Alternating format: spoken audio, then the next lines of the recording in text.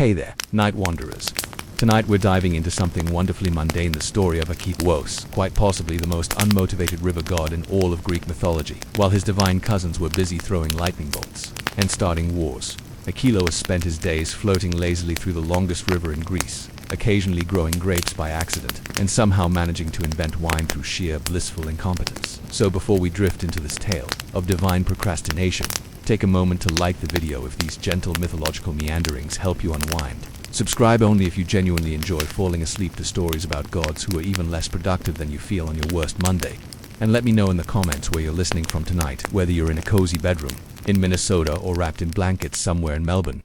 It's always wonderful to know who's joining our little community of insomniacs and mythology enthusiasts now. Find your most comfortable position. Maybe adjust that pillow one more time. Perhaps let that soft background hum of your fan or air conditioner become part of tonight's soundscape. And let's wade slowly into the unhurried waters of ancient Greece, where even the gods sometimes stumbled into greatness by doing absolutely nothing at all. Tonight, we begin with a river that refused to rush, a god who perfected the art of divine laziness, and how the most accidental discovery in mythology ended up in wine glasses around the world for the next 3,000 years. Close your eyes, and let's drift downstream together into the wonderfully boring world of Achelous. Picture, if you will, the longest river in ancient Greece, winding its way through mountain valleys and olive groves like a silver ribbon dropped carelessly by the gods. This was the domain of Achelous, and if you're imagining some mighty, thunderous deity commanding respect from mortals and immortals alike, you'd be partially right. But you'd also be missing the most interesting part of his story, how the laziest river god in the pantheon accidentally stumbled upon one of humanity's most beloved discoveries. Achelous wasn't your typical Olympian. While Zeus hurled thunderbolts and Poseidon stirred up tempests, Achelous preferred the gentle art of doing absolutely nothing. His river meandered because he couldn't be bothered to carve a straight path. His waters moved at the pace of honey in winter because rushing seemed unnecessarily energetic. The ancient Greeks, who valued both productivity and divine intervention, found this somewhat perplexing.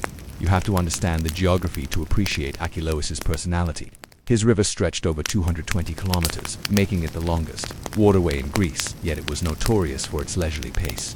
While other rivers rushed dramatically toward the sea, carrying silt and debris in torrential displays of natural power, the Achelous River took its time. It curved around obstacles rather than carving through them, created oxbow lakes because changing direction was too much work, and generally behaved like a divine entity who had read one too many philosophy scrolls about the virtues of contemplation. The river god himself embodied this unhurried approach to existence. Ancient sources describe him as a bearded figure with horns, sometimes bull horns, sometimes those of a river serpent who spent most of his time reclining on mossy riverbanks, watching clouds drift by at what he considered an admirably reasonable pace. His beard was perpetually damp, not from any divine tears or mystical waters, but simply because he couldn't be bothered to wring it out after his frequent naps in the Shallows. Other gods found Achelous frustrating. Hermes, the messenger god, would arrive with urgent communications from Zeus, only to find Achelous contemplating the way sunlight filtered through water reeds. "The message can wait," Achelous would murmur, gesturing vaguely at a particularly interesting pattern of ripples. "The river has been here for millennia. What's another hour?" This attitude extended to his divine responsibilities. River gods were supposed to ensure their waters remained pure, their banks fertile, and their currents helpful to human navigation and agriculture. Achelous managed the first two through sheer indifferences. Water stayed clean because he was too lazy to allow pollution, and his banks remained fertile because he let everything grow exactly as it pleased. As for navigation, well, boats traveled at whatever pace the river decided was appropriate that day. The mortals living along his banks adapted to their god's temperament. They developed a uniquely relaxed approach to river commerce, knowing that rushing the Achelous was like trying to hurry the sunset. Fishermen would cast their lines and settle in for long meditative sessions. Farmers learned to plant crops that thrived in the slow flooding cycles of a river that couldn't be bothered with dramatic seasonal changes, but it was precisely this languid nature that led to the accidental discovery that would change human civilization forever. You see, Achelous had developed a habit that, even by river god standards, was remarkably lazy. Instead of actively managing the debris that collected in his quieter pools and eddies, he simply let it accumulate. Fallen fruit from riverside vineyards, wild grapes from climbing vines, berries from overhanging bush solipits settled into these still water collections that Achelous considered too much trouble to clear. The pools became natural fermentation chambers, though Achelous didn't realize it at first. He simply noticed that certain areas of his river developed a peculiar fruity aroma that seemed to make the local wildlife behave rather oddly. Birds would drink from these pools and then fly in wonderfully erratic patterns. Deer would wade, in for a drink and emerged with what could only be described as a relaxed gait and an unusually philosophical expression in their eyes. Achelous found this amusing rather than concerning. Even the animals understand the virtue of slowing down, he would muse to himself, watching a slightly tipsy squirrel attempt to navigate a tree branch with exaggerated care. He had no idea that he was witnessing the earliest stages of alcoholic fermentation, a process that would eventually revolutionize human culture, religion, and social interaction. The transformation happened gradually, as most important discoveries do. The accumulated fruit in Achelous' lazy pools began to break down, their natural sugars converting to alcohol through the action of wild yeasts. The process was aided by the river god's perfect indifference. He provided exactly the right conditions, by doing absolutely nothing. The pools maintained steady temperatures because Achelous couldn't be bothered with dramatic temperature fluctuations. They received gentle filtered sunlight because he preferred shade to harsh illumination. The water moved just enough to prevent stagnation, but not enough to disrupt the delicate fermentation process.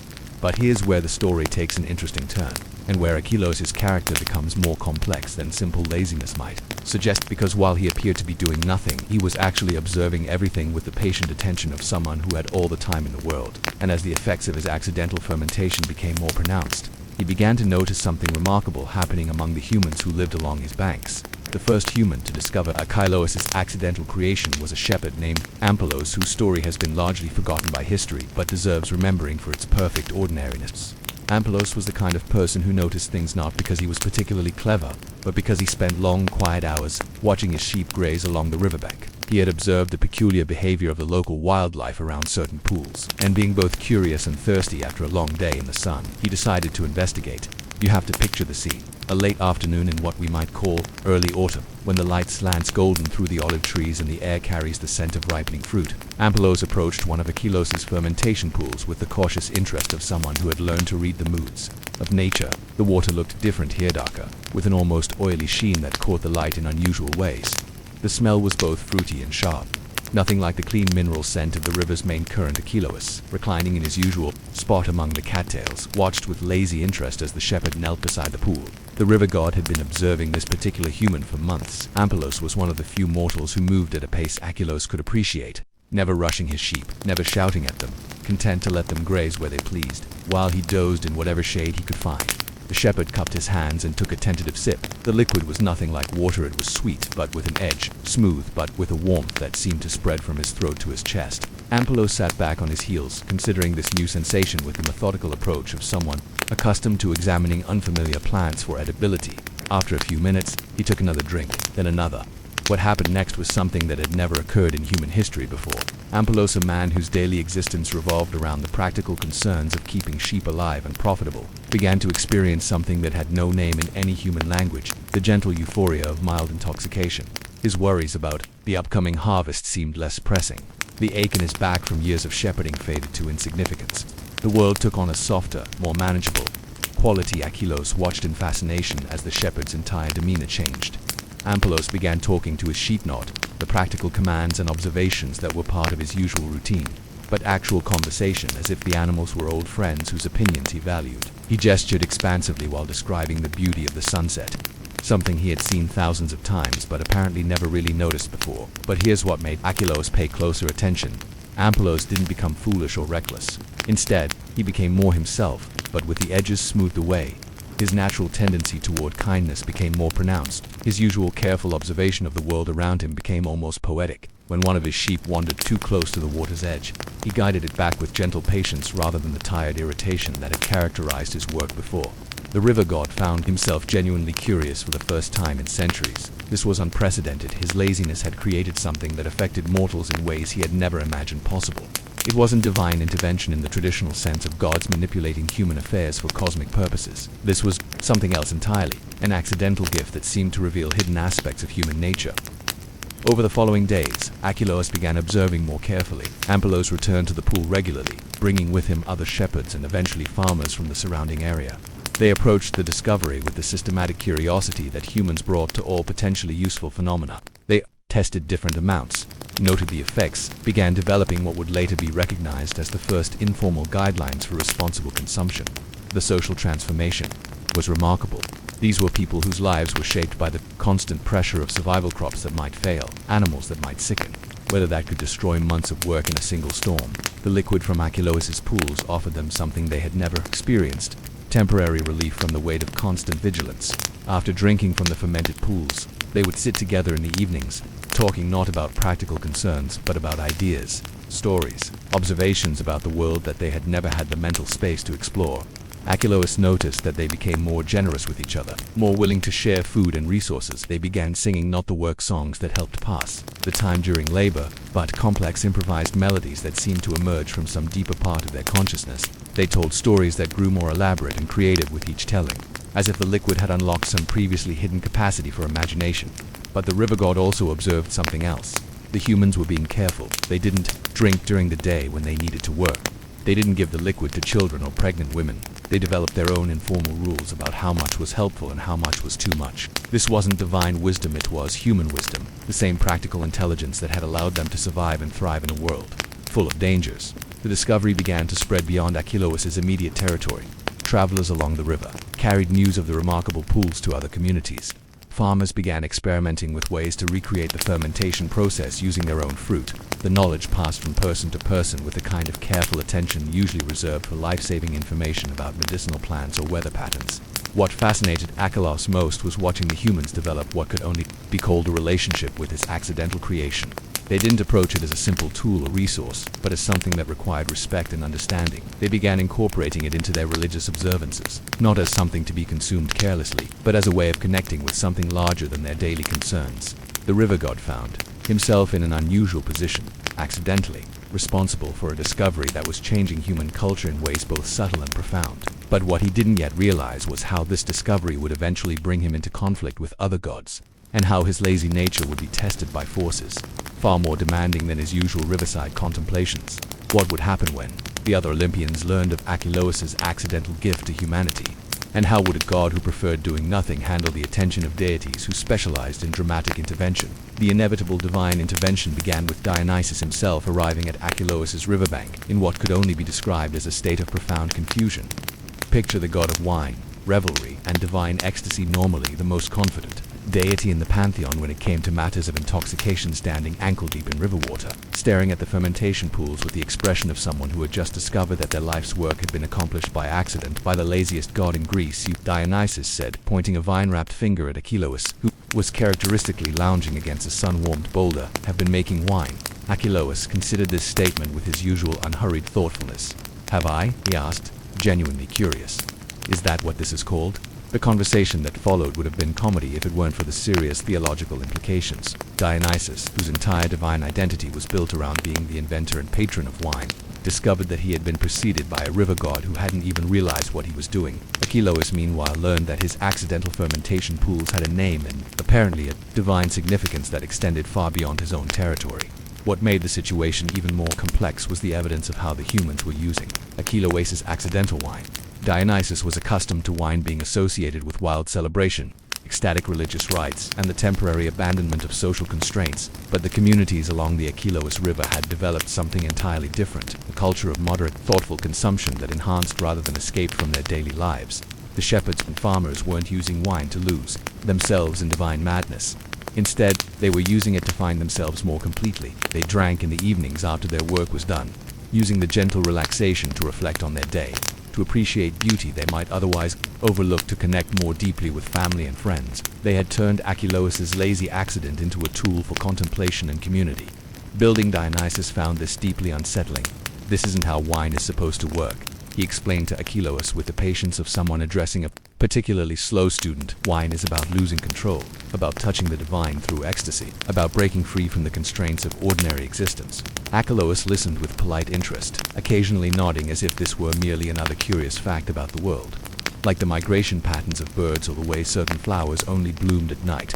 That sounds exhausting, he finally observed. These humans seem quite happy with their approach. Why would we want to change it? This question struck at the heart of a fundamental theological problem. The Olympian gods were accustomed to shaping human behavior to match their own divine nature. Zeus inspired awe and obedience. Athena encouraged wisdom and strategic thinking. Ares provoked conflict and courage. But Achelous had accidentally created something that reflected his own character: peaceful, contemplative, unhurried on. The humans had embraced it completely.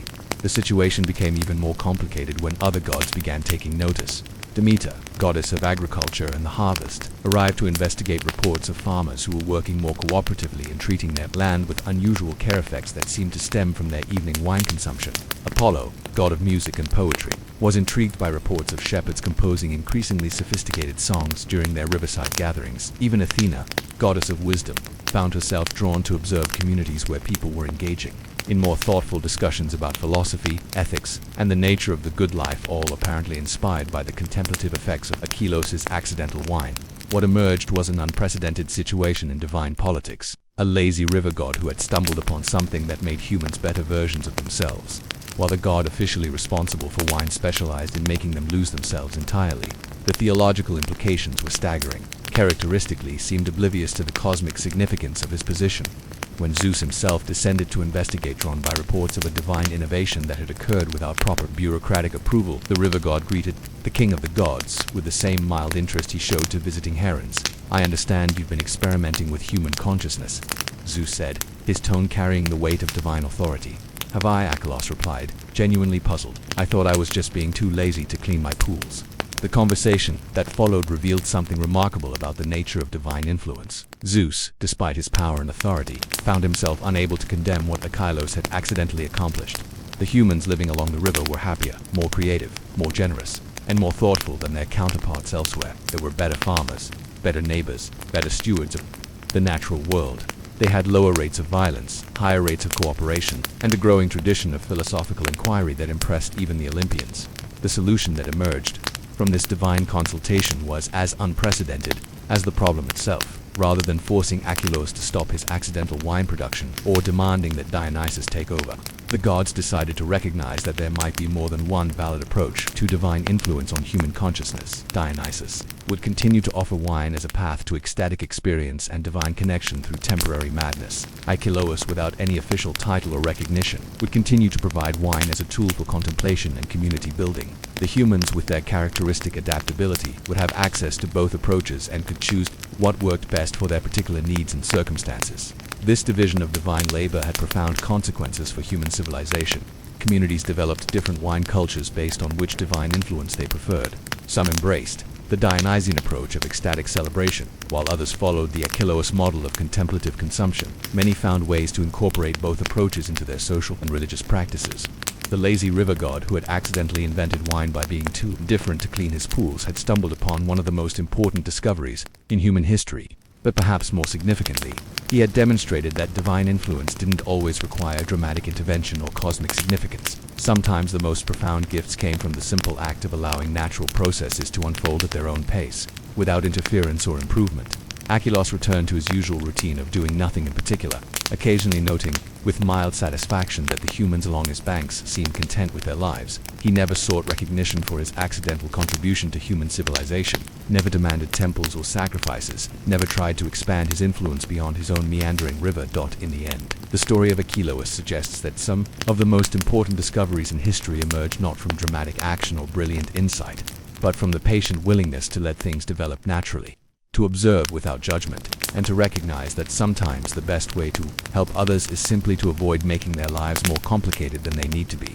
The wine still flows from those ancient pools, they say, though whether that's literally true or simply a metaphor for the enduring power of contemplative intoxication is a question each person must answer for themselves. In the deepest part of the underworld, where even Hades rarely ventured and the light of Helios had never penetrated, stood a palace that defied every architectural principle the Greeks held dear, where other divine residences proclaimed their occupants' power through soaring columns and gleaming marble. This structure seemed to actively discourage visitors through its commitment to absolute comfort and devastating coziness. This was the home of Hypnos, god of sleep. And if you're imagining some dramatic temple filled with mysterious shadows and ominous silence, you're thinking of the wrong kind of divine dwelling entirely. Hypnos had built his palace according to a single guiding principle. If something might possibly keep anyone awake, it had no business being there. The palace walls were constructed from a peculiar stone that absorbed sound rather than echoing it. Ancient sources describe it as having the texture of velvet and the color of twilight, not the dramatic purples and golds of sunset, but the soft gray blue of the sky just after the sun disappears and just before the stars become visible. The stone had been quarried from the banks of the river Lethe, where it had spent millennia absorbing the drowsy properties of the waters of Forgetfulness. The entrance to the palace was designed to be as unintimidating as possible. Instead of the imposing doorways favored by other gods, Hypnos had installed what could only be described as the world's most comfortable doorway, wide enough that no one would need to turn sideways, low enough that no one would need to duck, with a threshold so gradual that visitors barely noticed they had crossed from outside to inside. The door itself was made from the wood of poplar trees, chosen specifically because poplars rustled with the most soporific sound in the natural world. It was hung on hinges that had been carefully calibrated to open silently and close with a gentle whisper of settling blankets. There was no knocker, no bell, no announcement system of any kind. Visitors were expected to simply enter, following the ancient principle that anyone seeking the god of sleep was probably too tired to deal with complicated entry procedures. Inside, the palace violated every known principle of divine interior design. The floors were covered with carpets woven from the softest lamb's wool, dyed in colors so muted they seemed to absorb light rather than reflect it. The walls were lined with tapestries depicting peaceful scenes, shepherds dozing under olive trees, cats napping in sunny windows, elderly grandfathers nodding off in their chairs after generous meals. But it was the furniture that truly revealed Hypnos' character. Every single piece had been designed with one question in mind. Could someone fall asleep in it accidentally? The chairs were deep and cushioned, with armrests positioned at exactly the right height for comfortable head propping. The couches were long enough for full-length reclining and soft enough that sitting down immediately triggered a sense of sinking into clouds. The palace contained what was possibly the most extensive collection of beds in the ancient world. Not just ordinary beds, but sleeping surfaces designed for every possible preference and circumstance. There were beds for people who liked to sleep curled up like cats, beds for those who preferred to sprawl like starfish, beds elevated for those who needed to sleep sitting up, beds sunken into the floor for those who found comfort in feeling. Enclosed, each bed was equipped with blankets woven from different materials and weights: light silk for warm sleepers, heavy wool for those who needed weight to feel secure, linen for those who ran hot, fur for those who ran cold. The pillows ranged from firm to impossibly soft, filled with everything from goose down to lavender-scented herbs that promoted peaceful dreams. But the lighting throughout the palace was maintained at exactly the level that encouraged drowsiness without causing eye strain. Hypnos had experimented extensively with different illumination sources before settling on a combination of gently flickering candles, made from beeswax infused with chamomile, and small oil lamps that burned a specially prepared mixture designed to produce the most soothingly dim light possible. The air in the palace was kept at precisely the temperature that most people found conducive to sleep, not warm enough to cause restlessness, not cool enough to require bundling up, but that perfect middle range that made removing one's shoes and lying down seem like the most natural thing in the world. But perhaps the most remarkable feature of Hypnos' palace was its acoustic design. The god of sleep had spent considerable effort creating what might be called the perfect soundscape for drowsiness. The palace was positioned near one of the underground rivers that flowed through the realm of Hades, and Hypnos had carefully engineered a system of channels and chambers that transformed the sound of flowing water into a gentle rhythmic whisper that permeated every room. To this natural white noise, he had added other carefully chosen sounds. Somewhere in the palace's depths, a collection of wind chimes made from specially tuned metals created the softest possible musical tones when stirred by the gentle air currents that Hypnos maintained throughout his domain. The overall effect was of being surrounded by the kind of barely audible, deeply comforting sounds that made consciousness feel optional. The palace staff, such as it was, consisted entirely of the Oneritha dreams themselves, personified as Hypnos' sons and assistants. These beings moved through the palace with the fluid, silent grace of thoughts drifting through a drowsy mind. They tended to the maintenance of sleeping surfaces, adjusted lighting and temperature, and generally ensured that every aspect of the palace environment promoted the deepest possible rest. But here's what made Hypnos' palace truly unique among divine residences. It was designed not just for the god's own comfort, but as a working facility for the administration of sleep to all humanity. Every night, Hypnos would receive reports from his sons about which mortals were struggling with insomnia, which were suffering from nightmares, which needed deeper rest for healing, and which required the special kind of sleep that came with prophetic dreams. The palace contained vast libraries of sleep records, not written books, but something more like crystallized drowsiness that contained information about every person's sleep patterns, preferences, and needs. Hypnos could review these records while reclining on one of his many couches, absorbing information through a process that looked remarkably like napping, but was actually a highly sophisticated form of divine administration. Yet for all its comfort and efficiency, there was something profoundly lonely about Hypnos' palace. The god of sleep was, by necessity, one of the most isolated deities in the pantheon. While other gods thrived on interaction with mortals and immortals alike, work required him to operate when everyone else was unconscious. His most important activities took place when the world was dark and quiet, when even the other gods were resting.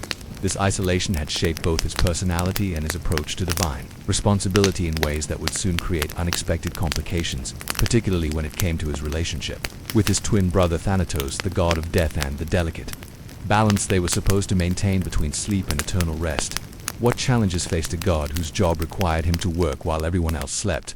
And how did the ultimate comfort of his palace mask a growing problem that threatened the natural order itself? The problem with being the god of sleep, Hypnos had discovered over the millennia, was that everyone took your work for granted until something went wrong. And something was definitely going wrong, though it had started so gradually that even he, with his divine sensitivity to all matters, sleep-related, hadn't noticed it at first. It began with the dreams, themselves becoming increasingly reluctant to leave his palace. The Onaroi, his sons, who were responsible for delivering dreams to sleeping mortals, had started lingering in the comfortable chambers instead of venturing out into the world to do their jobs. Who could blame them?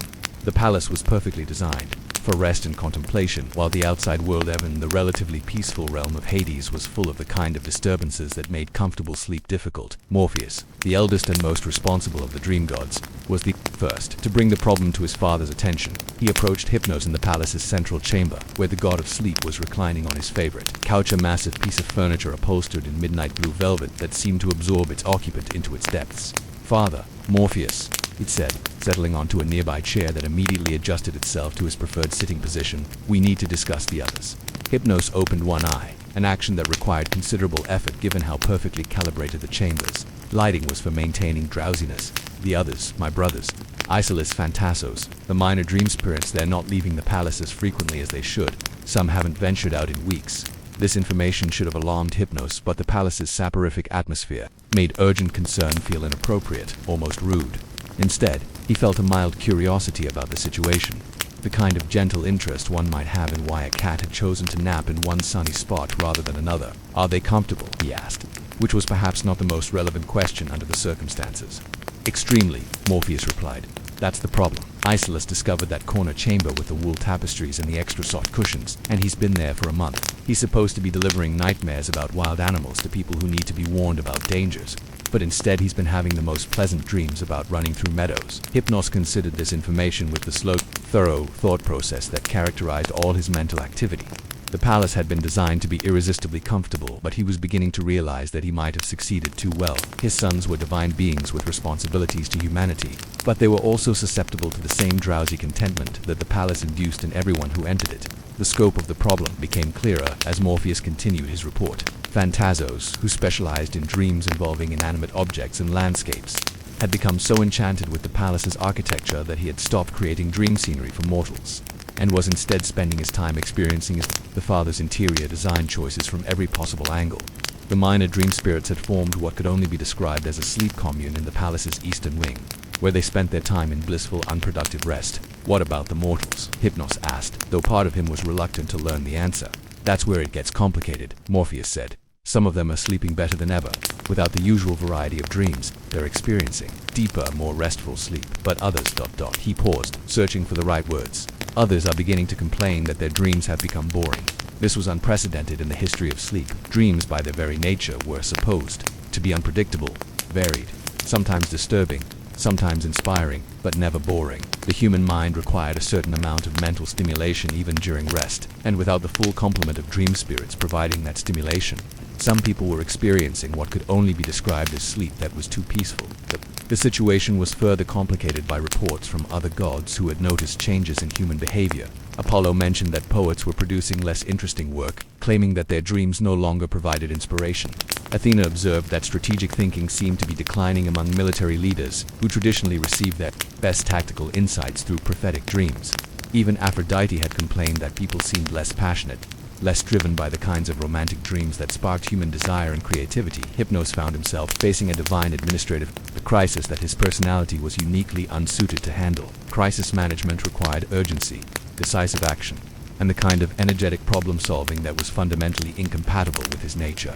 Every time he tried to formulate a plan for getting his sons back to work, the palace's atmosphere made such planning seem unnecessarily stressful. The deeper issue, which Hypnos was only beginning to understand, was that he had created a space so perfectly designed for rest that it actively discouraged the kind of productive activity that rest was supposed to enable. The palace had become a divine equivalent of a comfortable bed that was so appealing that getting out of it seemed like a violation of natural law. This realization led to another.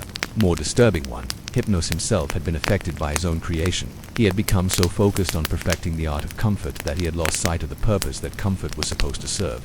Sleep wasn't an end in itself, it was supposed to restore people so they could wake up refreshed and capable of engaging with life. But the palace had become a place where waking up felt like defeat. The problem was philosophical as much as practical. Hypnos had inadvertently created the perfect environment for sleep, but in doing so, he had eliminated the natural tension between rest and activity that made both meaningful. Without the contrast of wakefulness, sleep lost its restorative power. Without the necessity of eventually getting up, lying down lost its pleasure. As if to emphasize this point, Thanatos, Hypnos' twin brother and the god of death, chose this moment to make one of his rare visits to the palace. The two brothers had always had a complicated relationship, representing as they did two different approaches to the cessation of consciousness. Sleep was temporary death, death was permanent sleep, and both gods understood that their domains were more closely related than most people found comfortable to think about. Thanatos moved through the palace with a kind of purposeful energy that seemed almost violent in comparison to the prevailing atmosphere of drowsy contentment. He was one of the few beings who appeared completely immune to the palace's soporific effects, possibly because death, unlike sleep, was not subject to the temptations of comfort. "Brother," he said, approaching Hypnos' couch with characteristic directness, "we need to talk." The conversation that followed would force Hypnos to confront not only the immediate problem of his absent dream spirits, but also the larger question of what it meant to be a god whose divine gift had become so refined that it no longer served its intended purpose. The palace that had seemed like the perfect expression of his nature was beginning to reveal itself as a beautiful trap not just for his sons, but for himself. What would Thanatos reveal about the consequences of too much comfort, and how would the god of sleep find the energy to solve a problem that his own perfectionism had created? Thanatos settled onto one of the palace's impossibly comfortable chairs with the kind of rigid posture that suggested he was actively resisting its designed effects. His presence brought an uncomfortable energy into the drowsy chamber, not the dramatic tension of conflict, but something more unsettling, the quiet insistence of necessity. "Your sons aren't the only ones avoiding their duties," he said without preamble. "I've been receiving ... visitors." Hypnos, despite the chair's best efforts to keep him in a state of peaceful semi-consciousness, found himself paying closer attention. Thanatos rarely spoke about his work in specific terms, partly out of professional discretion and partly because death, unlike sleep, didn't lend itself to casual conversation. "What kind of visitors?" "The kind who should be sleeping but aren't," Thanatos replied. "Mortals who have become so comfortable with rest that they've stopped appreciating wakefulness. They're beginning to see death not as the natural end of life, but as the ultimate comfortable sleep. My realm is receiving inquiries from people who aren't ready to die, but who have become so attached to the idea of perfect rest that they've lost interest in consciousness." This information cut through the palace's soporific atmosphere like a cold wind. Hypnos had created a space so perfectly designed for sleep that it had begun to blur the essential distinction between his domain and his brother's. The comfort he had achieved was so complete that it made the minor discomforts of waking life seem unbearable by comparison. "It's worse than that," Thanatos continued. "Some of your dream spirits have started visiting my realm as well. Not officially, not as part of their duties, but as tourists. They are curious about what permanent rest might feel like." The implications of this revelation were staggering. The dream spirits were immortal beings whose existence was specifically tied to the sleep of mortals. If they were becoming interested in death, it suggested that Hypnos' palace had created a form of comfort so intense that it made even divine purpose seem optional. "What do you suggest?" Hypnos asked. Though he suspected he wouldn't like the answer, Thanatos looked around the chamber with a clinical assessment of someone evaluating a problem that needed solving. "You need to make this place less comfortable." The suggestion struck Hypnos as fundamentally wrong, like proposing that water should flow uphill or that flowers should bloom in darkness. The entire point of his palace was to be as comfortable as possible. Reducing that comfort would be like asking him to be less himself, to deny his essential nature as the god of peaceful rest. But as he considered his brother's words, Hypnos began to recognize the wisdom in them. Comfort, he realized, was only meaningful in contrast to discomfort. Rest was only restorative if it followed activity. Sleep was only peaceful if wakefulness had its own rewards. By creating perfect comfort, he had inadvertently eliminated the conditions that made comfort valuable. The solution that emerged from their conversation was both simple and revolutionary. Hypnos would need to redesign his palace to include what that could only be called strategic discomfort. Not the harsh, punitive discomfort that would drive people away, but the gentle, motivating kind of discomfort that would make rest feel earned and wakefulness feel appealing. The process of implementing this solution revealed just how thoroughly Hypnos had been affected by his own creation. The idea of deliberately making any part of his palace less comfortable felt like sacrilege. But with Thanatos' help and the sobering knowledge that his perfectionism was literally driving people toward death, He began the delicate work of rebalancing his domain.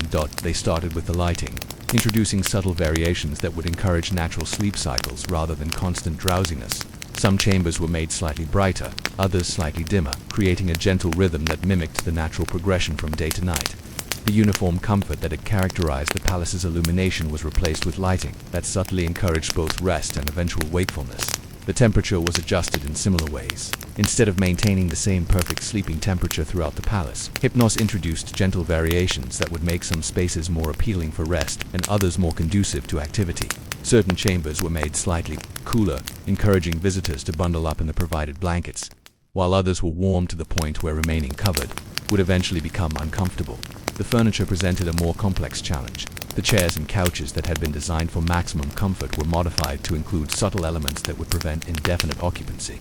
Cushions were adjusted to provide perfect comfort for reasonable periods, but to gradually become less supportive during extended use. Armrests were repositioned to encourage good posture during short rests, but to make permanent lounging less appealing.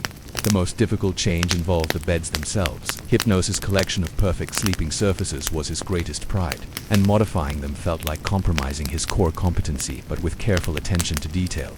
He introduced variations that would encourage healthy sleep patterns rather than endless rest. Some beds were designed to be perfect for 8 hours, but to gradually become less comfortable afterward. Others were calibrated to provide ideal rest for people who needed recuperation, but to subtly encourage rising once that recuperation was complete. The acoustic design of the palace required perhaps the most sophisticated modifications. The gentle sounds that had created perfect conditions for sleep were adjusted to include subtle variations that would encourage natural sleep cycles. The constant white noise was modified to include almost imperceptible changes in rhythm and tone that would guide listeners through the natural stages of sleep toward eventual wakefulness. As these changes were implemented, the effects on the dream spirits were almost immediate. The strategic discomforts made remaining in the palace continuously less appealing than venturing out to perform their duties. But more importantly, the modifications made their work more meaningful by ensuring that the sleep they facilitated was restorative rather than escapist. Morpheus was the first to notice the improvement in the quality of mortal sleep. Dreams began to serve their proper function again, sometimes challenging, sometimes inspiring, sometimes disturbing, but always purposeful. The boring dreams that had resulted from the palace's excessive comfort were replaced by the rich, varied dream experiences that humans needed for psychological and spiritual health. The changes also affected Hypnos himself in unexpected ways. The strategic discomforts of his modified palace made him more aware of the cycles of rest and activity that governed both mortal and immortal existence. He began to appreciate wakefulness as a necessary complement to sleep, rather than seeing consciousness as simply an unfortunate interruption of rest. The philosophical implications of this transformation extended far beyond the palace walls. Hypnos had learned that perfection in comfort was actually a form of imperfection, that true comfort required the possibility of discomfort, that meaningful rest required meaningful activity, and that even divine gifts could become destructive, if refined beyond their natural purpose. The mortals who had been drawn toward death by the excessive comfort of perfect sleep began to rediscover the pleasures of consciousness. Poets found their inspiration returning as their dreams regained their complexity and challenge. Strategic thinkers began receiving the prophetic dreams they needed for wise decision-making. The natural balance between sleep and wakefulness was restored, and with it, the proper relationship between life and death. Hypnos' palace remained the most comfortable place in the underworld, but it was now a comfort that enhanced life rather than replacing it. The god of sleep had learned that his greatest gift to both mortals and immortals was not the promise of perfect rest, but the assurance of rest that would prepare them for meaningful wakefulness. In the end, the story of Hypnos and his palace suggests that even the most benevolent impulses can become destructive if pursued without regard for balance and purpose. The desire to provide comfort and rest is admirable, but true comfort serves not as an escape from life's challenges, but as preparation for meeting them with renewed strength and clarity. The palace still stands in the depths of the underworld, welcoming all who seek restorative sleep, but now it offers something more valuable than perfect comfort, the promise of rest that makes wakefulness meaningful, and dreams that prepare the dreamer for the complex beauty of conscious life. The forgotten tale of Morpheus and his dream-weaving throws in the revised comfort of Hypnos' palace, where strategic imperfections now made rest meaningful rather than eternal. There existed a workshop that most visitors never saw. Hidden behind what appeared to be a simple tapestry depicting sleeping shepherds was a chamber where the most intricate work in the realm of dreams took place, the actual construction of the visions that would fill mortal minds during sleep. This was the domain of Morpheus and his 1,000 brothers, the Roi, whose job it was to craft the dreams that would slip into sleeping consciousness across the mortal world. If you're imagining some mystical process involving divine inspiration and ethereal magic, you're not entirely wrong. But you're missing the mundane reality that made their work both fascinating and exhausting. Dreams had to be manufactured, one at a time, with careful attention to the psychological needs, fears, desires, and circumstances of each individual dreamer. Morpheus, as the eldest and most skilled of the dreamweavers, had developed a system of dream construction that was part artistry, part psychology, and part administrative nightmare. Each night, he and his brothers received what could only be called dream requests, not conscious requests from mortals, who rarely knew what kind of dreams they needed, but psychic emanations that indicated the state of each sleeper's mind and spirit. The workshop itself defied conventional spatial logic in the way that only divine architecture could manage.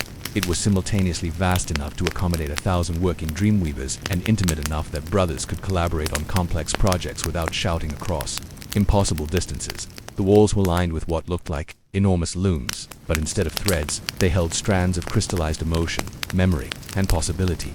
These weren't metaphorical threads, they were actual substances that could be handled, woven, and shaped. Fear had a particular texture, rough and brittle, that made it difficult to work with but essential for certain types of warning dreams. Hope was smooth and warm to the touch, easy to incorporate into healing dreams but requiring careful measurement to avoid creating false optimism. Memory threads came in countless varieties, from the golden strands of cherished recollections to the dark, twisted fibers of traumatic experiences that needed careful integration into therapeutic dreams. The tools of dream construction were as varied as the materials. Morpheus possessed what appeared to be an ordinary shuttle, but it could weave together experiences that had never actually occurred, creating dreams that felt completely authentic while conveying truths that could only be communicated through impossible scenarios. His brothers worked with different specializations. Some focused on the intricate needlework required for dreams involving specific people. Others managed the heavy lifting of landscape dreams that required vast, detailed environments. The process of creating a single dream was far more complex than mortals could imagine. It began with what the Onaroi called reading the sleeper, a careful assessment of the person's current psychological state, recent experiences, suppressed concerns, and spiritual needs. This information came to them as a kind of psychic impression, like the scent that lingers in a room after someone has left, but containing detailed information about emotional states, unresolved conflicts, and subconscious processes. Morpheus had become legendary among his brothers for his ability to read sleepers with extraordinary precision. He could detect not just obvious concerns: a farmer worried about his crops, a mother anxious about her children, but the subtle, hidden tensions that the dreamers themselves might not recognize. A merchant who seemed confident during the day but whose dreams needed to address a deep-seated fear of poverty. A young woman who appeared happy in her marriage but whose subconscious was working through complex feelings about independence and identity. Once the sleeper's needs were assessed, the actual construction began. This was where the artistic skill of the dreamweavers became evident. They had to create experiences that felt real and meaningful to the dreamer while serving specific psychological or spiritual functions. A warning dream couldn't be so terrifying that it caused trauma, but it had to be vivid enough to be remembered and heeded. A healing dream needed to address emotional wounds without overwhelming the dreamer's capacity to process difficult feelings. The most challenging dreams were what Morpheus and his brothers called teaching dreams, visions designed to convey wisdom or insight that the sleeper couldn't access through conscious thought. These required incredible subtlety, because the lesson had to emerge naturally from the dream experience rather than being imposed by divine instruction. The dreamer had to reach their own conclusions, guided by carefully crafted scenarios that illuminated truths without preaching them. Morpheus specialized in dreams involving human figures: friends, family members, lovers, enemies, strangers who represented aspects of the dreamer's own psyche. This required him to become, in effect, an actor capable of portraying any human personality with perfect authenticity. He had to understand not just how different types of people behaved, but how they would behave in the impossible circumstances that dreams often required. His brother Achelous focused on dreams involving animals, and his work was perhaps even more demanding. Animals in dreams rarely represented themselves. They were symbols for instincts, fears, desires, or relationships that the dreamer couldn't address directly. A dream about a threatening wolf might be addressing fear of one's own anger, while a vision of a gentle deer could be encouraging the cultivation of compassion. Achelous had to craft animal behaviors that felt natural while serving precise symbolic functions. Phantassos, the third major dreamweaver, specialized in what he called landscape dreams, visions that took place in elaborate environments that existed nowhere in the waking world. These were often the most beautiful dreams, featuring impossible architectures, landscapes that shifted and changed, or familiar places transformed by dream logic into something magical. But they were also among the most technically challenging, requiring the creation of entire worlds that felt coherent and navigable while serving the psychological needs of the dreamer. The 1,000 minor dream weavers each had their own specializations. Some focused exclusively on dreams for children, which required a completely different approach from adult dreams. Others specialized in dreams for the elderly, the sick, the grieving, or those facing major life transitions. There were dream weavers who worked only with prophetic visions, others who handled recurring dreams that needed to evolve over time, and still others who managed the delicate work of shared dreams between lovers, family members, or close friends. But the most intriguing aspect of the dream weaving process was how collaborative it had to be. Complex dreams often required the skills of multiple brothers working in coordination. A dream that involved human figures in a fantastical landscape with significant animal symbolism might require Morpheus, Phantasos, and Achelous to work together, weaving their different specializations into a single coherent vision. This collaboration was facilitated by a system of communication that existed nowhere else in the divine realm. The Oneroi had developed their own language for discussing the technical aspects of dream, construction terms for different types of emotional resonance, classifications for symbolic relationships, and precise vocabulary for describing the psychological effects of different dream elements. Yet, despite the sophistication of their craft, the dream weavers faced a challenge that was becoming increasingly difficult to manage: the sheer volume of dreams required each night, and the growing complexity of human psychology as mortal civilization became more sophisticated. What had started as a manageable divine responsibility was evolving into something that tested even the capabilities of 1,000 skilled craftsmen, and the pressure was beginning to reveal tensions among the brothers that threatened the foundation of how dreams were delivered to the mortal world. The first sign that the dream-weaving system was reaching its breaking point came from an unexpected source. The dreams themselves were beginning to complain, not audibly. Of course, dreams don't speak in any conventional sense, but experienced. Weavers like Morpheus could sense when their creations were becoming increasingly difficult to construct, as if the material itself was resisting the process. The problem had emerged gradually over several centuries as human civilization grew more complex. In the early days of their work, when most mortals lived simple lives focused on immediate survival needs, dreams could be relatively straightforward. A farmer needed dreams about weather and crops. A hunter required visions related to animals and seasons. A mother sought reassurance about her children's safety. The symbolic vocabulary required for such dreams was limited and well-established, but as human societies developed writing, philosophy, complex social structures, and sophisticated technologies, their psychological needs had become correspondingly intricate. Modern dreamers didn't just need warnings about physical dangers or simple emotional processing, they required visions that could help them navigate abstract concepts like justice, identity, artistic expression, and spiritual meaning. Morpheus had first noticed the change when he began receiving dream requests that seemed to require entirely new categories of symbolic representation. A young philosopher in Athens needed a dream that would help him understand the relationship between ideal forms and material reality, a concept that had no equivalent in the traditional symbolic language of dreams. A female poet required visions that would help her reconcile her artistic ambitions with social expectations about women's roles, a psychological conflict that previous generations of women hadn't had the freedom to experience. The technical challenges were immense. Traditional dream symbols, water for emotions, heights for aspirations, animals for instincts, were proving inadequate for addressing the sophisticated psychological needs of educated, introspective dreamers. Morpheus and his brothers found themselves having to invent new symbolic languages, develop unprecedented weaving techniques, and collaborate on dream constructions that required multiple levels of meaning operating simultaneously. The workload had increased exponentially, where once a single dreamweaver might handle hundreds of sleepers per night. The complexity of modern dreams meant that some visions required the full attention of multiple brothers for hours of careful construction. Prophetic dreams had become particularly demanding, as the future they needed to reveal had grown more intricate with the increasing complexity of human decision-making. The collaboration that had once been an occasional necessity had become the standard approach for any but the simplest dreams. This created scheduling nightmares that would have challenged even divine administrative capabilities. Morpheus found himself spending as much time coordinating his brother's efforts as he did actually weaving dreams, and the intricate timing required for dream delivery meant that any delay in one brother's work could disrupt dozens of other projects. The situation was further complicated by what could only be called artistic disagreements among the brothers, as their work had become more sophisticated. Individual dreamweavers had developed distinct styles and approaches that didn't always harmonize well. Achelous favored bold, direct animal symbolism that could sometimes seem crude when integrated with Phantasos' subtle landscape work. Some of the minor brothers had become so specialized that they could only work effectively with certain types of dreamers, creating bottlenecks when their particular expertise was needed for multiple dreams simultaneously. But the most serious problem was something that none of the Oneroi had anticipated. They were beginning to experience what could only be called creative fatigue. After millennia of crafting dreams night after night, Some of the brothers were finding it increasingly difficult to maintain the inspiration and emotional investment that effective dream weaving required.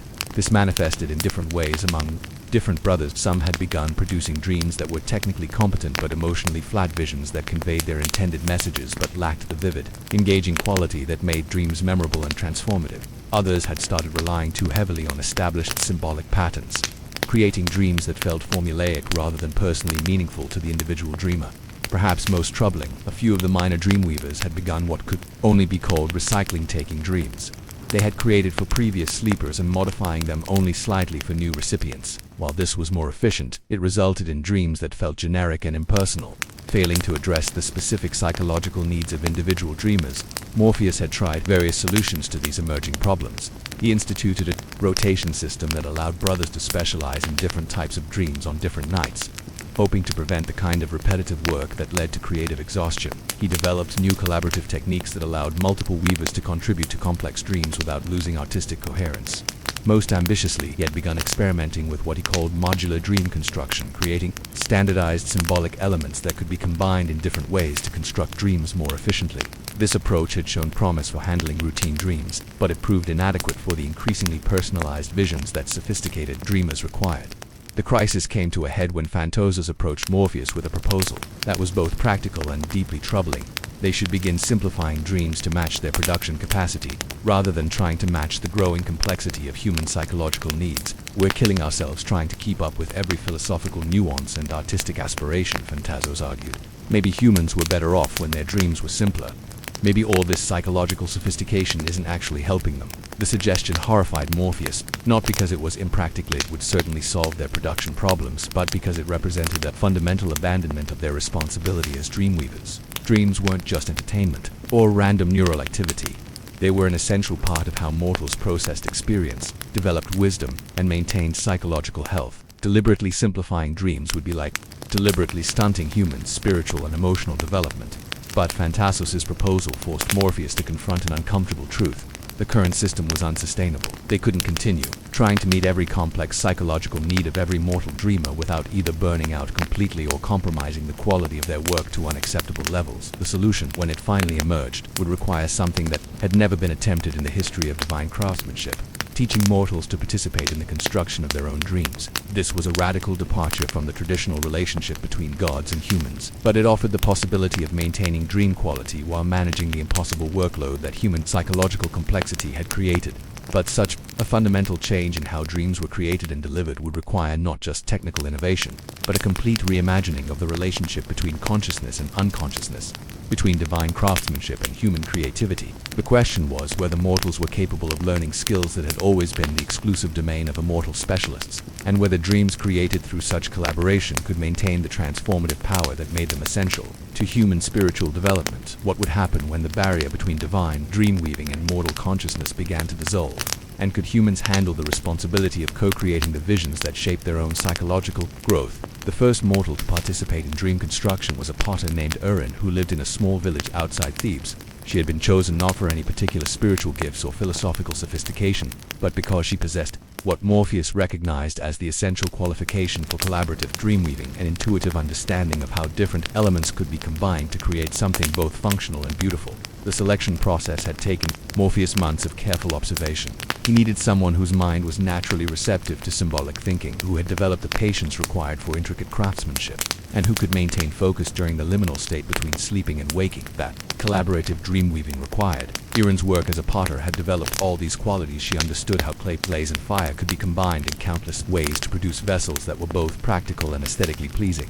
The initial contact was accomplished through what Morpheus called a teaching dream, a carefully constructed vision that introduced Urin to the concept of dream-weaving without overwhelming her with its cosmic implications. In the dream, she found herself in a workshop that was remarkably similar to her own pottery studio, but instead of clay and glazes, the shelves were lined with threads of light that pulsed with different emotions and memories. A figure that she understood to be a master craftsman, Morpheus, though he didn't identify himself as such, began demonstrating how these threads could be woven together to create tapestries that moved and changed like living things. The craft was clearly related to pottery in its fundamental principles: understanding your materials, developing sensitivity to their properties, learning to combine different elements in harmonious ways. Every person who sleeps, the figure explained, needs dreams that are crafted specifically for their current situation and psychological needs. But there are too many sleepers and too few weavers. We need partners mortals who can learn to participate in creating their own visions. The teaching process was unlike anything that had ever been attempted in divine mortal relations. Instead of simply receiving divine gifts or following divine commands, Irene was being invited to become a collaborator in divine work. The implications were staggering, but the immediate experience was surprisingly natural, like learning a craft that she had always been meant to practice over the course of several weeks. Through a series of teaching dreams, Irene learned the basic principles of dream construction. She discovered how to recognize the different types of symbolic threads, how fear felt different from anxiety, how hope could be distinguished from wishful thinking, how memories of actual experiences differed from imagined possibilities. She learned to sense the psychological needs that different types of dreams were designed to address. Most importantly, she began to understand that effective dreams required a deep knowledge of the dreamer's current life situation, emotional state, and spiritual needs. This meant that mortals who understood their own psychological conditions better than any outside observer were actually better positioned than divine craftsmen to create personally meaningful dreams.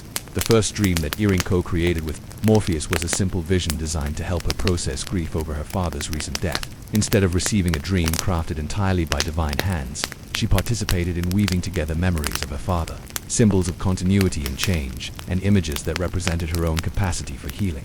The result was a dream that, felt more personally authentic and emotionally effective than any purely divine creation could have been. Word of this experiment spread through the divine realm in ways that Morpheus hadn't anticipated. Other gods became curious about the implications of teaching mortals to participate in divine craftsmanship. Some were intrigued by the possibilities if humans could learn to co-create their dreams. Perhaps they could also be taught to participate in other divine activities. Others were concerned about the precedent. It said divine skills had always been the exclusive province of immortals, and sharing them with mortals could have unpredictable consequences. But the most significant reactions came from Morpheus's own brothers. The Oneroi were divided about the collaborative approach. Some saw it as a solution to their overwhelming workload in a way to create more personally meaningful dreams. Others viewed it as a diminishment of their divine authority and an unnecessary complication of work that they had been doing successfully for millennia. Achelous was particularly skeptical. Dreams involving animal symbolism require understanding of archetypal relationships that mortals can't possibly grasp, he argued. A human might know their own psychological needs, but they lack the cosmic perspective necessary for effective symbolic representation. Phantassos, surprisingly, became one of the strongest supporters of the collaborative approach. His work creating dream landscapes had given him an appreciation for the creative potential that mortals possessed. They built cities and cultivate gardens, he pointed out. They clearly understand how to create meaningful environments. Why shouldn't they be able to participate in creating their own dream worlds? The debate among the brothers, it led to a series of experiments with different types of collaborative dream weaving. Some mortals proved capable of working with Achelous on animal symbolism, particularly those whose occupations brought them into close contact with different creatures. Shepherds, for instance, had developed intuitive understanding of sheep behavior that translated surprisingly well into symbolic representation of group dynamics and conformity pressures. Farmers who had spent years observing seasonal cycles could collaborate effectively on dreams involving growth, patience, and the timing of important life decisions. Artisans of various types brought their understanding of how different materials could be combined to create functional beauty, a skill that transferred directly to dream construction.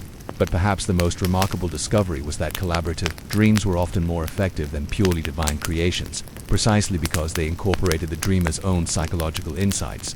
A potter who understood her own creative blocks could work with a dreamweaver to create visions that addressed those blocks more effectively than even the most skilled divine craftsman working alone.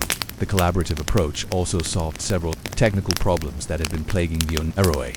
Dreams that were co-created by the recipients were naturally calibrated to the dreamer's capacity for processing symbolic information. There was no risk of overwhelming someone with symbols they couldn't understand or emotional content they weren't ready to handle. Moreover, mortals who had learned basic dream weaving skills often became more effective dreamers in general. They developed greater dream recall, better ability to interpret symbolic content, and increased capacity for using dreams as tools for personal growth and problem-solving.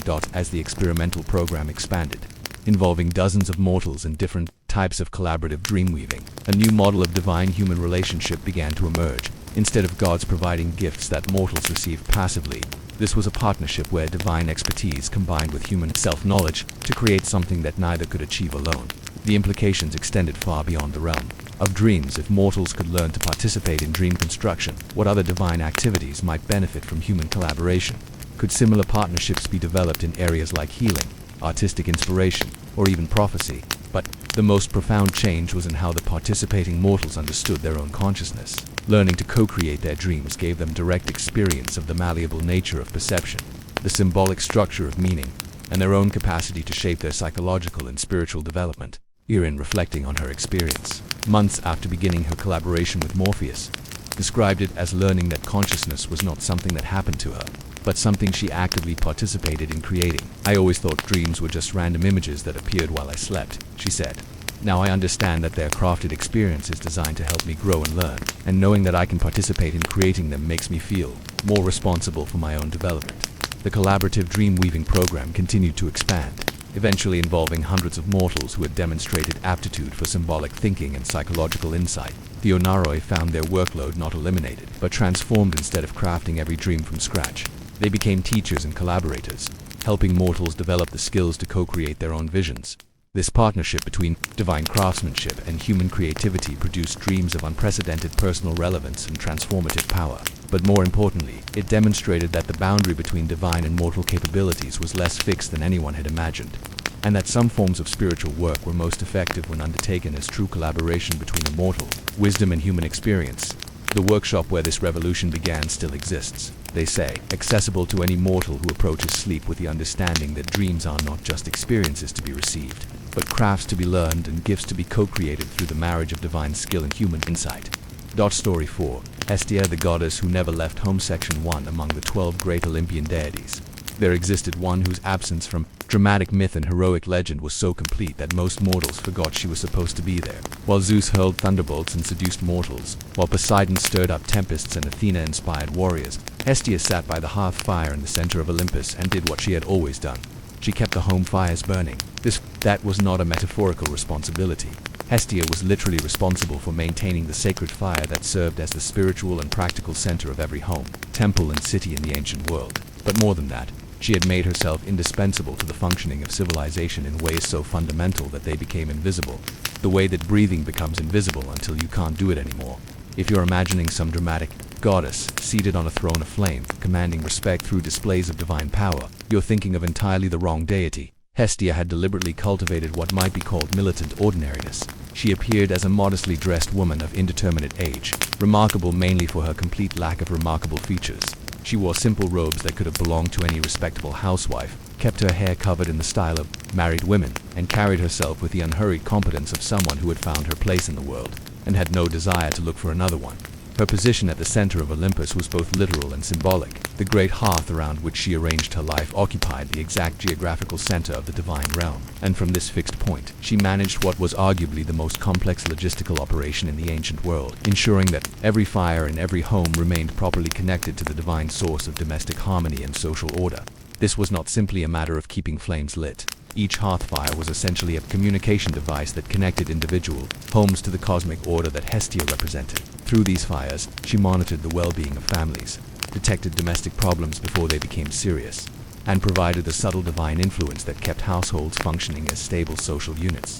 The scale of this operation was staggering by conservative estimates. Hestia was simultaneously maintaining connections with millions of individual hearth fires across the Mediterranean world and beyond. Each fire required individual attention, not constantly, but regularly enough to ensure that the families, depending on it, received the particular type of domestic harmony that their specific circumstances required. A newly married couple needed different types of hearth blessing than a family with adolescent children. Households dealing with illness required one kind of support, while those facing financial difficulties needed another. Elderly couples whose children had grown and moved away had entirely different needs from young families just starting out. Hestia had to understand and respond to all of these variations while maintaining the consistent, reliable presence that made her influence effective. The work required a type of attention that was simultaneously broad and detailed.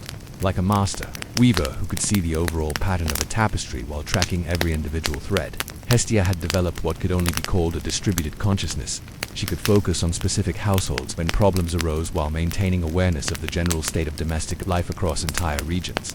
Her daily routine, if it could be called that, involved what appeared to be simply sitting by her hearth and tending the central fire. But this apparent inactivity concealed a level of mental and spiritual activity that would have exhausted most other deities. She was constantly receiving information from millions of household fires, processing reports of domestic situations that required attention, and sending out the subtle influences that kept families stable and communities coherent. The information came to her as a kind of background awareness, like the way a mother becomes attuned to the sounds that indicate her children are playing safely versus the silence that suggests they're getting into trouble. A hearth fire that burned too low might indicate depression or illness in the household. Flames that flared too high could suggest conflicts or emotional volatility that needed calming influences. Changes in the quality of smoke might reveal problems with food preparation, financial stress, or social tensions that were affecting the family's daily life. Hestia's responses to these signals were typically subtle and indirect. She didn't intervene in family disputes or solve practical problems through divine intervention. Instead, she provided what might be called atmospheric support influences that made cooperation more likely, patience more accessible, and wisdom more apparent to people dealing with domestic challenges. A family arguing about money might find that sitting around their hearth fire in the evening naturally led to calmer, more productive discussions. Parents struggling with difficult children often discovered that the time spent around the fire became an opportunity for better communication and understanding. Couples whose relationship was strained frequently found that their evening meals prepared and consumed near the hearth created space for the kind of gentle intimacy that could heal emotional wounds. This work was performed without fanfare, recognition, or the dramatic interventions that characterized other divine activities. Hestia's influence was designed to feel natural and unforced, like the way a well-designed home makes its inhabitants feel comfortable without drawing attention to the architectural choices that create that comfort. But perhaps the most remarkable aspect of Hestia's approach to divine responsibility was her complete lack of interest in expanding her influence or seeking recognition for her work. While other gods competed for worshippers, built impressive temples, and inserted themselves into heroic narratives, Hestia seemed content to remain invisible as long as her work was being done effectively. This invisibility was partly a matter of personality. Hestia genuinely preferred quiet, steady work to dramatic action, but it was also a strategic choice. Domestic harmony was most effective when it appeared to arise naturally from family dynamics rather than from divine intervention. Families needed to feel capable of creating their own happiness and solving their own problems, even when they were receiving subtle divine support. Hestia's temple on Olympus reflected this philosophy. Unlike the imposing structures built by other gods to demonstrate their power and attract worshippers, her temple was designed to feel like the ideal version of an ordinary home. It was spacious but not grand, comfortable but not luxurious, beautiful but not overwhelming. Visitors often commented that it felt like a place where they could live permanently without ever growing tired of its surroundings. The central hearth, around which everything else was arranged, burned with a flame that was neither dramatic nor obviously supernatural, but which created exactly the right amount of light and warmth for any activity that needed to be performed nearby. The furniture was arranged to facilitate conversation, work, rest, or solitude as needed. The overall effect was of a space that adapted itself to the needs of its occupants rather than demanding that they adapt to its requirements. This commitment to adaptive functionality rather than impressive display extended to every aspect of Hestia's divine presence. She had no interest in manifestations that would awe mortals or intimidate other gods. Her goal was to be so perfectly suited to her role that her absence would be immediately and catastrophically apparent, while her presence remained comfortably unnoticed. But this strategy of influential invisibility was about to be tested by forces that Hestia had not anticipated. The very success of her work in creating stable, harmonious domestic life was beginning to change human society in ways that threatened the foundations on which her divine role was built.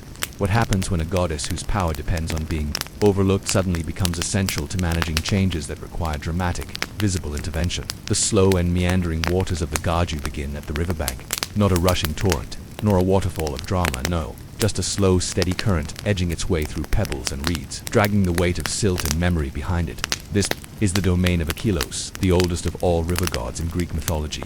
And yet, among the most forgotten, Achelous wasn't the flashiest deity. He didn't command lightning like Zeus or erupt from the sea like Poseidon. He flowed, quietly, endlessly, and for the Greeks, especially those who lived in the western mainland regions of Aetolia and Acarnania, his name was whispered more often than it was sung. He was the river itself. But how, you may ask, does a being who is a river ... accidentally invent wine? That tale, surprisingly, doesn't begin with grapes. It begins with time lots of Itad, the way rivers, like stories, carve their paths slowly and sometimes change course altogether. The worship of water in the earliest Greek settlements. Water was everything. Rivers were sources of life, of trade, of spiritual purity, but also of chaos and boundary. Achelous, as the personification of the largest river in Greece, represented not just a physical location but a concept. Change within constancy. The ancient Greeks believed that every river had a spirit or deity, But Achelous stood out because he was thought to be the father of rivers, the eldest child of Oceanus and Tethys, the primordial water titans. This wasn't metaphor, it was myth as geography. People explained the unpredictability of rivers, their floods, their droughts through his moods. Temples were rarely built for him, but rituals, quiet annual ones, were held beside his waters. Farmers would offer barley, olive oil, and wine into the currents, not as grand gestures, but humble acknowledgments. Water was not to be conquered, it was to be coaxed, respected, and occasionally bribed. Of gods and grapes now, where did the grapes come in? In the fertile plains along the Achelous River, vines grew wild long before the idea of cultivation. These early vines weren't farmed, but they produced berries all the same. These grapes, small, bitter, and unpredictable, would sometimes fall into shallow pools along the riverbank. Then there, in the sun, they would ferment, not dramatically, not purposefully, but over time. This natural process, yeast from the air, sugars from the grapes, heat from the sun, would yield something that, while accidental, was noticeably different from water. Early foragers may have come across such pools and, in drinking from them, experienced dizziness or lightheadedness. Not understanding the chemistry, they attributed it naturally to the river god himself. Achelous had changed the water. The river had moods. Sometimes, it made you drunk. This is not to say that Achelous invented wine as we know it. The development of deliberate viticulture is usually attributed to the Near East and later refined by the Greeks. But to those early riverside dwellers, the idea that the river made wine wasn't so fetched. They didn't see it as the product of microbes. They saw it as the god's playfulness, or perhaps his neglect. And so, wine became part of the offerings to Achelous, a cyclical gift. The river gave wine, and the people returned it in thanks. Rivers as mythical beings in Hesiod's Theogony. Achelous is described as one of the 3,000 river godsons of Oceanus, but uniquely, he is named first. To be named first in Greek mythology was no small matter. It implied reverence, age, and influence. Achelous was not just a river, he was the river. He later appears in the story of Heracles, competing for the hand of Deianira, a Chaldean princess. Achelous, as god, had the ability to shapeshift, becoming a serpent, then a bull, but Heracles defeated him, breaking off one of his horns. This horn would later become associated with the cornucopia, or horn of plenty, again tying to abundance and natural bounty. What's curious here is that, despite his divine nature, Achelous never really wins. He is strong but not aggressive, powerful but not central. His character is shaped by the qualities of a river, changeable, ancient, always present but rarely noticed, and so his life, if such a term applies to a god who is also a stream, in that slow rhythm, water, wine, and waiting. Let's now return to the quiet banks of the Achelous River, as it winds past Orcananian villages and forgotten olive groves.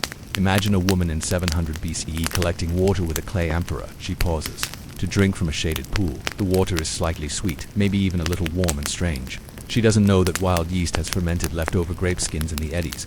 All she knows is that the river tastes different today. She will tell others. Achelous is pleased, someone says. Soon the community believes that the god has offered a gift, heady, strange, and a little bit dangerous. They begin watching the river closely, learning where grapes grow, when they fall, and which pools bubble faintly under the sun. They aren't making wine yet, but they are, unknowingly, preparing for it. Before there was viticulture, there was observation. And before there was agriculture, there were rituals shaped by nature's mistakes or its moods. This, then, is how Achelous may have accidentally invented wine.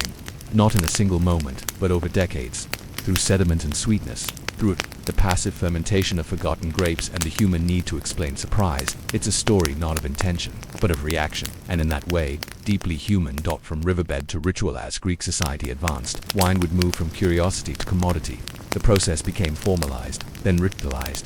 Dionysius, god of wine and madness, took center stage. But in small corners of the countryside, farmers still offered the first drops of harvest wine to the rivers. And always, Achelous received his share, not because he asked for it, not because he demanded worship, but because the people remembered where wine had first surprised them, not in a vineyard, but in a puddle.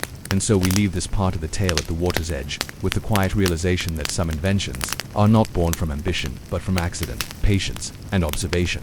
But what happened when Achelous lost his horn, the horn of plenty?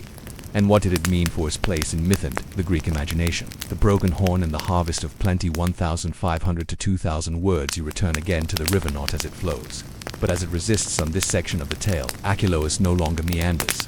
He fights, or rather he is forced to, because even gods who prefer peace are sometimes drawn into the chaos of mortals, especially when marriage, strength, and pride are involved. This is where the myth turns from quiet to conflict.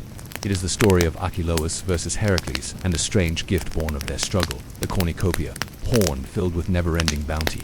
But how did this odd object emerge from a river god's dismembered body part? And what, exactly, did it represent to the people who worshipped quietly by the water's edge? To understand this, we must first turn to the woman at the center of the tale, Deianira, a woman, a contest, and a quiet god called to action. Deianira, daughter of Aeneas, king of Caladan, was known not just for her beauty but for her cleverness. Her name meant man-destroyer, which should have given suitors pause. And yet, as often happened in Greek mythology, multiple powerful beings sought her hand in marriage. Two suitors stood out: Heracles, the lion-slaying, labor-completing demigod with the strength of 10 men and a reputation for causing more problems than he solved. Achelous, the river god, ancient and divine, older than the Titans themselves. Heracles was all passion and impulsivity. Achelous was form and patience, but Greek myths rarely favor the latter. And so, the river was called a duel. Yes, you heard right, a river god, who preferred shaping coastlines over breaking bones, agreed to fight a man for the hand of a woman. This alone speaks to the odd pressures divine figures experienced in the Greek world. Not only did they symbolize natural forces, they were dragged into human drama, often against their nature. Achelous was not a warrior, but to lose without contest would be shameful. And so, reluctantly, he took on form first as a man, then a snake, then a bull. The fight of form and fury, Heracles fought not with metaphor or transformation but with brutal, linear strength. He grappled Achelous in each of his form-studging snake coils, twisting bull horns, using sheer muscle to ground his divine opponent. It was in his bull form that Achelous suffered his defeat. Heracles managed to grab one of the god's horns and snap it clean off. The pain, we are told, was immense, not just physical, but symbolic. For a bull, the horn was power, virility, and pride. Achelous transformed back into his human-like form, bleeding and defeated. Heracles claimed Deianira and the horn. It was taken, eventually filled with fruit and grain, and given a name, the cornucopia, or horn of plenty. But that's not where our interest ends. This is where it begins. Because the story of the cornucopia is not about glory, it is about what this is left behind after loss. The cornucopia, more than a myth to the ancient Greeks. The cornucopia wasn't just a festive decoration. It was a complex symbol tied to agricultural cycles, abundance, and the tenuous relationship between control and chaos. Think of it this way: a river's bounty is not guaranteed. It floods, it dries, it destroys as much as it nurtures. A broken horn, severed from a river god, becoming a permanent source of food. That's the stuff of deeply anxious dreams. In some local traditions, the horn was said to be returned to Achelous dry to him as a symbol of peace and fertility. In others, it became a trophy passed between deities of the earth, Gaia, or even Tyche, the goddess of fortune. Whoever held it was said to have endless access to nature's blessings. And yet, the irony remains. The object representing plenty came from a god who had been defeated, humiliated, and rendered less than whole. Achelous was never again described as the same. His defeat marked a turning point, not just for his myth, but for the place of older, quieter gods in the Greek pantheon. River as victim, river as resource. Let's step back from the myth. The story of Achelous and Heracles can be read not as fantasy, but as allegory for civilization versus nature. Heracles, a hero of men, defeats a shape-shifting, untamed river. He doesn't just fight it, he maims it, takes from it, and from the wound, he produces a tool. This reflects the attitude many early agricultural societies had toward the natural world. Rivers were revered, but also feared. To survive, humans needed to both appease and control them. The first irrigation ditches, dams, and canals, those were humanity's version of breaking the horn. They redirected rivers, forced them into channels, took their bounty, and packaged it in that way. Achelous' story echoes the domestication of nature. He was once wild and divine, but by the end of this story, he becomes part of the human supply chain. His horn turned into a basket. The invisible transition from worship to work. As the Greek world evolved, so too did its religious focus. Deities like local and tied to unpredictable natural forces gave way to Olympians like Dionysius, Apollo, and Athena, gods with temples, narratives, and urban followers. The river gods didn't vanish, but they were relegated, mentioned, not venerated, painted on pottery, not honored in prayers. The horn of plenty of the cornucopia lived the worship of its original owner. It began to appear in Roman mosaics, often in the arms of Fortuna, the goddess of chance. Over time, it became symbolic of the harvest, thanksgiving, and general abundance. Stripped from its painful origin, no one remembered the god who had lost it. Not really. From ritual to representation in quiet river towns, however, memory lingered longer. Offerings were still made during harvest festivals. Farmers still poured the first press of the wine into the water. And in some regions of western Greece, small shrines to Achelous remained, often half forgotten. Stones overgrown with moss, located where the river split or turned sharply. Children may have been told the story of how the river gave wine, or how it once grew angry enough to change course. Grandparents might have pointed to flooded fields and said, Achelous remembers, but by and large, the god had become a shadow, his legacy transferred to symbols that no longer bore his name. Even the cornucopia, plastered on coins and statues, had become divorced from its source. It was now about prosperity without cost, plenty without pain, and yet, the broken horn still told a truth. All abundance begins with loss. The land must be tilled, the river redirected, the god humbled. So here we are holding a horn once torn from a reluctant god. Its fruits are fresh, its grains are golden, but somewhere, upstream, the river still flows slower now, quieter, but still watching, still reshaping the earth in its own time. But why did Achelous fight at all? Was it pride, love, or did even the most ancient of beings know that being forgotten was a worse fate than being wounded? The silting silence of the forgotten god, you return once more to the riverbank, but this time centuries have passed. The world has changed. The wine press has now grown under the weight of harvested grapes. The corks are cut from carefully cultivated trees, and wine is stored not in earthen amphorae but in barrels marked with names of regions, vintages, and prestige. No one offers the first drops to the river anymore. Achelous, once a god, now flows quietly beneath layers of history, his name known only to scholars, his stories scattered across dusty papyrus fragments and chipped pottery. The god who once shaped land and fermented accidents into offerings is now part of the landscape, present but unspoken. But is he truly gone, or simply waiting, as rivers do? Rivers remember, even when we don't, and like many mythical beings, Achelous is rooted in something that never left us, geography. You can still walk along the Achelous River in western Greece today. It still flows, sluggish in the summer, aggressive in the spring. It still floods its banks, still shifts course, just as it did in the tales. In fact, the Achelous River is notorious for this. Throughout ancient history, cities and farms built near it were regularly disrupted by its unpredictable flooding. Inscriptions and local records from Roman times describe efforts to tame the river, to dredge it, channel it, or wall it off. But like the god of old, it refused to be confined. Historians believe the river was once so wide and dynamic that it formed a natural boundary between entire regions. Its silting and delta-building activity was so dramatic that islands formed and disappeared again. What better metaphor for a god who loses a horn, only to feed the earth with its contents?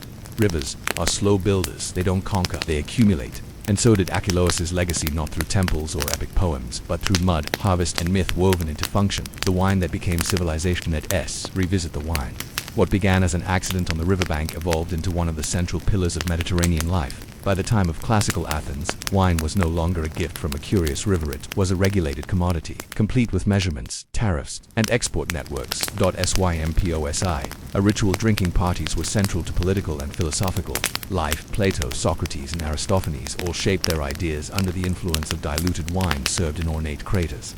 Dionysius received the praise, the dithyrambs, the festivals. Achelous was not even invited, and yet, without his early influences, accidental fermentation, his pools of sweet and heady river water, perhaps wine would have remained just another fruit. But civilization has little room for the slow origin stories. It prizes climax, not compost. So the credit was passed on. Dionysius became the god of wine. Heracles remained the hero. Achelous faded, like old riverbanks under new bridges. The horns echo in art and symbol curiously. While Achelous himself drifted into obscurity, the cornucopia thrived. In Roman times, it appeared everywhere, from imperial coins to statues of agricultural deities. It became a staple image on altars and civic monuments, associated with prosperity, peace, and good governance. In modern times, the cornucopia is now a Thanksgiving symbol in the United States, an overflowing basket of fruits and grains, evoking comfort, harvest, and abundance. Few who place it on a table know its violent mythic origin. Object outlived its owner. The symbol endured, but what does it mean when the story is remembered, but the storyteller is not? This is a question that applies not just to Achelous, but to so many forgotten builders of civilization, from anonymous farmers to unnamed weavers, forgotten rivers, and silenced gods.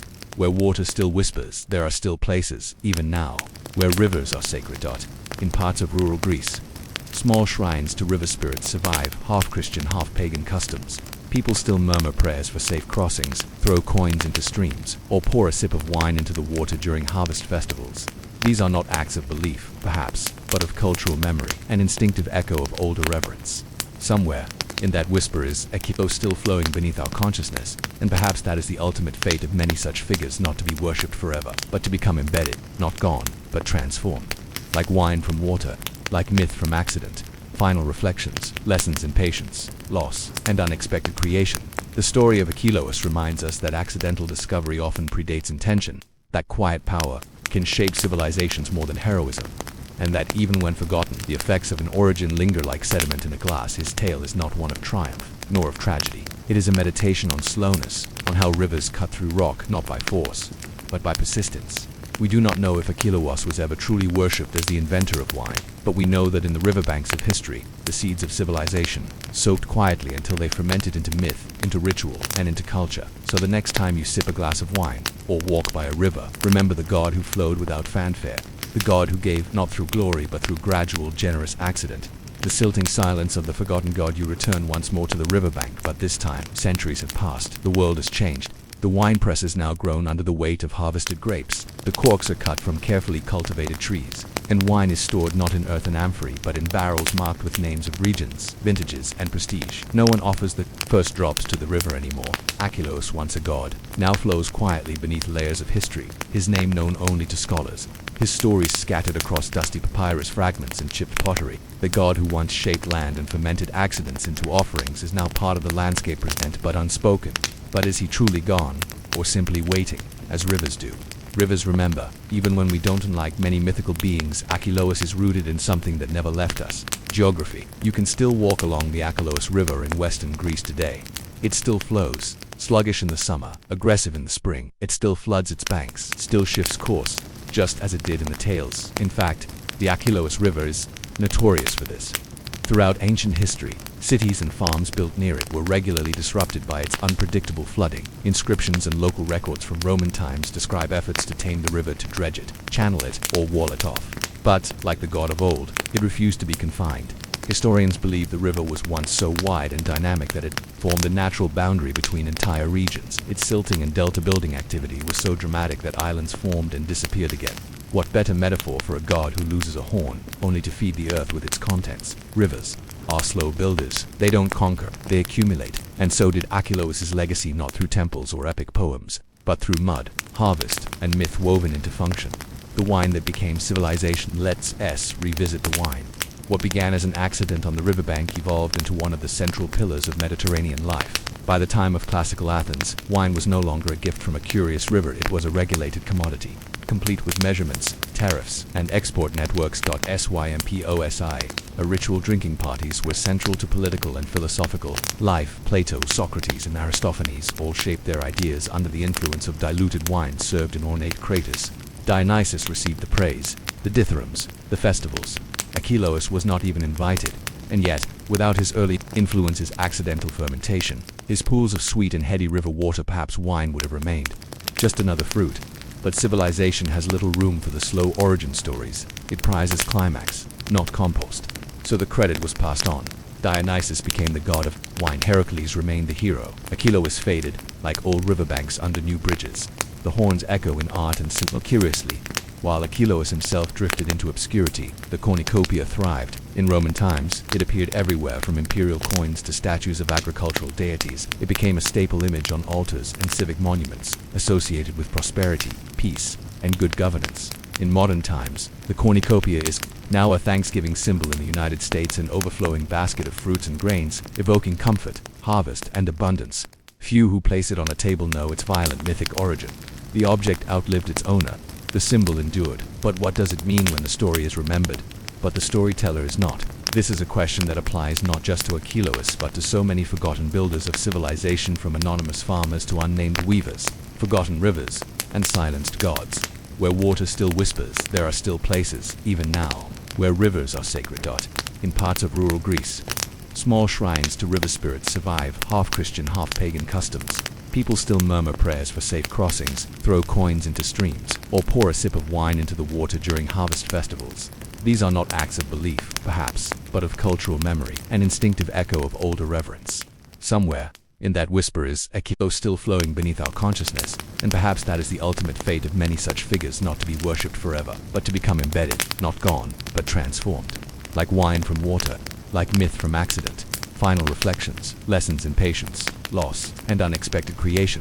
The story of Achelous reminds us that accidental discovery often predates intention, that quiet power can shape civilizations more than heroism, and that even when forgotten, the effects of an origin linger like sediment in a glass. His tale is not one of triumph, nor of tragedy. It is a meditation on slowness, on how rivers cut through rock, not by force but by persistence. We do not know if Achelous was ever truly worshipped as the inventor of wine, but we know that in the riverbanks of history, the seeds of civilization soaked quietly until they fermented into myth, into ritual, and into culture. So the next time you sip a glass of wine or walk by a river, remember the God who flowed. Without fanfare, the God who gave, not through glory, but through gradual, generous accident. The architecture of sleep. Close your eyes for a moment. Imagine a palace, not one with golden gates or marble towers, but something softer, more abstract. Its walls are made of mist. Its corridors stretch but never seem to arrive. The air is thick, with silence, but not an oppressive one. It's the kind of silence that wraps you in layers and tucks you in like a heavy blanket. This is the palace of Hypnos, the ancient Greek personification of sleep. Hypnos is not among the better-known deities of the Greek pantheon. He does not sit on Olympus. He does not command storms or demand sacrifices. He has no thunderbolts, no armor, and no feasts thrown in his honor. He lives far away beyond the reach of sun or sound. In a cavern nestled near the edge of the world, he lives where the world forgets to wake up. God forgotten by morning, the Greeks believed Hypnos dwelled in a cave in the underworld, or near the edge of Oceanus, where neither light nor noise could enter. No birds sang, no roosters crowed, no footsteps echoed. Even the river that flowed past his home, the river Lethe, murmured so softly it barely disturbed the dust. Lethe was the river of forgetfulness, and its presence here was no accident. Hypnos lived not in splendor but in stillness.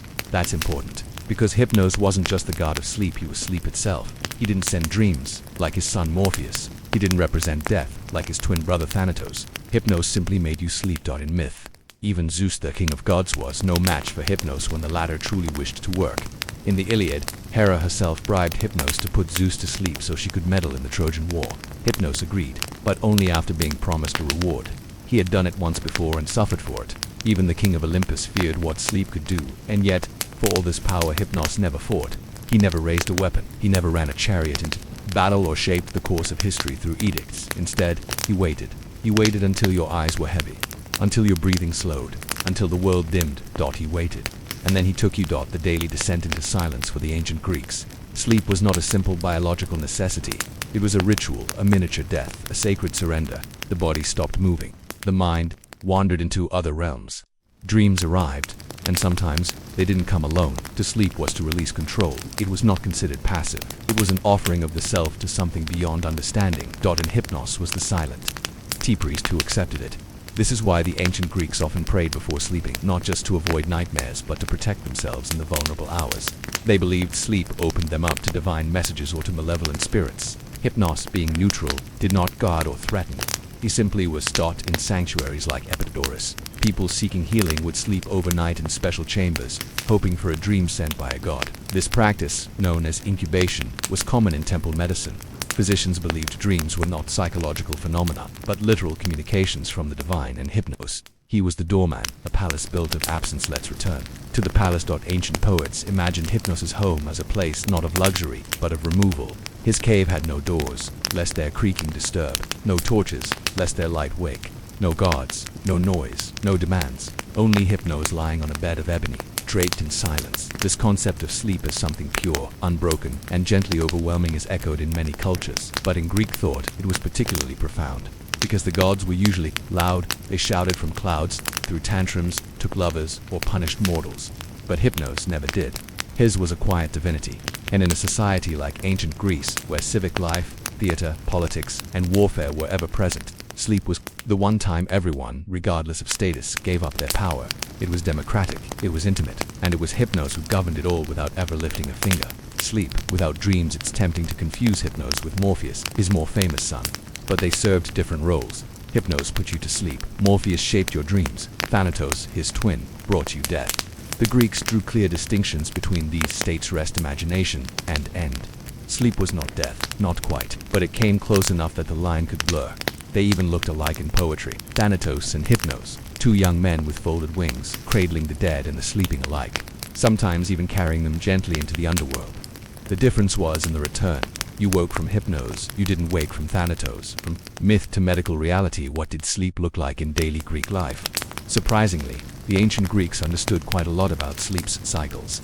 While they didn't have the vocabulary of REM and non-REM, they recognized patterns like sleep, deep sleep, troubled dreams. Hippocrates wrote about sleep disorders. Aristotle even speculated on the function of sleep as mental housekeeping, an idea surprisingly close to modern science. People generally slept in segmented phases to periods of rest, separated by a wakeful hour or so in the night.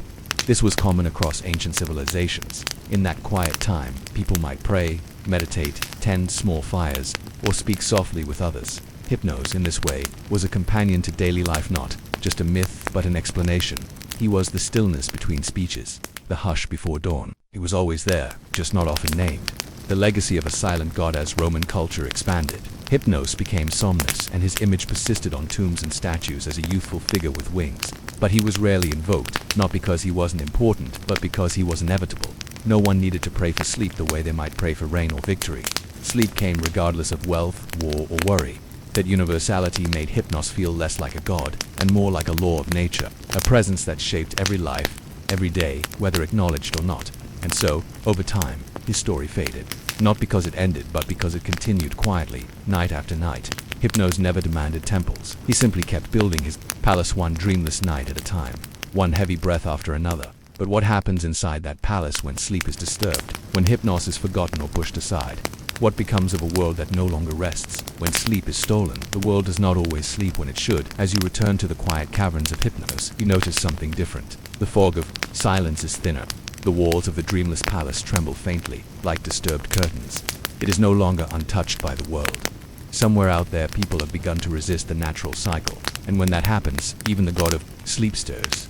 This section of the story explores what happens when sleep is stolen by war, ambition, fear, or invention. When Hypnos, the most patient of gods, is ignored, and what it reveals is not wrath or thunder, but something far more unsettling: absence. When sleep fails to arrive to the ancient Greeks, sleep disturbances were more than personal discomfort. They were seen as signs of divine imbalance or spiritual unrest. Insomnia wasn't just a medical issue, it was evidence that something in a person's life, or their community, was off. Physicians of the Hippocratic tradition would ask about dreams, sleep patterns, and nighttime rituals as essential elements of diagnosis. A sleepless man was not just sick, he might be guilty, or cursed, or deeply afraid. Fear, especially, that was known to drive Hypnos away. The philosopher Theophrastus even described people who feared the night, pacing their homes until sunrise. The silence of night could become oppressive. Without sleep, time drags, thought races, reality blurs, and the absence of Hypnos once comforting becomes a kind of quiet punishment. This absence also extended to the battlefield. Sleep on the edge of war in Homer's Iliad. The very moment Hypnos puts Zeus to sleep, allows the tide of the Trojan War to turn, if only briefly. Hera, desiring to aid the Greeks, distracts her husband with seduction. Hypnos, reluctant but persuaded, sends Zeus into slumber. It is a rare moment where sleep is weaponized, but in the larger scope of the Iliad, war is defined by sleeplessness. Achilles, after the death of Patroclus, cannot sleep. He lies awake in grief, unblinking in rage. Hector, the Trojan prince, patrols the city walls deep into the night. Soldiers, scouts, and kings all speak of sleepless nights. Fear, strategy, honor, they all become enemies of Hypnos, the battlefield. It becomes a place where sleep dares not go, where dreams are edged out by violence. And so, in these moments, the palace of Hypnos is not filled with guests, it echoes with emptiness. The invention of wakefulness centuries later, with the rise of cities and artificial light, Hypnos would lose even more ground on in ancient Athens. Lamps made from clay and fueled by olive oil began to extend the hours of productivity. Public gatherings, symposia, and theater performances pushed late into the night. The gods of light, learning, and ambition began to compete with Hypnos for attention. The Roman world expanded on this trend. Night watches were organized. Armies marched under moonlight. Torches and timekeeping allowed people to break from the cycles of sunrise and sunset. Sleep became a schedule, not a surrender. In this environment, Hypnos changed roles. He was no longer a universal presence. He became something to be controlled, managed through routine, prayer, or herb. Theophrastus and later Dioscorides wrote about the medicinal uses of poppy and mandrake, both associated with artificial sleep. In doing so, they began to replace Hypnos with potions of herbs and hollow sleep. Poppy was sacred to Hypnos. Images of the god often depict him with poppy flowers in his hands or woven into his hair. This plant, with its soporific sap, became a symbol of sleep, rest, and later, medicine. But as its use spread, it also cheapened the role of the god. Sleep could now be bought, forced, or cheated. The line between sleep and stupor blurred. Soldiers were given herbal concoctions to ease pain. The sick were offered sleep to delay death. Hypnos, once a presence of dignity and peace, now hovered in pharmacies and apothecaries, his name unsaid. This transformation raises a question. Can a god survive abstraction? What happens when the very thing a god governs is broken into pieces, into schedules, symptoms, and substitutes? The sleepless and the sacred even, with all the tools and tricks to induce sleep, insomnia remained a haunting affliction. And when all else failed, when herbs, wine, and rituals didn't work, people turned back to stories. In temple sleep, or incubation, those seeking healing would lie on stone floors, sometimes for days, in the hope that sleep would finally take them. They waited for Hypnos to visit. They whispered prayers. They lit no lamps. Silence became a final offering. This ancient form of sleep therapy persisted for centuries, not because it guaranteed healing, but because it returned sleep to the realm of mystery. People remembered, if only briefly, that sleep was not a switch. It was a gift, granted when the world aligned just enough for Hypnos to come. The loneliness of an ignored god. In the myths, Hypnos never speaks much. He does not scold or demand. He doesn't wage war or seek revenge for being ignored. Instead, he simply retreats. When mortals push him away through light, ambition, fear, or invention, he does not fight. He waits, because sleep, like Hypnos, is patient. It cannot be destroyed, only delayed. And yet, this waiting becomes its own kind of judgment. A world without Hypnos is not a triumph. It is a world of tired minds, restless hearts, and long nights. You begin to understand now that Hypnos' true power is not just in putting you to sleep. It is in reminding you that sleep is not a weakness, but a surrender that keeps life in rhythm. But what happens to the god himself when his palace grows cold and empty? When the corridors stretch endlessly with no dreams passing through? What does Hypnos do when the world forgets to rest? The return of the sleeping god. The palace is quiet again, but not because it is empty. You find yourself once more within the shadowed walls of Hypnos' domain. This time it feels different. The fog seems heavier, the silence is thicker, and in a corner where dust once gathered undisturbed, you see the faintest flicker of figure stirring. Sleep, it turns out, is not so easy to erase. In this final section of Hypnos' story, we explore how, after centuries of neglect, sleep slowly reasserted its power, not through myth or magic, but through the undeniable needs of the human body. The rediscovery of rhythm and the quiet resilience of Hypnos' ancient domain, because no matter how far we drift into light and noise, we always return to sleep. The industrial rebellion against rest. The 18th and 19th centuries brought with them revolutions, technological, political, and industrial, but they also brought something more subtle and destructive: the war on sleep. Electricity severed the connection between darkness and rest. Factories ran 24 hours a day. Workers were forced into shifts that bent the natural rhythms of the body. Cities glowed with unnatural light, and the night became not a time for Hypnos but for production. Doctors of the time noted the rise of nervous exhaustion, a phrase now lost to modern vocabulary. People complained of being tired but unable to sleep, restless, anxious, irritable. Sleep had not left, but it had been wounded. If Hypnos once waited patiently at the edge of consciousness, now he had to fight his way through the noise of whistles, clocks, trains, and gaslight. His palace still stood, but far fewer visitors came to its misty halls, and yet he remained. Sleep research and the scientific resurrection. In the 20th century, sleep entered a new phase, not as a divine mystery, but as a scientific frontier. With the invention of IG machines, researchers began to study sleep in real time. They discovered its cycles, its architecture, its biological necessity. They mapped REM and non-REM sleep, linked it to memory consolidation, immune health, emotional regulation. What they found was astonishing. Not only did sleep serve essential functions, but depriving it led to serious cognitive and physical decline. Science, it seems, confirmed what Hypnos had always known, and slowly, sleep became important again, not as myth, but as medicine. Sleep clinics appeared. Disorders like sleep apnea and insomnia were studied, classified, and treated. Even major corporations began promoting sleep hygiene, recognizing that well-rested people make better decisions. It was not reverence, but it was recognition. The god of sleep was not being worshipped again, but he was being understood. Dreams returned to the halls as the modern world reawakened to the importance of sleep. Another figure quietly returned to Hypnos' palace, his son Morpheus. People began to write down their dreams again. Psychologists, most notably Freud and Jung, analyzed them as windows into the unconscious. Artists painted their visions. Filmmakers, poets, and philosophers mined dreams for meaning. Palace of Hypnos, once hollow, now had guests once more. People came not to worship, but to seek understanding. They wanted rest. They wanted visions. They wanted peace. And Hypnos, as always, gave freely without judgment, without drama. A new kind of sleep crisis. But even now, in the 21st century, Hypnos faces a paradox. People know they need sleep.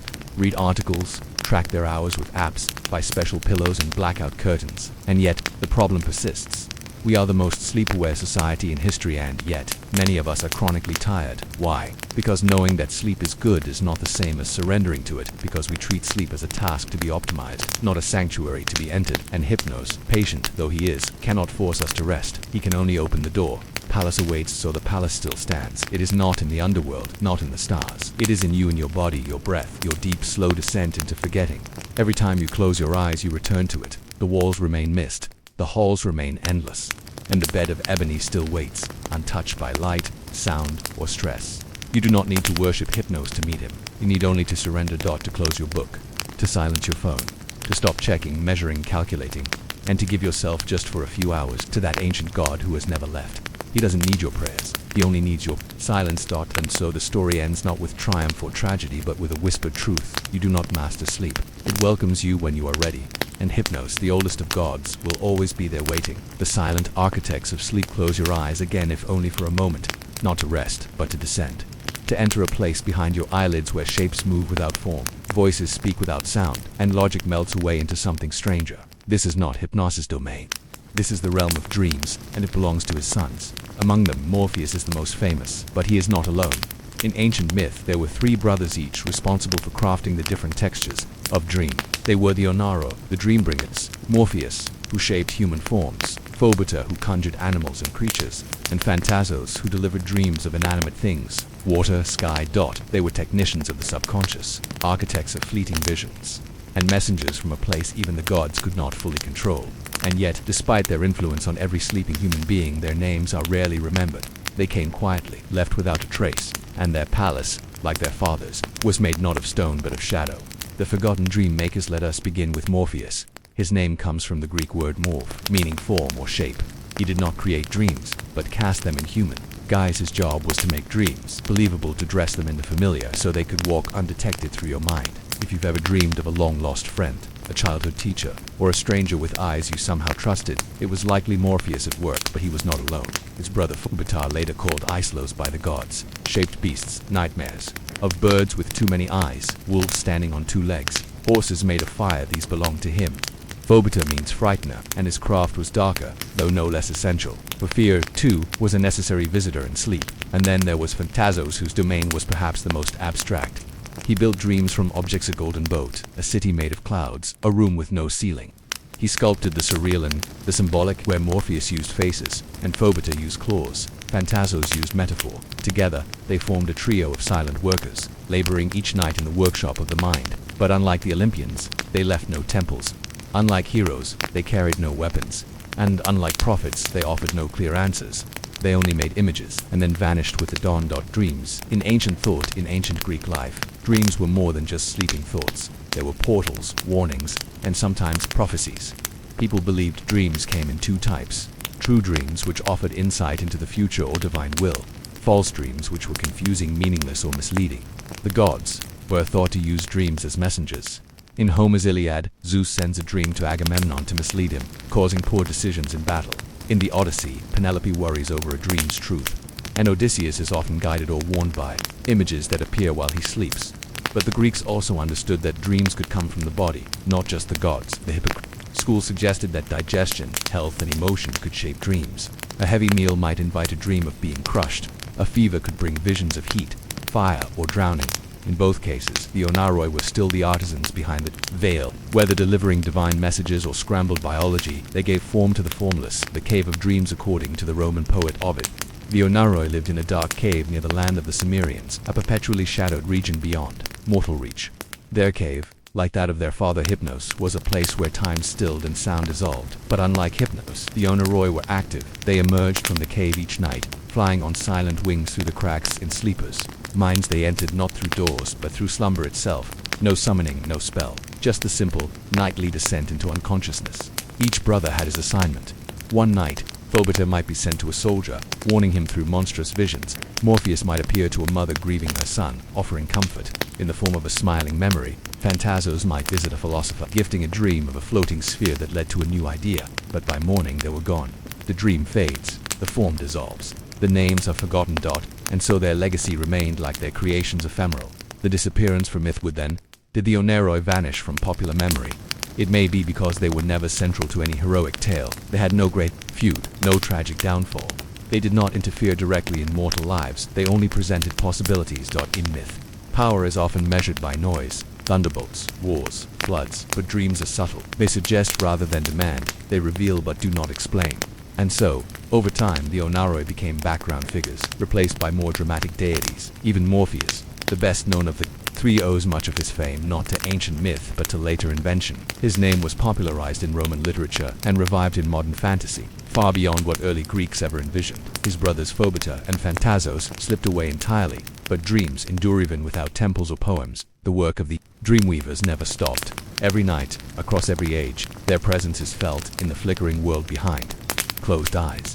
They are there in the déjà vu of a dream that feels too real, in the recurring image you can't explain, in the emotions left behind by a night's wandering. You may not name them, but you know their work, and somewhere in the same timeless cave beyond the waking world, Morpheus and his brothers continue to shape your sleep. But how did these dreambringers come to be?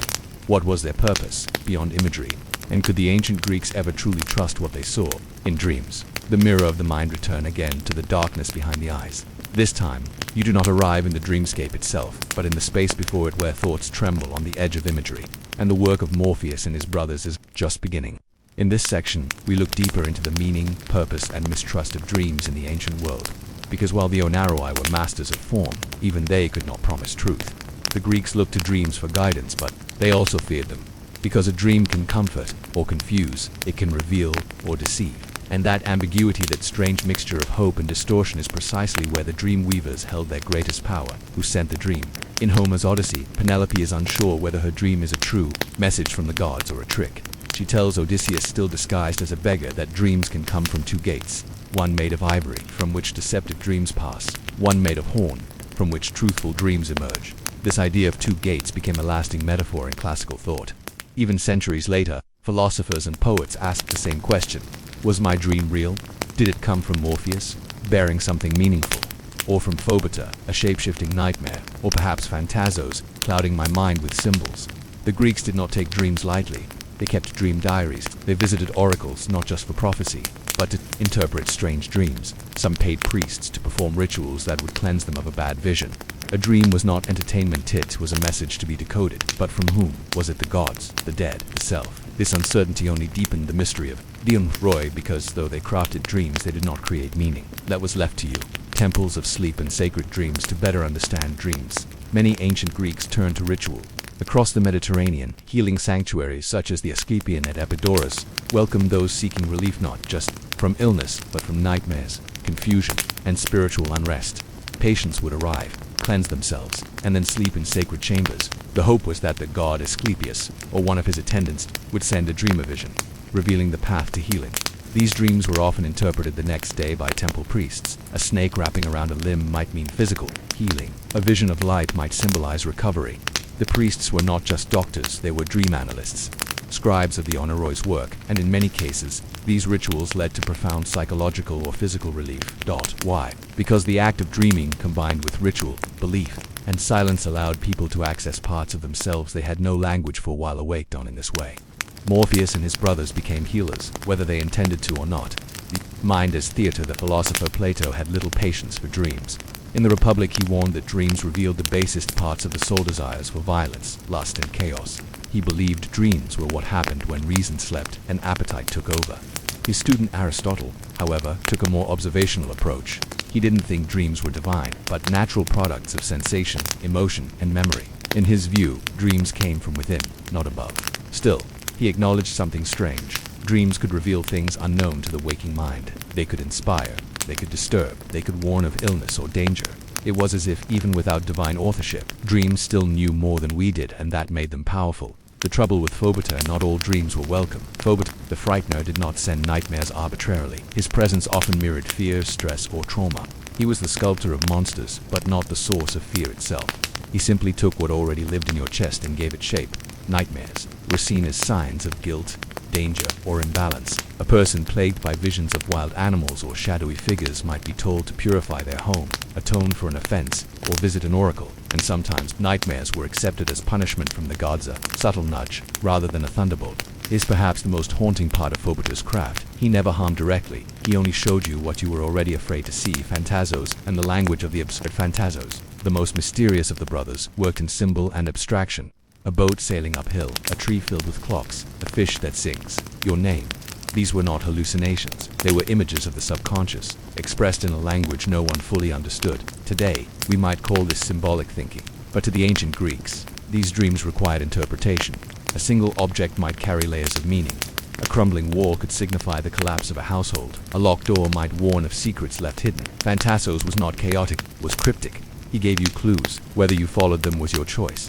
The shifting role of the one-euro over time, the onaroi faded from popular religion. The Olympians grew in power, and abstract concepts like dreams were absorbed into philosophy, medicine, and eventually psychology. But their influence never disappeared. In Roman times, Cicero and Seneca wrote about dreams with skepticism and wonder. In early Christian thought, dreams were sometimes viewed with suspicion, gates for demons as much as angels. But even then, saints and prophets were guided by night visions, and always, in the background, the dreamweavers worked. They never demanded worship. They never required belief. They came anyway, and they still do. The legacy of a dream of Morpheus-shaped faces, Phobetus-shaped fears, and Phantasos-shaped symbols.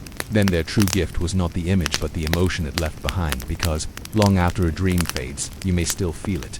A sadness with no name. A joy without cause. A shadow that lingers on the edge of memory. These feelings are their fingerprints, the only proof they were ever there.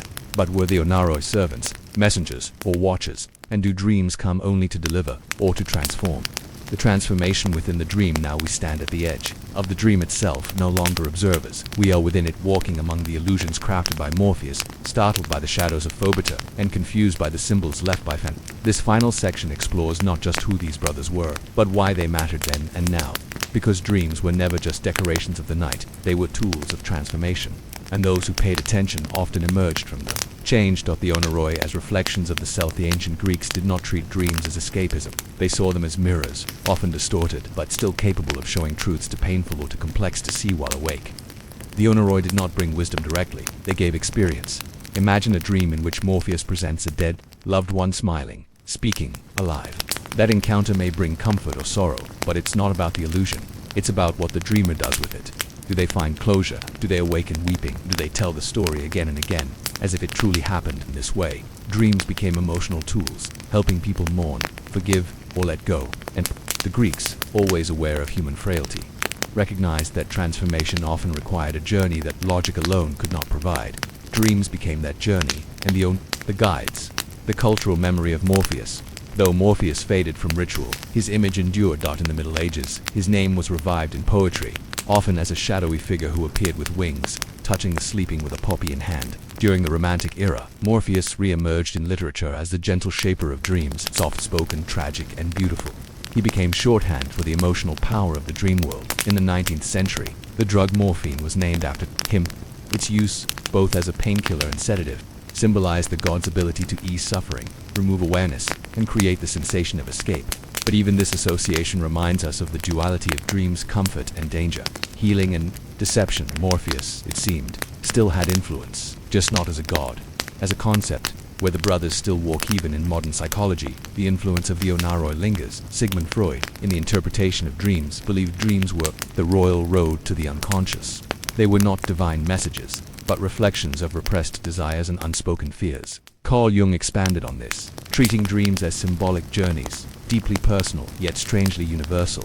Morpheus became the analyst, Phobeta, the suppressed trauma, Phantasos, the archetype. Whether they're named or not, their functions remain. Every time you dream of someone who's gone, Morpheus is present. Every time a nightmare wakes you sweating, Phobeta has passed through. Every time you see something strange but meaningful, an open door, a broken clock, Phantasos has left his mark.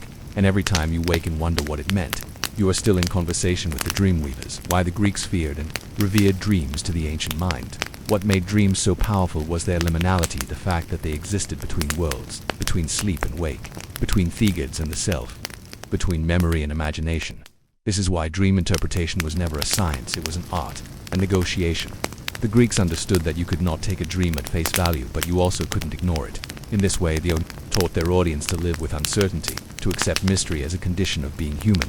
And that, perhaps, was their greatest role, to remind mortals that not everything must be understood, and that transformation often begins in the most ambiguous places.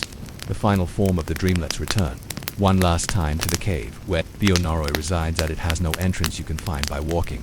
It's not marked on a map, but you visit it each night. Here Morpheus shapes the face of someone you haven't thought about in years. Phobeta fills the hallway with whispers. Phantasos places a red feather where no bird has flown. They do not speak. They only offer, and when you wake, they vanish. But something remains in emotion, a question, a decision you didn't know you were ready to make.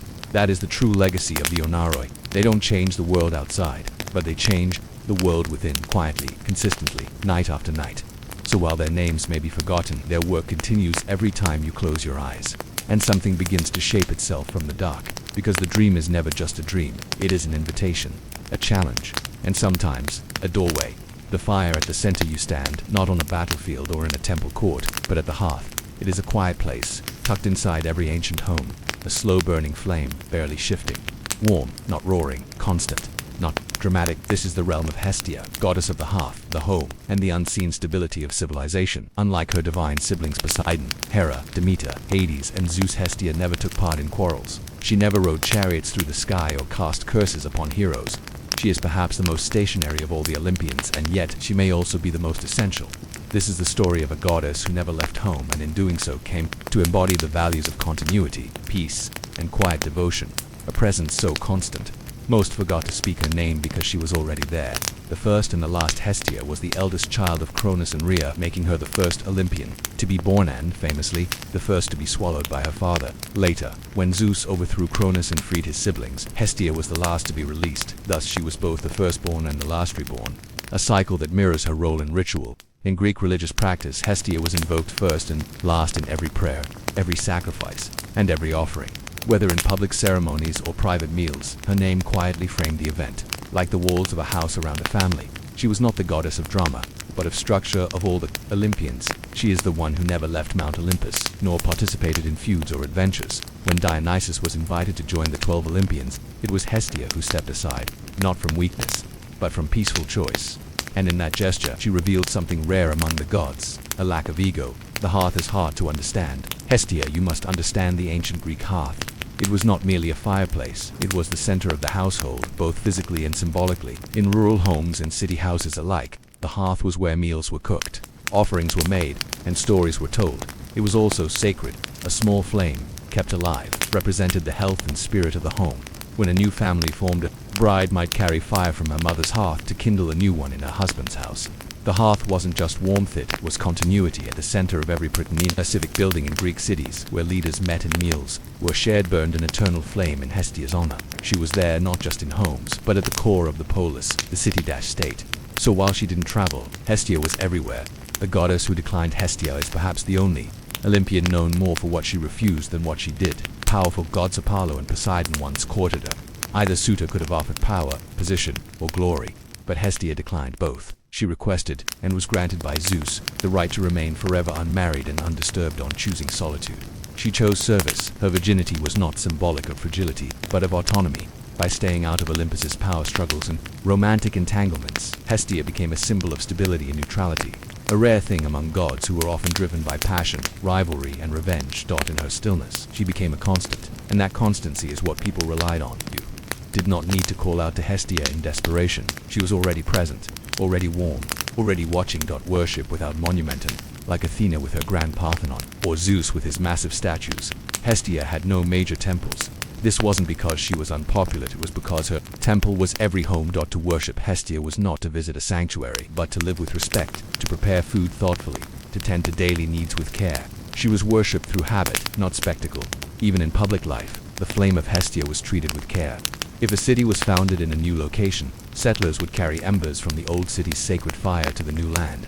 This ensured continuity, protection, and connection to the past. It also symbolized something deeper, the idea that civilization itself was built not on war or conquest, but on quiet cooperation, stillness in a world of action, and a mythology filled with transformations, seductions, and lightning bolts. Hestia stands out by doing almost nothing, but what she offers is perhaps more powerful than any weapon: peace. She does not interfere, she does not escalate. She warms, she nourishes, she waits. In many ways, Hestia represents the ideal of moderation in Greek culture, a virtue known as sophrosion or temperance. She is not worshipped out of fear, but out of respect. She doesn't punish, she sustains, and in that role she becomes not just a goddess, but a model for how to live. Yet even stillness has weight, and even a goddess who never leaves home may wonder, what is the cost of always staying in one place? Does service mean surrender, or is there power in stillness itself? The invisible power of staying. Imagine a figure in the background. She does not speak loudly. She does not rush, she does not push others aside to be seen, and yet, without her, nothing would happen. In this section, we explore Hestia's role not just as a goddess of home, but as the invisible infrastructure of ancient Greek life. A divine presence so stable and so consistent that it was often overlooked precisely because it always functioned. Hestia's absence is never felt because she is never absent. But when we look closer, we begin to see that her choice to remain still, to avoid conflict, and to serve rather than shine was not weakness, but a form of strength that upheld every household and every city-state in the Greek world, keeping the fire alive in ancient Greece. Fire wasn't something you casually struck with flint each morning. Fire had to be tended, protected, preserved. A household flame could last for years, even generations. And if it went out, it wasn't just inconvenient, it was a bad omen. The extinguishing of a hearth fire meant more than cold food or a dark night. It could suggest loss of divine favor, familial fracture, or a break in the line of tradition. Hestia's flame was not dramatic, but it was vital in every Greek home. The morning began with fire, cooking, boiling, lighting lamps, and every evening ended with its embers. Families offered the first and last bite of food to her, placing it into the fire as a sign of thanks. In this way, Hestia was both present and participatory, quietly invited to every meal, and not just in private homes, in city life. The prytane in the public house held an eternal flame in her honor. It was never allowed to go out. From this flame, new fires were lit for festivals, ceremonies, and founding colonies. When the Olympic Games began, it was not the roar of the crowd, but the lighting of the sacred fire that marked the beginning. That flame was Hestia, stability as sacred practice to the ancient Greeks. The home oikos was the foundation of society. It wasn't just a building. It was an economic, social, and moral unit. It raised citizens, produced goods, preserved memory, and at the center of the oikos was the hearth, both literal and spiritual. It was where marriage was consummated, where newborns were introduced to the household gods, where ancestors were remembered. The hearth was the place where generations overlapped. In times of war or famine, people turned inward not only to survive, but to preserve identity. They didn't pray for conquest. They prayed that the hearth would continue to burn. And so Hestia became more than a goddess of fire. She became the protector of continuity, the most sacred thing a people can possess. When the world is uncertain, public and private peace, Hestia's presence blurred the lines between public and private life. In Athens, Sparta, Delphi, and countless smaller palaces, her flame represented communal stability. It burned in council halls and civic centers not as a symbol of dominance, but of unity. In moments of civic transition, founding a colony, forming an alliance, or recovering from war, leaders would return to the public hearth seeking reassurance in the still flame. It was a kind of reset, a reminder that despite political rivalries or changing rulers, the basic idea of community eating together, surviving together, protecting one another had not changed. In this way, Hestia was both the memory and promise of order, the goddess of what is ongoing while Zeus ruled the sky and Poseidon the sea. Hestia ruled something harder to define. Persistence. Her domain was not space, but time, not spectacle, but routine, and in that she represents something powerful. The idea that value does not come from novelty or noise, but from what is always there. In myth, Hestia performs no great deeds. She wins no wars, she travels nowhere, but she is trusted, she is reliable, and in a world filled with change, birth, marriage, death, disaster, growth, that reliability became its own kind of miracle. Her absence, her presence even in ancient literature, Hestia is mentioned sparingly. Hymns to her are short, often tucked before prayers to other gods. Her name is invoked but not expanded. There are no scandals, no quarrels, no myths where she must be rescued or avenged. This absence is often interpreted as irrelevance, but in reality it reflects her pervasiveness. Hestia doesn't need long poems because she is not a visitor, she is already in the room. Unlike gods who arrive with thunder, Hestia is uninterrupted existence. But even this raises questions. Can a god who never demands attention be forgotten? Can a presence so continuous become invisible?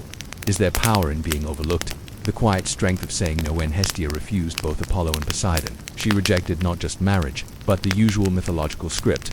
She chose service over spectacle, peace over power. This wasn't passive, it was radical.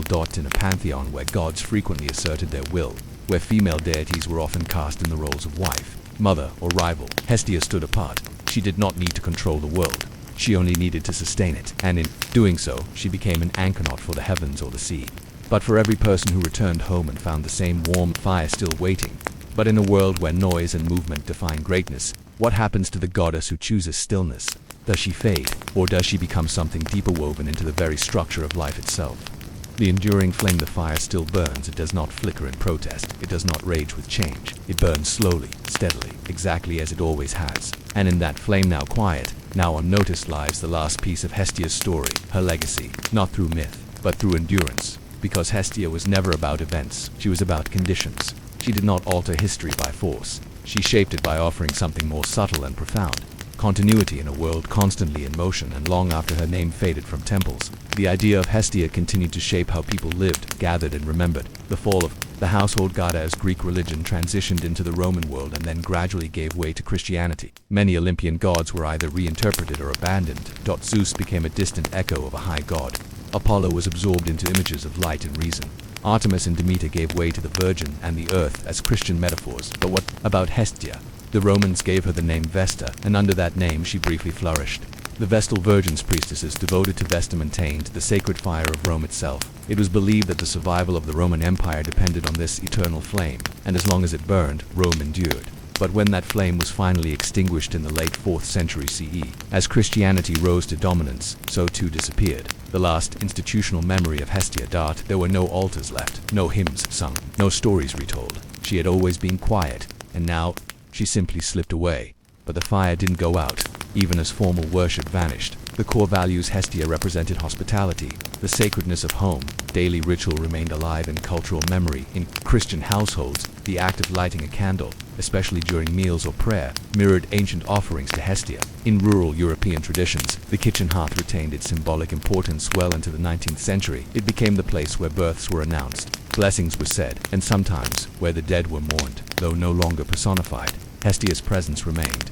Her value was absorbed into family customs, into the architecture of homes with central fireplaces, into the deep human belief that home must have a center, a point of return, a quiet space where life slows and breath steadies. The feminine ideal without drama and myth.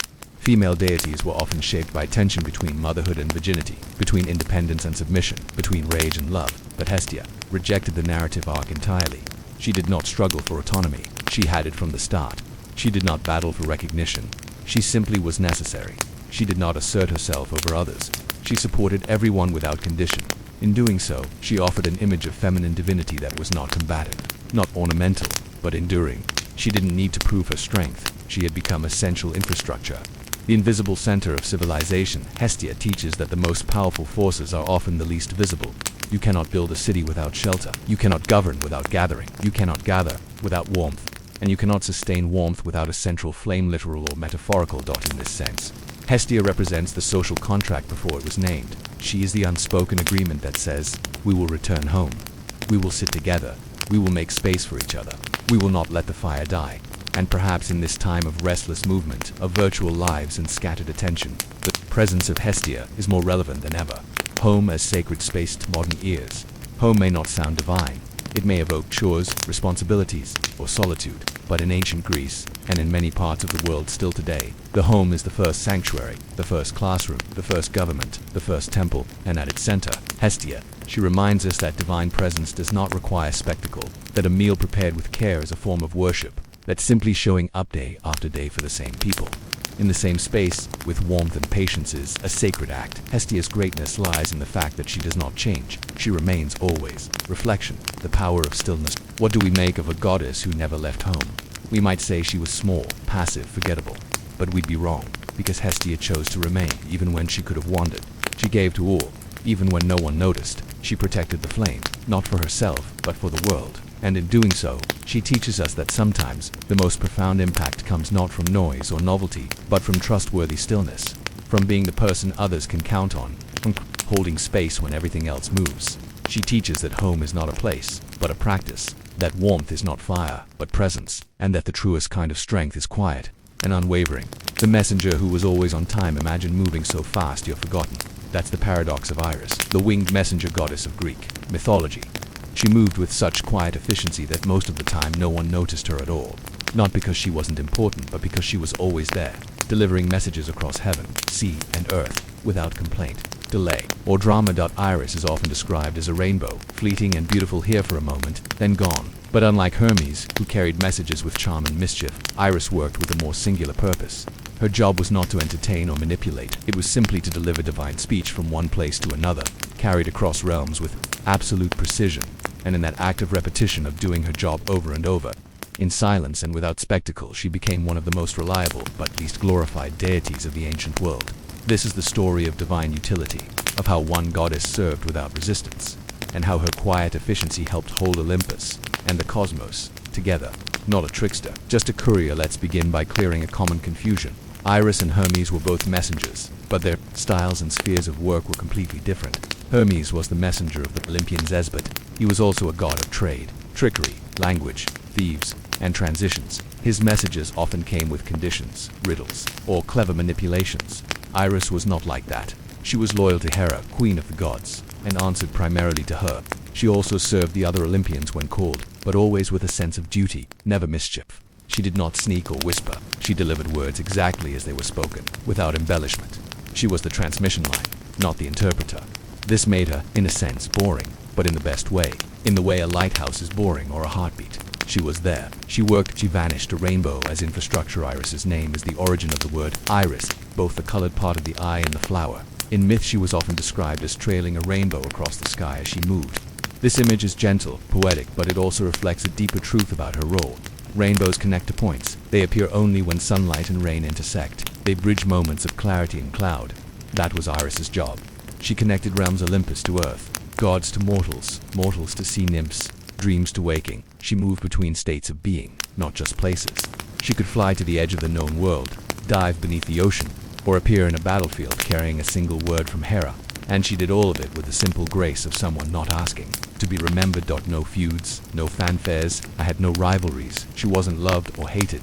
She wasn't seduced by Zeus or pursued by mortals. She didn't compete for attention. Unlike Aphrodite, Athena, or Artemis, she did not appear in judgment seat or epic confrontations. Her name is almost always mentioned in passing, usually to say she arrived, spoke, and left in the Iliad. She delivers Hera's messages to mortals and gods alike, to Achilles, to Priam, to Poseidon. She does so immediately, always respectfully, always verbatim. She never adds her own opinion. Her speeches are brief, functional, structured, and then she is gone. No chariot, no entourage, just a flash of color and silence. Who was she, really? In Greek genealogy, Iris is the daughter of Dama, a sea deity, and Electra, a cloud nymph, making her a child of both the ocean and the sky. She is the sister of the Harpies, who, unlike her, became symbols of storm and chaos. Iris, by contrast, became a symbol of peaceful transition, a go-between who brought messages not with thunder, but with clarity. She was sometimes seen standing beside Zeus during oaths or treaties, holding a jug of holy water from the river Styx used to bind gods to their word. If they broke the oath, severe penalties followed. So in addition to her role as messenger, Iris was also a witness to truth. That jug, small barely mentioned, was more dangerous than any sword. Because in Greek myth, words had power, and Iris made sure those words traveled safely. The goddess, without a cult unlike other Olympian figures, Iris never had a dedicated cult. No temples, no grand hymns, no mystery rites in her honor. Why? Because her presence was seen as supportive, not central. She wasn't the object of worship, but a necessary channel through which divine communication flowed. Still, there are hints that she was respected more deeply than records suggest. Her image appeared in vase paintings, often shown gracefully, carrying a caduceus or a pitcher. Her wings were golden. Her robe flowed. She looked like movement itself, and in times of drought or fog, people may have looked for rainbows and whispered her name, not as prayer, but as confirmation that someone was still carrying the gods' words from heaven to earth. The messenger as metaphor in many ways. Iris became a symbol of communication itself, not the message, but the channel. And as societies developed more complex systems of trade, governance, and storytelling, Iris came to represent something deeper. Trust in connection. When you send a message, you trust it will arrive. When you speak truth, you hope it will be carried without distortion. When you act in faith, you expect your actions to ripple across realms. Iris was that ripple, unseen, but essential. But in a world that remembers heroes and praises power, what happens to those who never stop moving, but never claim credit? Does usefulness make you visibly or invisible? Between the words and the worlds, the rainbow is already gone by the time you look for it. That's how Iris works: quiet, fast, and transitory. In this section, we explore the spaces she traveled through, the nature of divine communication in the ancient world, and how being a messenger, particularly one who never interferes, means living in a state of permanent betweeness.2b. A message runner is to carry meaning without being part of it, to move between gods and mortals, sky and sea, Olympus and underworld, and to belong nowhere entirely. For Iris, movement is life, but where does that leave her when everything else stands still? The roots between realms. Iris was unique in that she was one of the few deities who could travel between all levels of existence, from Olympus to earth, from earth to the sea, and even, in some versions, to the underworld. In Homer's Iliad and Odyssey, her journeys are rarely described in detail. She simply appears, delivers her message, and vanishes. But to the Greeks, the idea that a god could pass so easily through all boundaries was astounding. Most gods had domains. Poseidon ruled the sea, Hades ruled the underworld, Zeus reigned in the sky. Even Hermes, though mobile, had defined spheres, commerce, roads, trickery.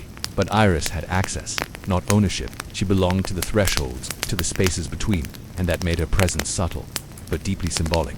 Because to carry a message is to connect a state sender and receiver, command and execution, silence and response. She was not the thought, nor the action. She was the moment between them. Language, in the divine world. To understand Iris fully, we must pause and consider the value of speech in Greek mythology. Words were not just expressions, they were actions. An oath could bind a god, a prophecy could shape a life. A curse, once spoken, was a force in the world. So when the gods needed to speak with mortals, or with one another, the choice of how the words traveled mattered. They could send omens or dreams, but for precise, spoken intent, they sent Iris. She was the voice without opinion. The message made manifest. This made her incredibly powerful, but also constrained. She had no freedom to change the message, to delay it, or to shape its tone. She carried exactly what was given, across any distance, no matter the consequence. Imagine living with that responsibility, to bear only the truth of others, never your own. Serving Hera but not her shadow, though Iris worked on behalf of many gods, she was most closely associated with Hera, Queen of Olympus. This association wasn't one of dominance or subordination, it was trust that Hera, often misunderstood as only jealous or vengeful, was in fact the goddess of marriage, governance, and order. She needed someone who could deliver messages not in haste, but with dignity. And Iris fulfilled that role perfectly in times of tension during the Trojan War. In moments of rebellion among the gods, Hera would send Iris rather than speak herself. It was a sign of control. A queen does not shout, she delegates, and Iris never failed her. That consistent loyalty gave Iris a different kind of power, the power of being relied upon. She wasn't loud, but she was indispensable. A messenger in a world of delays. Most Greek myths are about interruption, heroes delayed on their journeys, gods meddling in human affairs, messages distorted or delayed for dramatic effect. But Iris always worked without interference. In the Iliad, she is sent to Achilles with a message from Zeus, and she reaches him instantly. She is sent to Priam, father of Hector, and arrives without issue. No monsters stop her, no detours distract her. This might seem uneventful, boring even. But in mythology, predictability is rare. And in Iris's consistency, the Greeks saw something comforting. She was the promise that not everything in the world was chaotic, that some things could still move from place to place, from thought to action, without distortion. A life without a place. But what happens to someone who is always in motion? Iris had no throne on Olympus, no home temple, no myths of her youth or old age. She had no time to become central to a tale because she was always passing through it. That made her almost inhuman despite her divinity. She was function made flesh, not immortal because of her grandeur, but because she served a purpose no one else could. And yet, there's a kind of loneliness in that too. Live always between places is to never fully arrive. To speak only for others is to never speak for yourself. The messenger in modern today, Iris is remembered more in metaphor than in myth. She is invoked in art, in poetry, in the names of ships and satellites. But rarely is she the subject of stories. We've inherited her image, a rainbow, a swift-winged figure, but not her voice. And perhaps that is fitting, because Iris was never meant to dominate the scene. She was meant to deliver it clean, true, and gone before the applause. Still, we might wonder, did Iris ever want to stay somewhere, to be more than the message she carried? Or was there power in being the only one who always moved, yet never changed? The legacy of motion. The sky is clear. A faint arc of color stretches above the clouds, brief, silent, and unnoticed by most. And yet, something has passed between worlds. This is Iris's domain. In this final section of her story, we consider not just her role in mythology, but her deeper symbolism, what she represents in our lives today, and how the values she embodied still shape our understanding of communication, duty, and quiet consistency.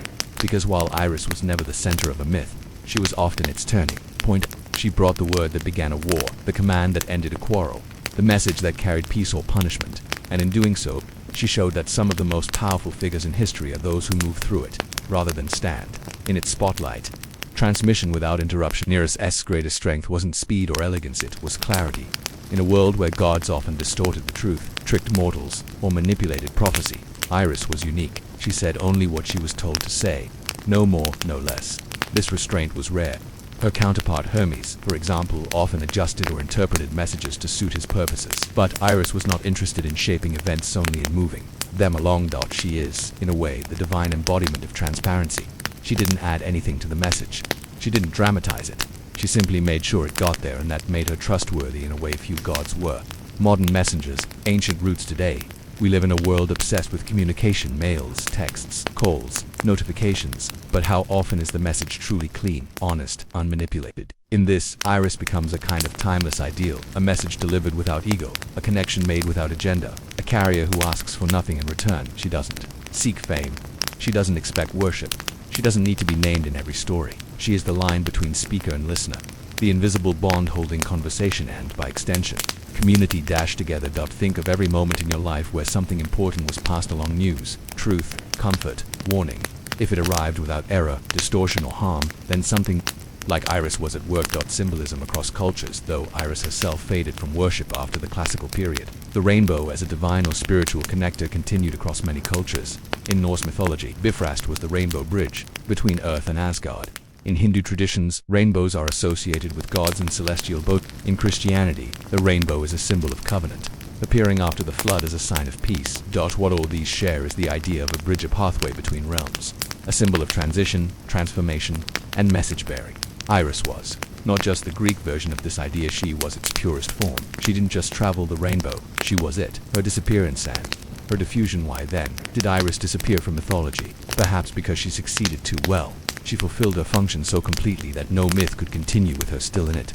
Once a message was delivered, she had nothing else to do. No vengeance, no affair, no scheme, and so she failed in failure, but in fulfillment. But her role didn't vanish. It diffused into other figures, into abstract ideas. The modern world has thousands of messengers, postal workers, internet servers, diplomats, translators, mediators, journalists, people whose work is vital, but whose names often go unspoken. Iris became them. She lives in every honest message, in every faithful delivery, in every clear line across a noisy sky. Still moving, still serving. In one late myth, Iris is described as flying down to the underworld to summon a soul. She carries water from the river Styx, pouring it gently to wake a sleeping dreamer. The imagery is delicate, but powerful. She doesn't shake or scream. She simply lets truth do its work. That is Iris's final gift. Not force, not spectacle, but precision. She reminds us that communication, at its best, is a sacred act. That to connect truthfully, you must be present, but not imposing. And that sometimes the most valuable person in a system is not the one who speaks the most, but the one who ensures the message gets through. Final reflection. The rainbow that walks Iris may never have had a temple, but she had trust. And trust, like a rainbow, does not need to last long to be real. It only needs to appear at the right time and be seen. So the next time a message reaches you clearly, honestly, and without embellishment, remember, the one who never asked to be remembered. She is already gone, but her path remains. The slow rise of the goddess of retribution. Imagine living in a world where the gods don't just punish murder or betrayal, but also arrogance, excess success, or even too much happiness. That was the world of Nemesis, the Greek goddess of retribution and balance. She wasn't vengeful in the way mortals imagined revenge. She wasn't a deity of wrath like the Furies or a punisher of oathbreakers like Zeus. Nemesis governed something much subtler and perhaps more unnerving. The idea that any good fortune, if not tempered, must eventually be corrected. She was not against joy, but she was against imbalance. And in that mission she became a divine accountant, measuring merit, distributing outcomes, and quietly ensuring that no mortal or god ever got too far ahead. This is the story of how cosmic fairness became personal correction, of how divine justice turned into meticulous pettiness, and how a goddess of order became both feared and invisible.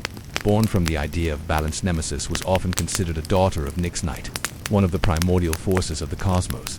That lineage makes sense. Nemesis wasn't born from conflict or politics, but from the natural laws of the universe. Her name literally means to give what is due. But this didn't just apply to punishment for crimes. It applied to anything out of proportion. Too wealthy, too loved, too lucky for too long. Nemesis might be watching. She was not cruel. She was mathematical. And in that, her presence in Greek life was both terrifying and oddly comforting. The fear of too much. The ancient Greeks feared hubris more than evil. Hubris, extreme pride. The overstepping of limits was the real sin, and Nemesis was its quiet shadow. It wasn't just kings or warriors who needed to beware. If a playwright received too much praise, or a merchant ship arrived with too much gold, people might whisper, "He's due for Nemesis."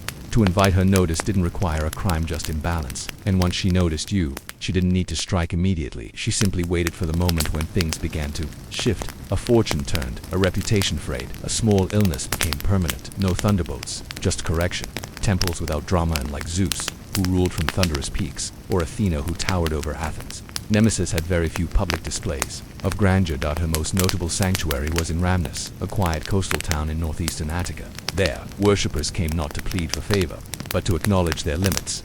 Offerings to Nemesis were acts of humility, not requests. People asked not to be elevated but to be protected from the consequences of success, and that's where Nemesis stood apart from most deities. She didn't offer gifts. She didn't demand loyalty. She didn't protect or provide. She simply equalized. Justice versus resentment. Over time, the concept of Nemesis evolved. She began to appear in myths not just as a balancing force, but as a personal punisher. Her sense of justice could become microscopic. A boastful youth who insulted the gods. A hunter who bragged about his aim. A woman admired for her beauty just a little too widely. These weren't criminals. They were simply too favored. And Nemesis stepped in this form. She began to look less like a cosmic principle and more like a divine busybody correcting even the smallest displays of self-satisfaction. And here's where her mythology becomes deeply human, because who among us hasn't felt the desire to see the too lucky knockdown, who hasn't whispered their due when someone else's life seems too perfect? Nemesis embodied that instinct. She didn't destroy, she balanced, but often in ways that felt deeply, almost petally, personal. Narcissus in the Mirror of Punishment. Her most famous myth involves Narcissus, the beautiful young man who scorned all who loved him.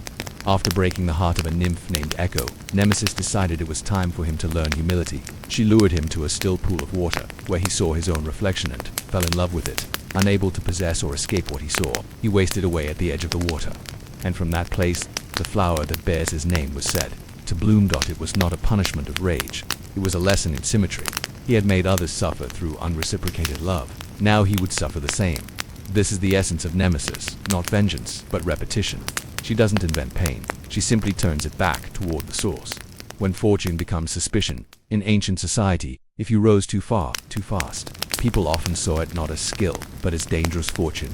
And that's where Nemesis lingered, not at the bottom or the top, but at the crest of success. At the moment where applause becomes unsettling, where admiration starts to feel like exposure, where joy feels fragile, she turned fortune into a risk, and in that she shaped the psychology of an entire civilization.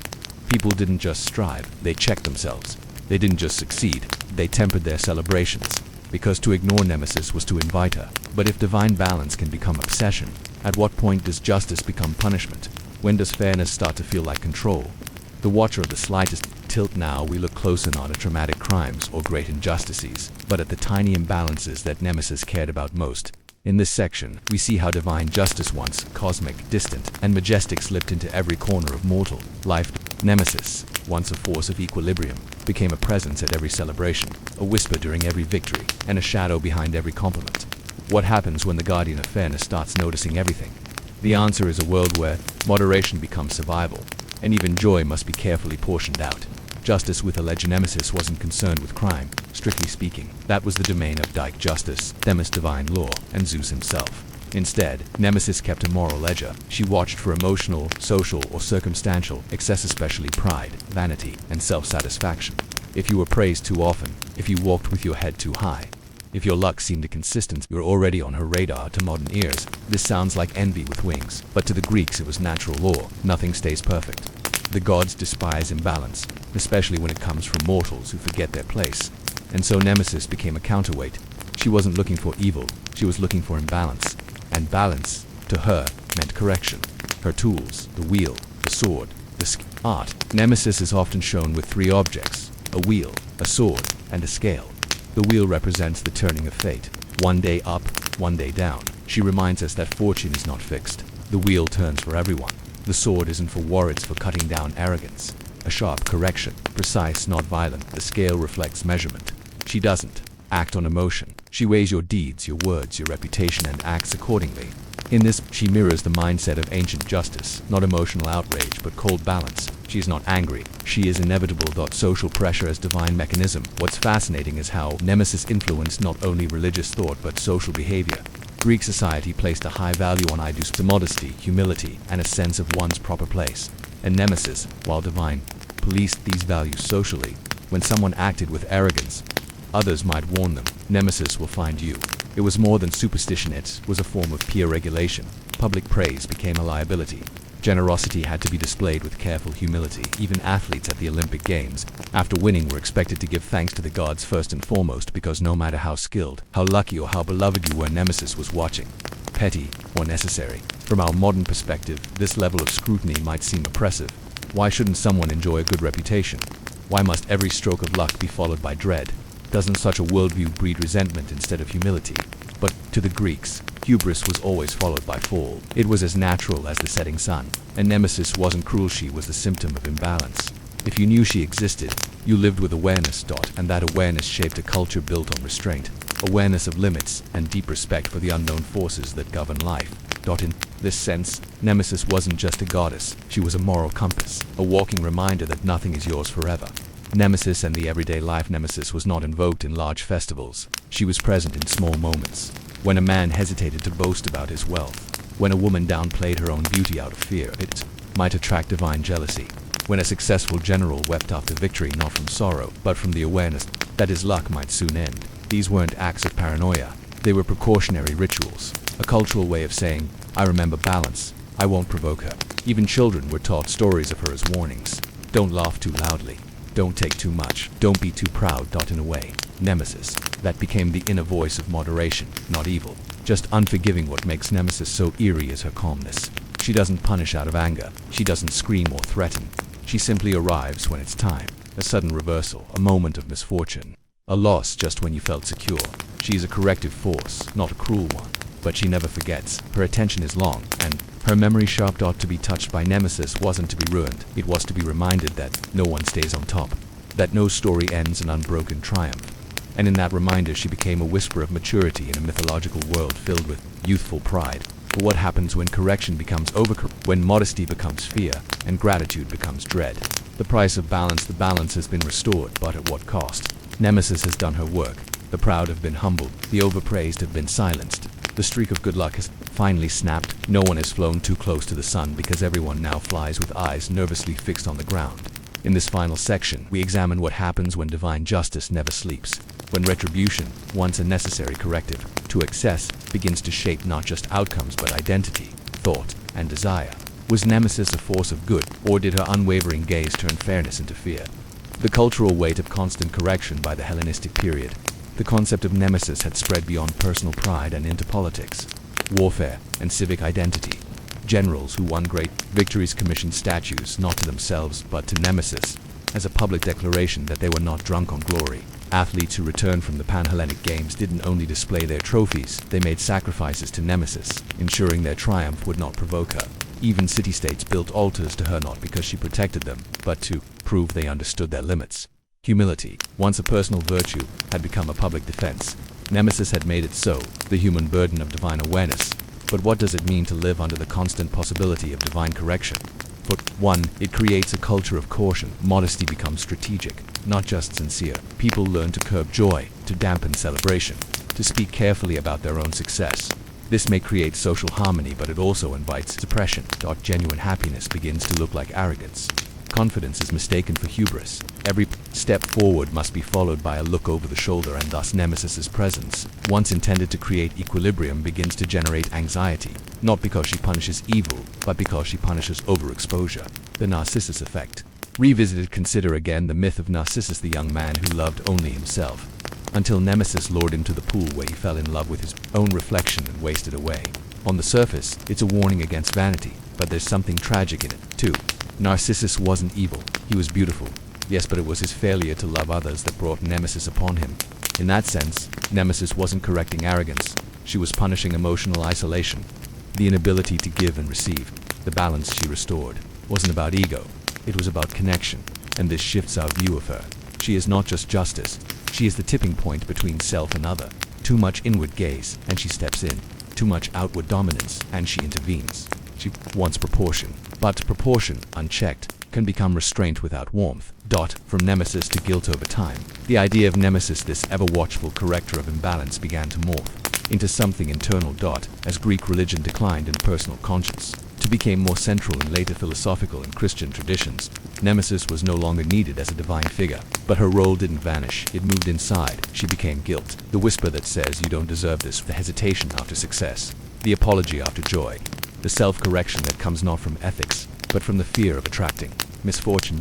And that may be her most lasting impact on as a myth. but as a psychological pattern, the modern echo of Nemesis. We no longer pour libations to Nemesis or carve her name into altars, but we still live with her when we feel reluctant to celebrate our achievements, when we deflect compliments with, "I just got lucky," when we avoid attention because we fear it might be too much. Nemesis survives in these instincts not as punishment, but as the reminder that no one is invulnerable, that no success is final, that balance is always shifting. This isn't always bad. It teaches humility, it prevents overreach, but it also keeps people from stepping fully into joy, love, confidence, or expression.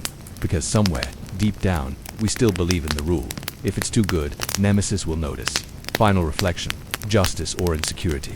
Nemesis once stood as the guardian of proportion fairness in a chaotic universe.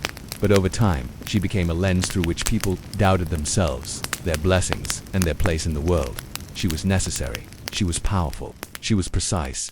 But in her endless balancing act, she created a world where greatness required an apology. So we must ask, is balance always worth preserving? Can joy survive if it's always bracing for correction? And what do we lose when justice becomes too vigilant? Spinning lives one strand at a time somewhere, far beyond Olympus. Beyond mortal vision and divine interference, three women sit in silence. They do not argue. They do not wander. They do not change. They spin. This is the quiet, unending world of the three fates of Greek mythology. While the gods ruled the heavens, the seas, and the underworld, the fates governed something even more fundamental: time itself, life, duration, termination, not through storms or magic, but through thread. Each life, gods included, has its own thread, and the fates manage it. One spins, one measures, one cuts. They perform this task without emotion, preference, or rest. They are not interested in stories. They only see structure. And so begins the story of perhaps the most tedious job in mythology, the endless, repetitive, thankless work of managing every life ever lived, one line at a time. Meet the Moirai, the least dramatic goddesses with the most power. The names of the fates are not dramatic. Their powers are not explosive. Their personalities are mostly inferred. And yet, they are feared by all, including Zeus. They are Clotho the spinner. She draws thread from her spindle, beginning each life at its origin point. The Alada, she measures the thread, determining how long each life will last. Atropos, the unturning, she cuts the thread, bringing the life to its inevitable end. That's it. No transformations, no disguises, no epic conflicts. Just spinning, measuring, cutting, over and over again.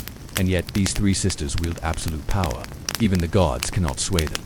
Mortals can pray, gods can plead, but when the fates are done, the thread is cut, a job without pause. Imagine their work. Every birth a new thread, every death a clean snip, every life mapped in quiet mechanical routine. There is no applause, no thanks, no grand offerings or temples, just an eternal line of threads, spindles, and scissors.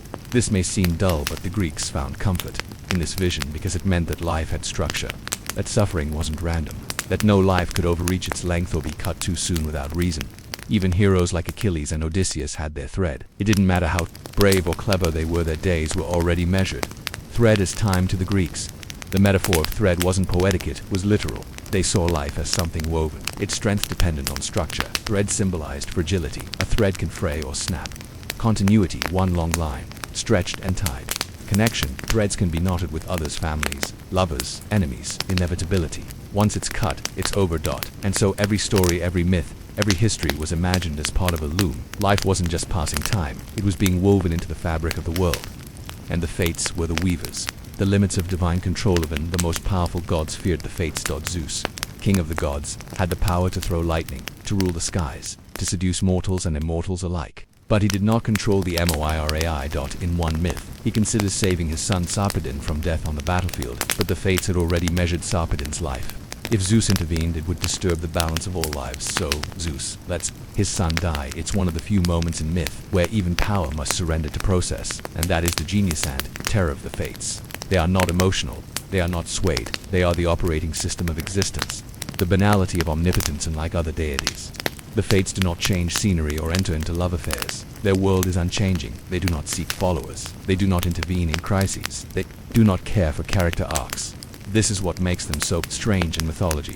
They're utterly unmythological. They don't reflect human desire or drama. They don't represent seasons, love, war, or wisdom. They represent duration and termination and routine. They are the goddesses of the boring part of life, the schedule, the deadline, the quiet end. And in doing so, they reflect something most cultures avoid: the idea that life might not be shaped by triumph, but by limits. A universe run by clerks you could Imagine the fates less as majestic beings and more as cosmic administrators. Clotho. Starting new files. Lachesis checking each file against a spreadsheet. Achelous stamping them with complete and closing them forever. No drama, just processed. But there's a certain awe in that too. A reminder that the world doesn't run on thunderbolts or epic quests, but on the small, invisible tasks that keep everything moving. And so the fates keep working, unseen, unseparated, without beginning, without end. A divine eternity of tedium and order. But what happens when someone tries to escape their thread? Can fate be delayed, rerouted, or bargained with? Or do the fates always find the end, no matter how cleverly it's hidden? Escaping the thread, the illusion of free will. The thread is measured. You cannot stretch it, but humans have always tried. In this section, we explore the quiet conflict between fate and free will. Because while the fates of Greek mythology claim to control every life, mortals and sometimes even gods tried to test the edges of their influence. Can a clever hero outrun their fate? Can love, bravery, or sacrifice change the length of a life thread? Or is every effort just a delayed cut, already planned and calmly waiting? Through the myths of rebellion, trickery, and self-delusion, we begin to see how the power of the fates was not just in their scissors, but in their silence. A world trying to bargain, and like most deities, the fates don't appear in scenes. They don't issue warnings or commands. Instead, they are usually spoken about, referenced in fear, invoked in despair. Why? Because you can negotiate with Zeus, you can appeal to Athena, but the Moirai don't answer. They don't listen. They record. This lack of engagement made them even more terrifying. It also made mortals desperate to outmaneuver them, and so came the strategies. Prophecy, to read the thread. Heroism, to extend the thread. Deception, to confuse the thread. Prayer, to influence the thread.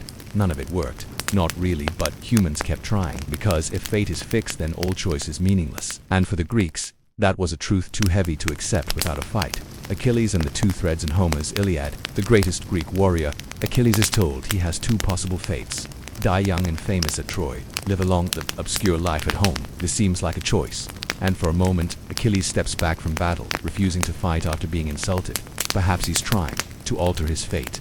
But eventually he returns. His friend Patroclus dies, rage consumes him, and Achilles charges into battle. Knowing the cost, he chooses the thread of glory and early death. But did he ever truly have two threads? Or was the very choice between them part of what the fates had already measured? Even apparent freedom in the hands of the Moirai might just be an illusion with a pre-written end.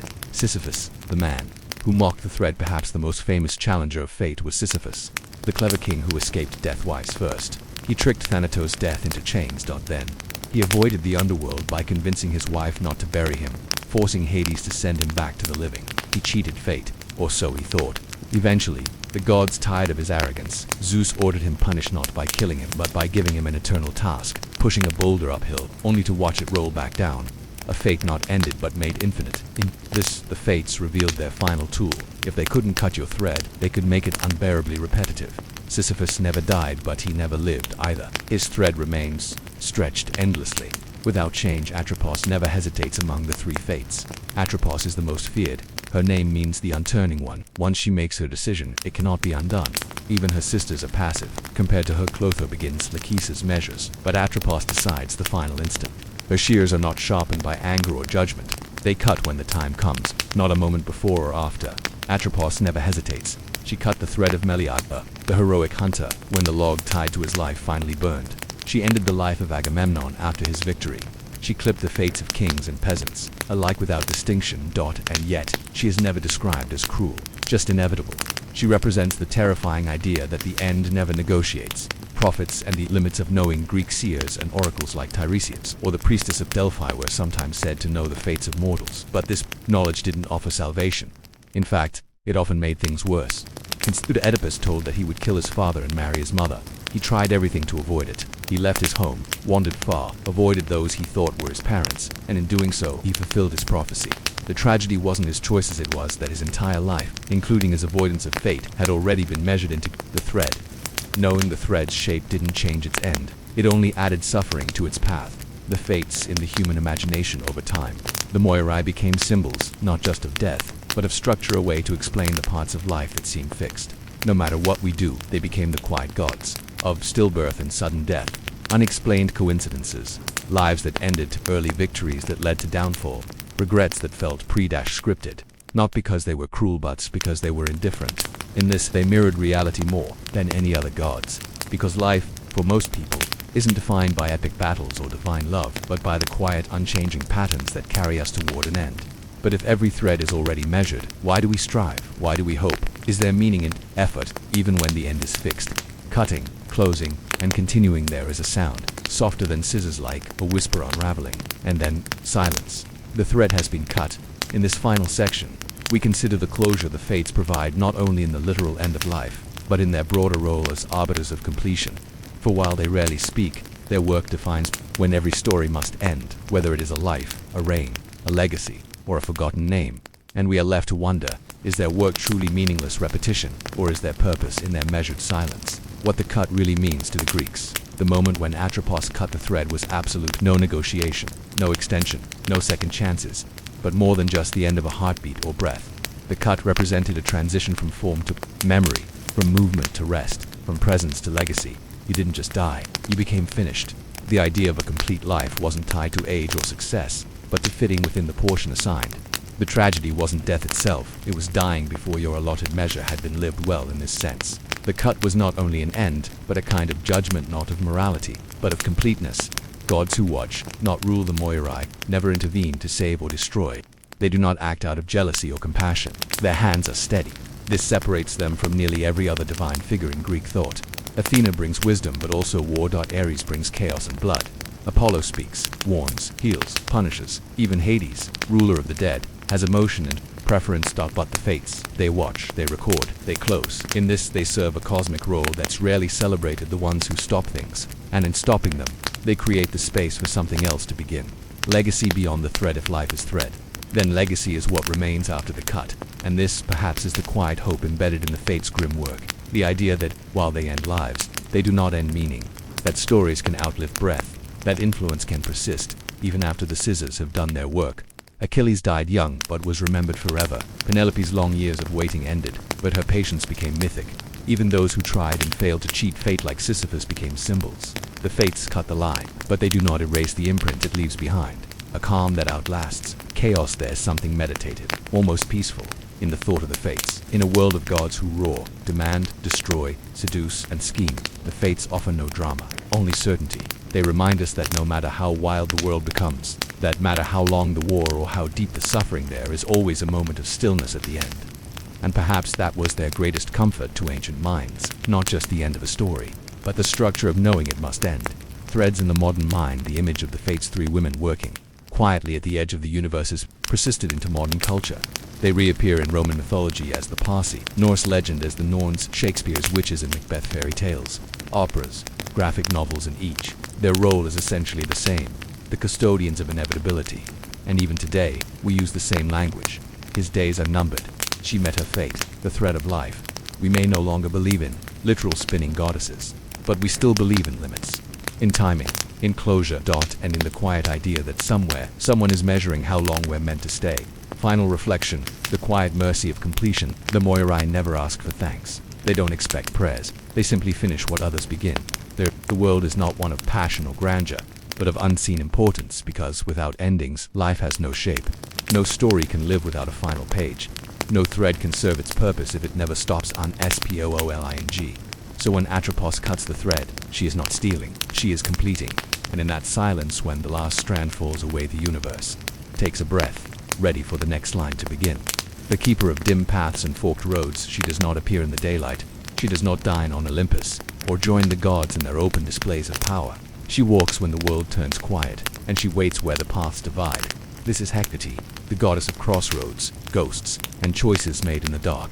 She is not as famous as Athena or as feared as Hades. She is not invited to many myths, nor does she boast a long list of lovers, victories, or wars.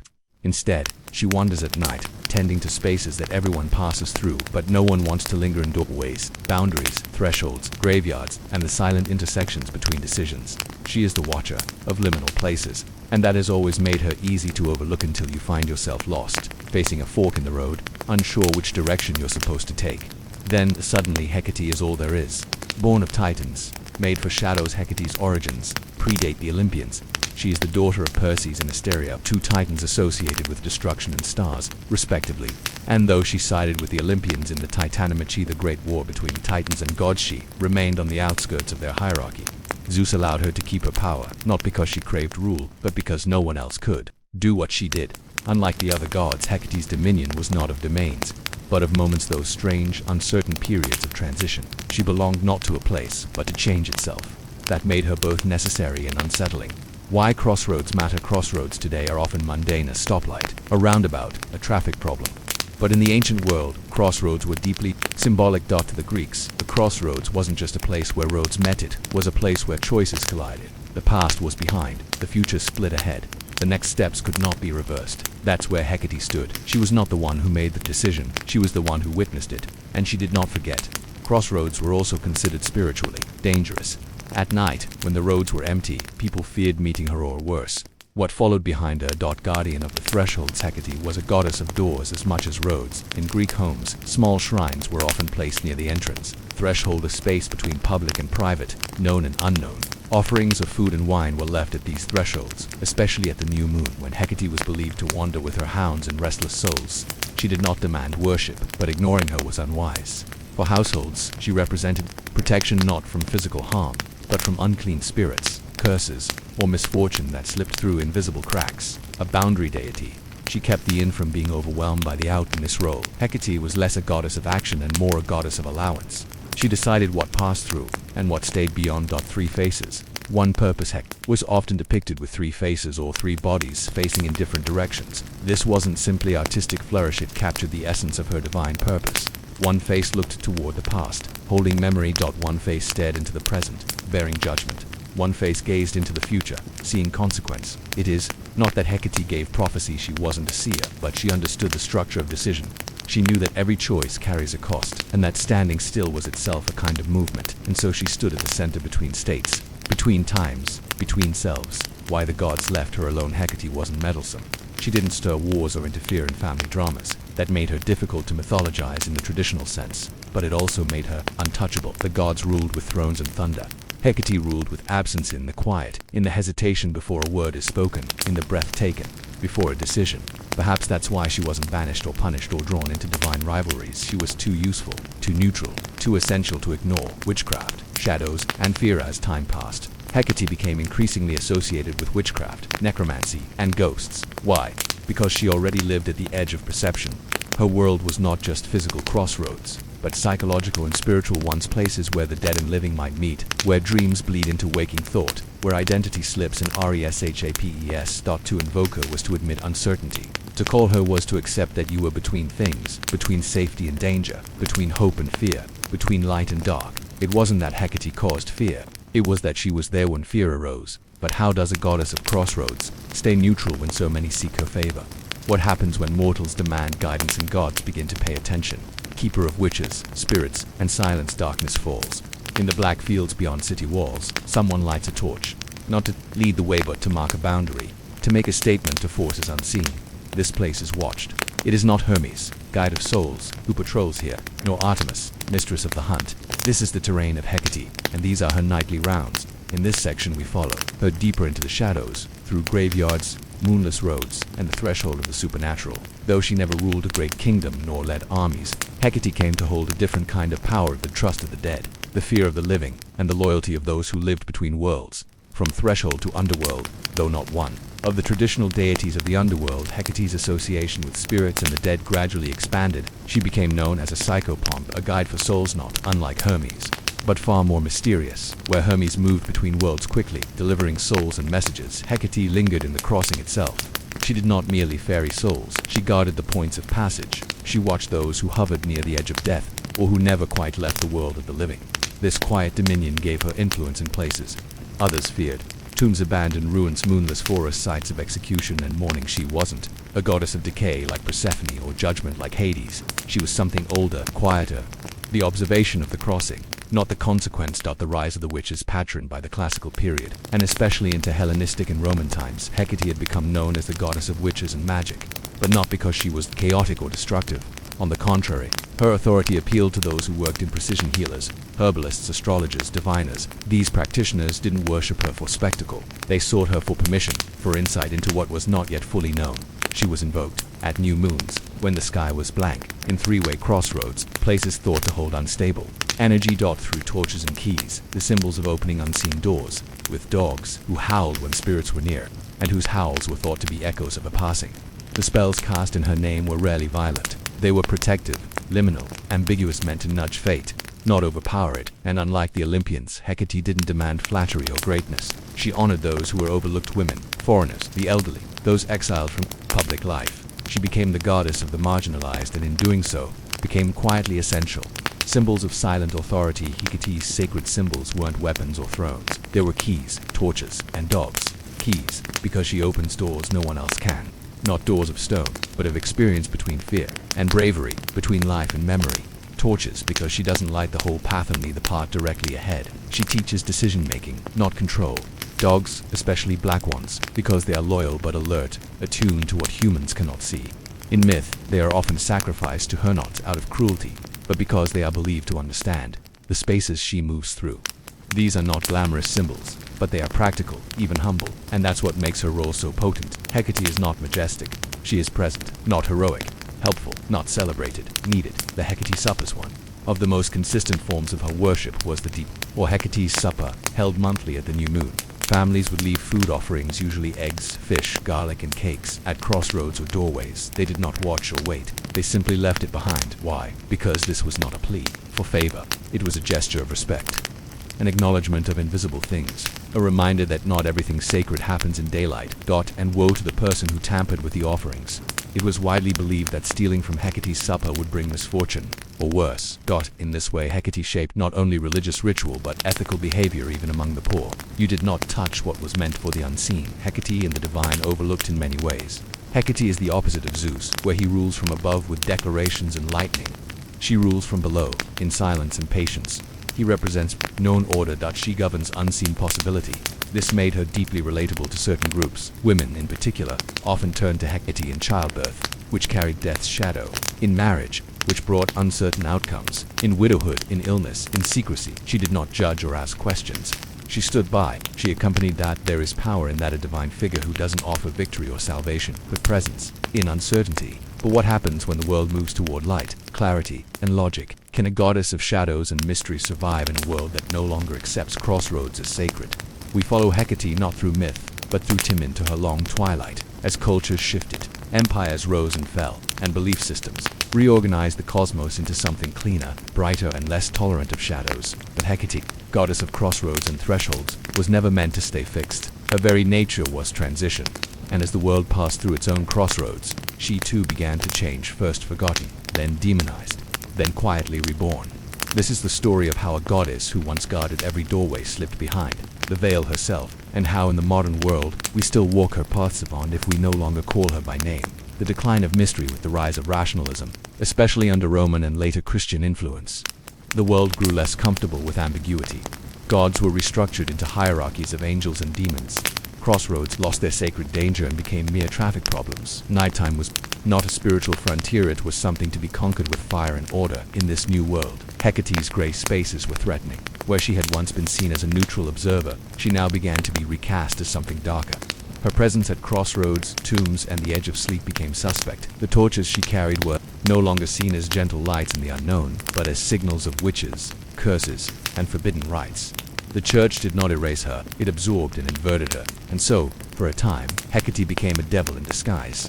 From goddess to ghost by the Middle Ages, the image of Hecate had been twisted almost beyond recognition. She was cited in grimoires as a demonic figure. Her name was whispered by accused witches. Her torches were now said to lead souls astray. Her three faces became a symbol of deception, not wisdom. But this wasn't really Hecate. It was a projection of society that feared uncertainty, turning the guardian of choice into a threat. Yet despite this demonization she endured, because crossroads never went away. Decisions still had to be made. Night still came, and not every answer could be found in daylight. Modern resurgence, the witch reborn in the 20th and 21st centuries. Hecate experienced a quiet resurgence, particularly among neo-pagan, Wiccan, and feminist spiritual traditions. Why? Because people began to reclaim what she represented. The right to be in between. The validity of uncertainty. The dignity of female power that wasn't sexualized or softened. The sacredness of intuition, quiet ritual, and invisible labor. In this context, Hecate was no longer a goddess of fear. She was a symbol of wisdom through complexity.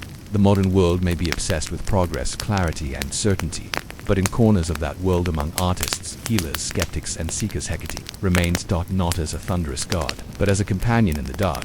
What we still carry from her even without statues or temples, Hecate lives on in the ways we speak, fear, and decide.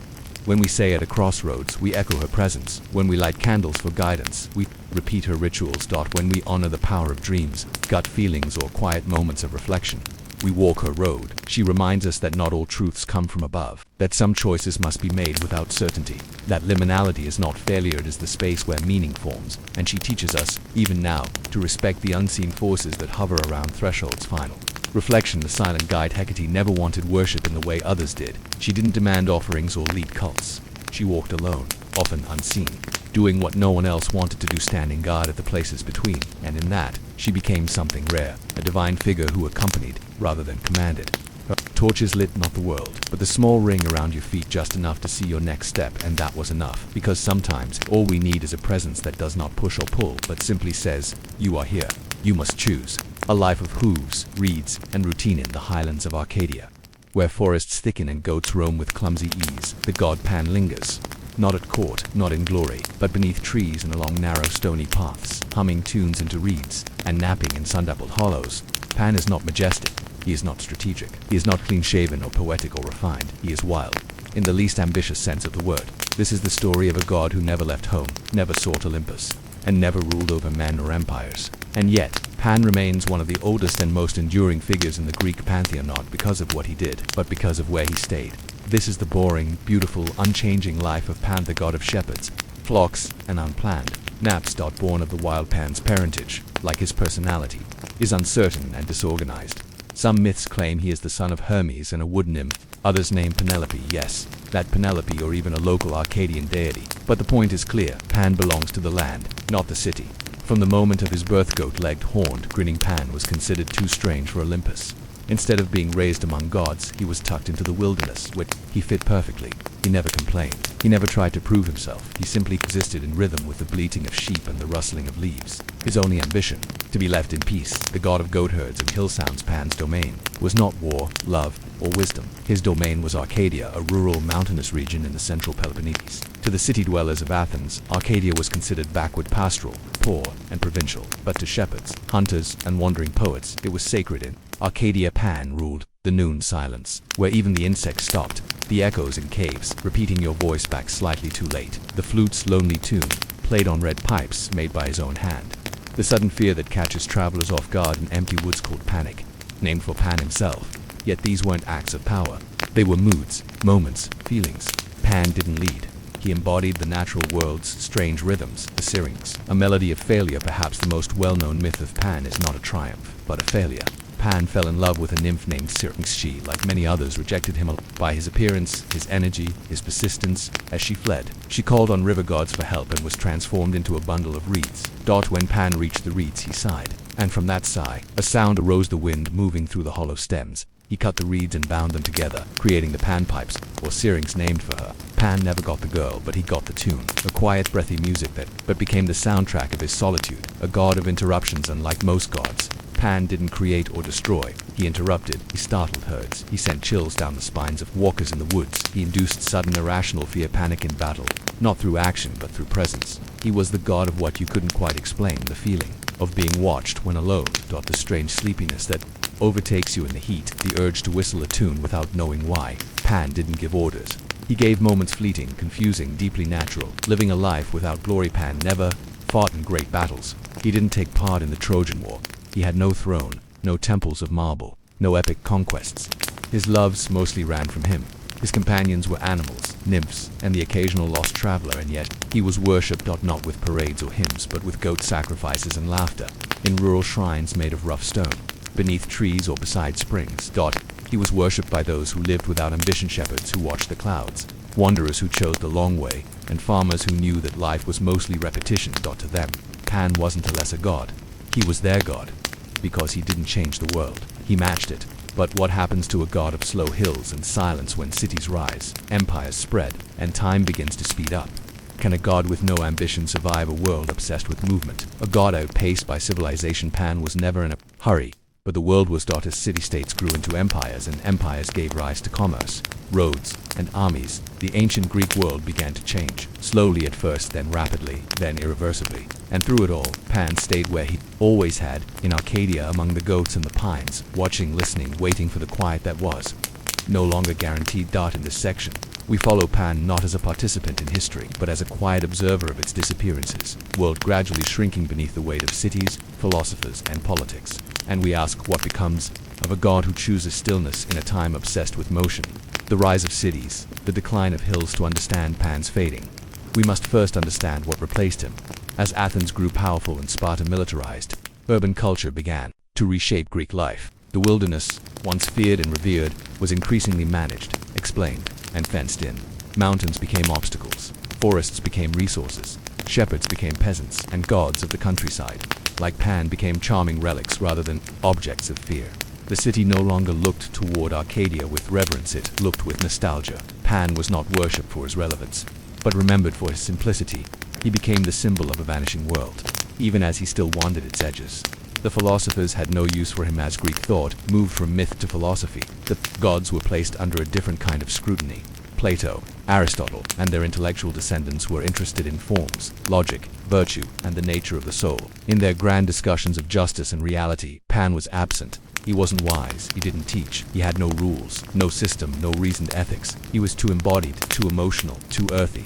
He was, in a way, the exact opposite of the rational mind. And so Pan, who had once startled men in forests and filled lonely afternoons with music, was slowly intellectualized out of existence. When the gods abandoned the world, there is a curious report from the 1st century CE that tells of the death of Pan. According to Plutarch, a sailor passing through the Greek Isles during the reign of Emperor Tiberius heard a mysterious voice calling across the sea, "Tell them great Pan is dead." The sailor delivered the message, and news of Pan's death spread through the empire. Why this god? Why then? Some scholars believe this was a symbolic moment, the death of the old world, the wild world, the world of mystery and nature. Pan was not just a god, he was a mood, a rhythm of life that no longer fit the imperial pace. Rome paved roads where Pan once wandered. Philosophers wrote treatises where Pan once played, and so he died not violently, but by being outgrown. Pan as panic. His last power, though forgotten by temples, Pan left behind one powerful legacy. Panic, the word is his, and so is the feeling. In ancient battlefields, when sudden fear spread, like wildfire among troops, irrational, choking, contagious, it was called panic.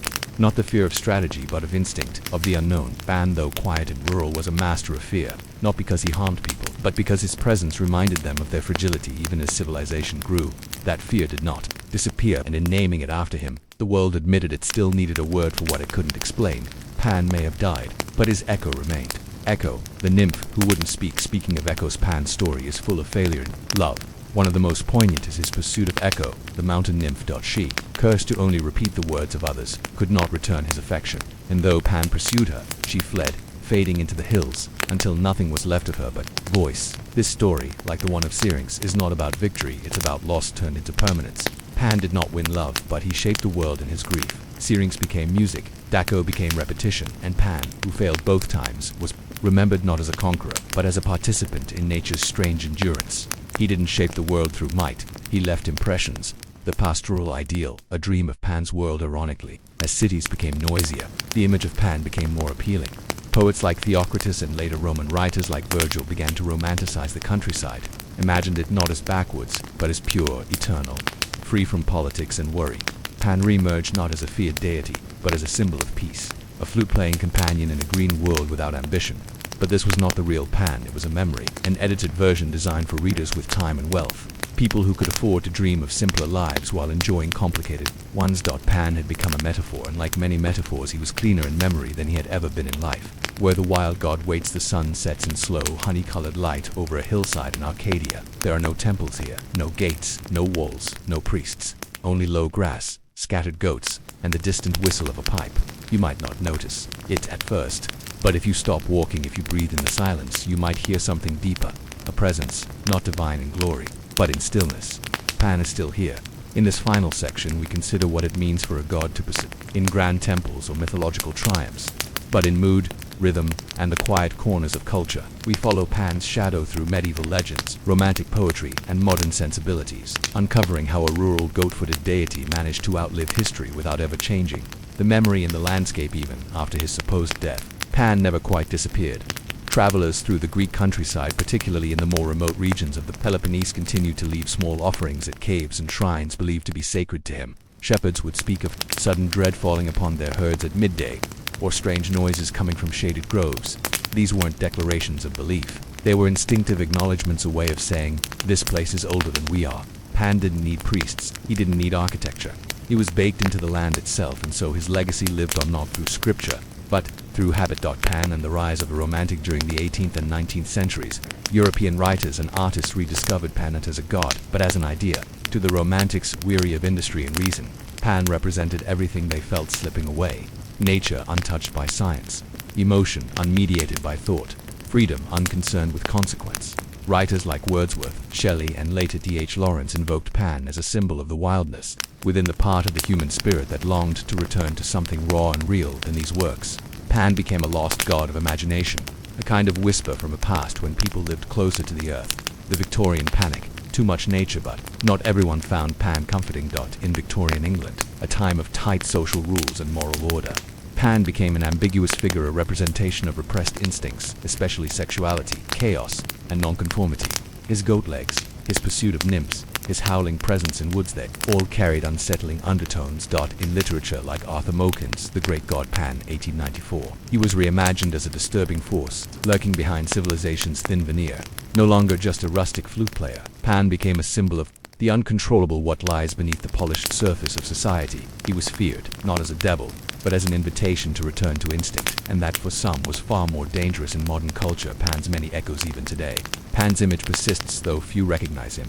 You see him in the horns and hooves of fantasy creatures like fauns and satyrs, the mood of forest spirits in films like Princess Mononoke or Pan's Labyrinth, the idea of panic attacks still bearing his name, the appeal of rural solitude, off-grid living and reconnecting with nature. Pan rarely appears in modern storytelling as himself, but his essence, wild, wordless, wandering, is still deeply felt, especially in those rare moments when we turn off the noise, walk into trees, and listen. The god who never wanted worship in the end, Pan may be the only Greek god who never asked to be remembered. He didn't send oracles, he didn't inscribe laws, he didn't demand temples or threaten destruction. He simply exists, cheerful, disheveled, and mildly alarming in the margins of the world. That, perhaps, is his greatest wisdom, to know that survival doesn't always require attention, that sometimes staying the same is more powerful than adapting, and that stillness is a kind of strength. Final reflection. A place at the edge. If you ever find yourself at the edge of a field, where the grass grows tall and the trees bend slightly toward each other, if you pause there, between leaving and arriving, if you feel watched not by danger, but by something older than memory, you might be walking in Pan's path, and he won't ask for prayer. He won't ask for anything, but he'll know that you remembered, just enough. Standing in the threshold of time, he never left Rome. While others rode chariots across the sky or ruled thunder from distant mountaintops, Janus stayed behind, watching the doors. Not just literal doors, but all beginnings, all endings, every crossing, every change. He was there at every gate, every transition, every hinge of time that swings open and shut. Janus is not the most famous Roman god. He has no Greek equivalent, no dramatic myths of love or war. But to the Romans he was essential, the god invoked first in every prayer, the god who stood at the start of everything. This is the story of Janus, the two-faced god of entrances and exits, of comings and goings, and of the long, slow march of civilization through the doors he never stopped watching. The god with two faces, Janus, is almost always shown the same way, one face looking forward, the other looking back. Unlike other gods, whose symbols change depending on time or place, Janus never evolved. He didn't need to. His entire being was built on duality, the coexistence of past and future, old and new. His domains were not fire, sea, or sky. They were time and space. Time, in its division, day from night, year from year. Space, in its structure, inside from outside, peace from war. He was the guardian of liminal moments, those strange pauses, where the world shifts from one state to another. No storm, no prophecy, just transition. An unusual Roman deity, and like many Roman gods, Janus had no Greek counterpart. This made him distinctly Roman, a product of their culture, not an import. His worship began before the Roman Republic, in the kingdom era around the 7th century BCE, and only deepened as Rome evolved. He wasn't connected to the natural world or cosmic power. He was tied to the daily experience of Roman life, the doorframe you passed through, the gate you marched from, the first words of an oath, the first step of a journey. He was the god of routine transitions, small, unnoticed, but constant. And that's why he was so vital. Why Janus came first in nearly all Roman religious rituals. Janus was invoked before all other gods. Even Jupiter, the king of the gods, came second. Why? Because Janus opened the space in which all worship occurred. You could not begin anything without him. This included military campaigns, contracts, political speeches, marriages, prayers, calendar years. This is why January is named after him. It is the month that looks back at the old year and forward to the new. A hinge month. A Janus month. To forget Janus was to try to begin without truly entering. The Janus gates of Rome, perhaps the most visible symbol of his power, was the Janus Geminis, a ceremonial gateway in the Roman Forum. This gate had two doors facing east and west, and remained open during times of war and shut during peace. It was not meant for traffic. It was symbolic. When Rome was at war, Janus's door was open to allow passage, just as the Republic was in motion. When peace came, the doors were closed rarely, and with great ceremony. In over 700 years, the doors were closed only a handful of times. Janus, then, was a living barometer of Rome's soul. His gate didn't control events, but it marked them, quietly. With a creak of wood. Janus and the practical mindset. Janus represents something deeply Roman. Structure over spectacle. He was not a god of chaos or emotion. He did not fall in love, punish mortals, or descend from Olympus. Instead, he structured the flow of experience. Romans were builders of roads, laws, calendars, empires, and Janus was the god who oversaw those beginnings. A soldier did not go to war without passing through Janus. A senator did not speak without first honoring Janus. A bride did not enter her husband's home without invoking Janus in this way. Janus didn't just symbolize order, he created it. Not with force, with timing. Not a storyteller, but a marker. And like most gods, Janus has almost no mythology, no long epics, no divine drama. He simply is. He has no family tree. Some legends say he came from Thessaly or was once a human king. Others suggest he ruled Latium before it became Rome, but these are guesses. Janus doesn't need a backstory, because his story is repetition. Every time a new door opens, every time a moment ends and another begins, Janus is there facing both ways. His existence is not told in tales, it's told in habits. But what does it mean for a god to have no mythology, only function? Can a figure built on routine survive when routine itself changes? Routine, ritual, and the god of passage. The Romans were not romantic about their gods. They did not seek passion or personality. They sought function.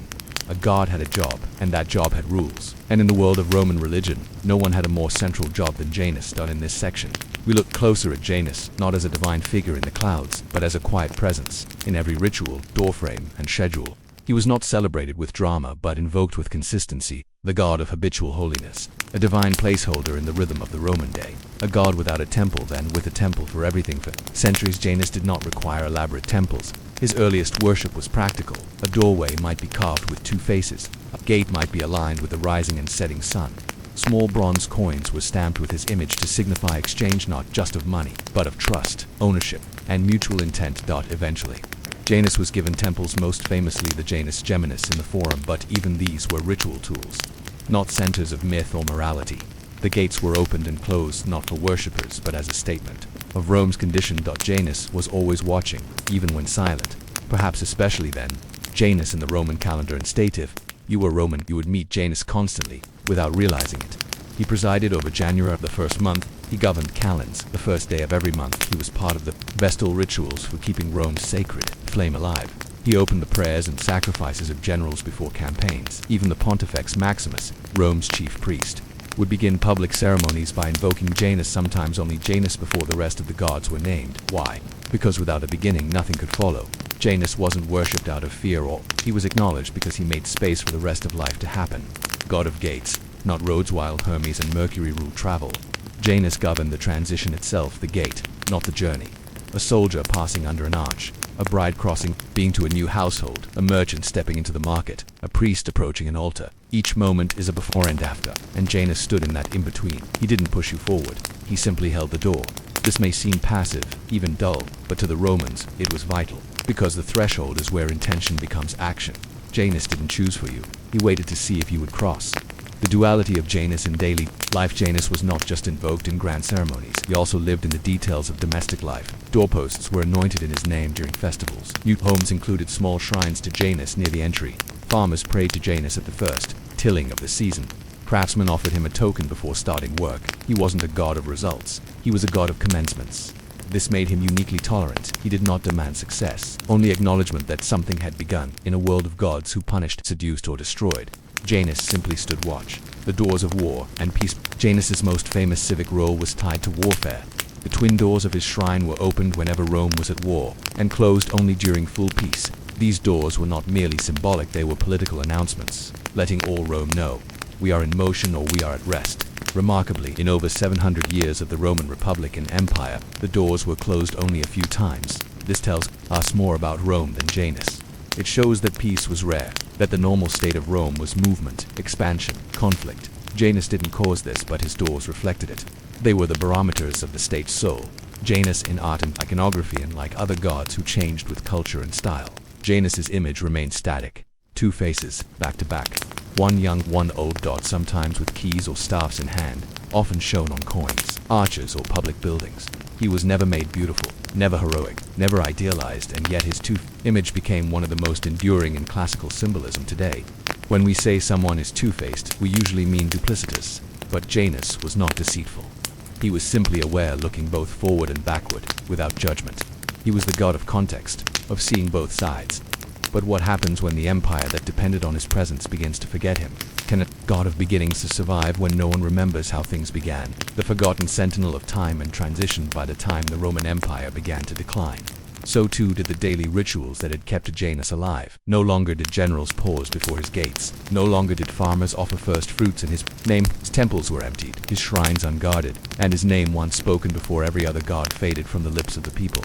Janus did not die in battle. He was not overthrown or rebranded. He was simply left behind. In this, the final section, we examine how Janus disappeared not with a bang, but with the slow, quiet inevitability of civilization shifting its values. We reflect on what it means for a god to be rooted not in myth but in function, and how his legacy still lingers in the design of our time, our language, and the unseen decisions we make every day. When Christianity closed the door as Christianity rose to dominance in the Roman world, the gods of old were steadily redefined, some absorbed, some demonized, others condemned to obscurity. Janus presented a particular challenge. He had no juicy mythology to co-opt, no grand scandals to retell, no human-like flaws or dramatic downfall.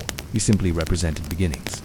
For a while, early Christian writers tried to integrate Janus into their symbolic universe. He was occasionally mentioned in treatises on duality or used as an allegory for Old and New Testaments, but this was brief and shallow. The New World had one God, one path, one truth. Janus, who stood in between things, was a poor fit, and so, his doors closed quietly, permanently. The echoes left behind, yet Janus, unlike many forgotten deities, left structural remnants behind. The month of January still bears his name, a quiet nod to the transition of the year. The concept of doorways as symbolic spaces for change, decisions, entry and exit remains embedded in architecture, ritual, and psychology. In legal systems, the idea of a formal beginning, a hearing, a session, an oath is still rooted in Janus-like thinking. In stories and films, scenes of opening or closing doors often mark emotional transitions, mimicking the spiritual symbolism Janus once governed. Though few recognize these as sacred, they carry the shadow of his influence. Janus is no longer prey to it, but his logic still governs our movement through time. The paradox of a god. Without a story, Janus's fading reveals a paradox. Most gods survive through myth stories that capture imagination, that offer conflict, love, or transformation. Janus, by contrast, was a god of mechanism, the ritual switch that allowed the rest of life to proceed. This made him invisible and irreplaceable when myths were forgotten. Other gods lingered in poetry and art, but when rituals changed, Janus lost his foundation. His power was tied to systems, calendars, ceremonies, doors. And when those systems were replaced, so too was he. But that also makes his survival more impressive, because he left not a legend, but a pattern, and patterns are harder to erase. Janus, in modern reflection, in our modern world, we rarely think of Janus, but we still celebrate New Year's Eve by reflecting on the past and anticipating the future. Pause at doorways, thresholds, and milestones, treating them with caution or reverence. Experience transitions, graduations, retirements, beginnings and endings with a strange mix of anxiety and hope. Janus was not a god who asked for worship. He was a god who reminded you to pause. In a world obsessed with acceleration, his stillness feels strangely profound. His calm awareness of where you've been and where you're going is something we still need, even if we no longer know. To name it final reflection, the door still stands. If you've ever stood at a fork in your life, unsure whether to go back or forward. If you've ever looked at a calendar and felt the weight of what's next. If you've ever hesitated in a doorway, knowing that what lies beyond is not what you'll return to, then Janus is still with you. He does not push or pull, he simply watches. And when you decide to cross into something new, into something unknown, he lets you pass because that is his only purpose, and that is enough. A chase without victory. The story of Daphne is often told in a single moment. A young woman running, a god pursuing, a sudden metamorphosis into a tree. But this version is far too quick to convenient. The truth, as far as myths allow, is slower, quieter, and more unsettling. Daphne's tale is not about love or triumph, it is about avoidance, about a transformation that is not liberation but escape without end. A story where the heroine wins no victory and the god gains no satisfaction. All that remains is a tree rooted silent, shaped by the desires of others. This is not a dramatic myth, it is a gradual erosion of autonomy, a slow yielding to forces that would not stop. And in this first section, we begin with the world Daphne inhabited, a world where to be pursued was to be noticed, and to be noticed was often to be undone. Daphne before the chase, before her fateful encounter with Apollo. Daphne lived on the fringes of Mytha, daughter of a river god, often identified as Peneus, or in some versions, the river-laden she was a Naiad, a kind of water nymph tied to fresh springs and flowing water. Her life was not one of ambition. She was known for her solitude, her devotion to the woods, and her rejection of courtship. Unlike many women in mythology, Daphne did not seek marriage or power. She was not cursed, not punished, not tempted by gold or promises. She simply wanted to be left alone, and that alone made her remarkable. Apollo's arrow and Anothirst's story begins not with Daphne, but with Apollo, the god of music, prophecy, and light. After mocking Eros, the god of love, for playing with weapons unworthy of a child, Apollo was punished not with violence, but with desire. Eros shot him with a golden arrow, igniting love. Then he shot Daphne with a lead-tipped arrow, designed to repel affection. From that moment, Apollo wanted, and Daphne feared. This is the cruel symmetry at the heart of the myth. Love without consent, desire without reciprocity. Two beings, altered by forces beyond them, bound into opposition. Daphne's transformation did not begin when she turned into a tree. It began when her body became the battleground for someone else's lesson. The unraveling of escape as Apollo pursued Daphne. She did not resist because of who he was. She resisted because he chased, because her choice had already been denied by the force of Eros's arrow. The chase is often described as frantic, desperate, but in many versions of the myth, it is long drawn out. A winding pursuit through the forest, over hills, across rivers, days, perhaps weeks. Daphne, running not just from Apollo but from the inevitability of myth itself. This is not a tale of sudden magic. It is the slow collapse of possibility. Every step she took was one step further from her freedom, until she realized there was no path forward, no hiding place. Only one way to stop. Not by saying no, but by becoming something that could not run.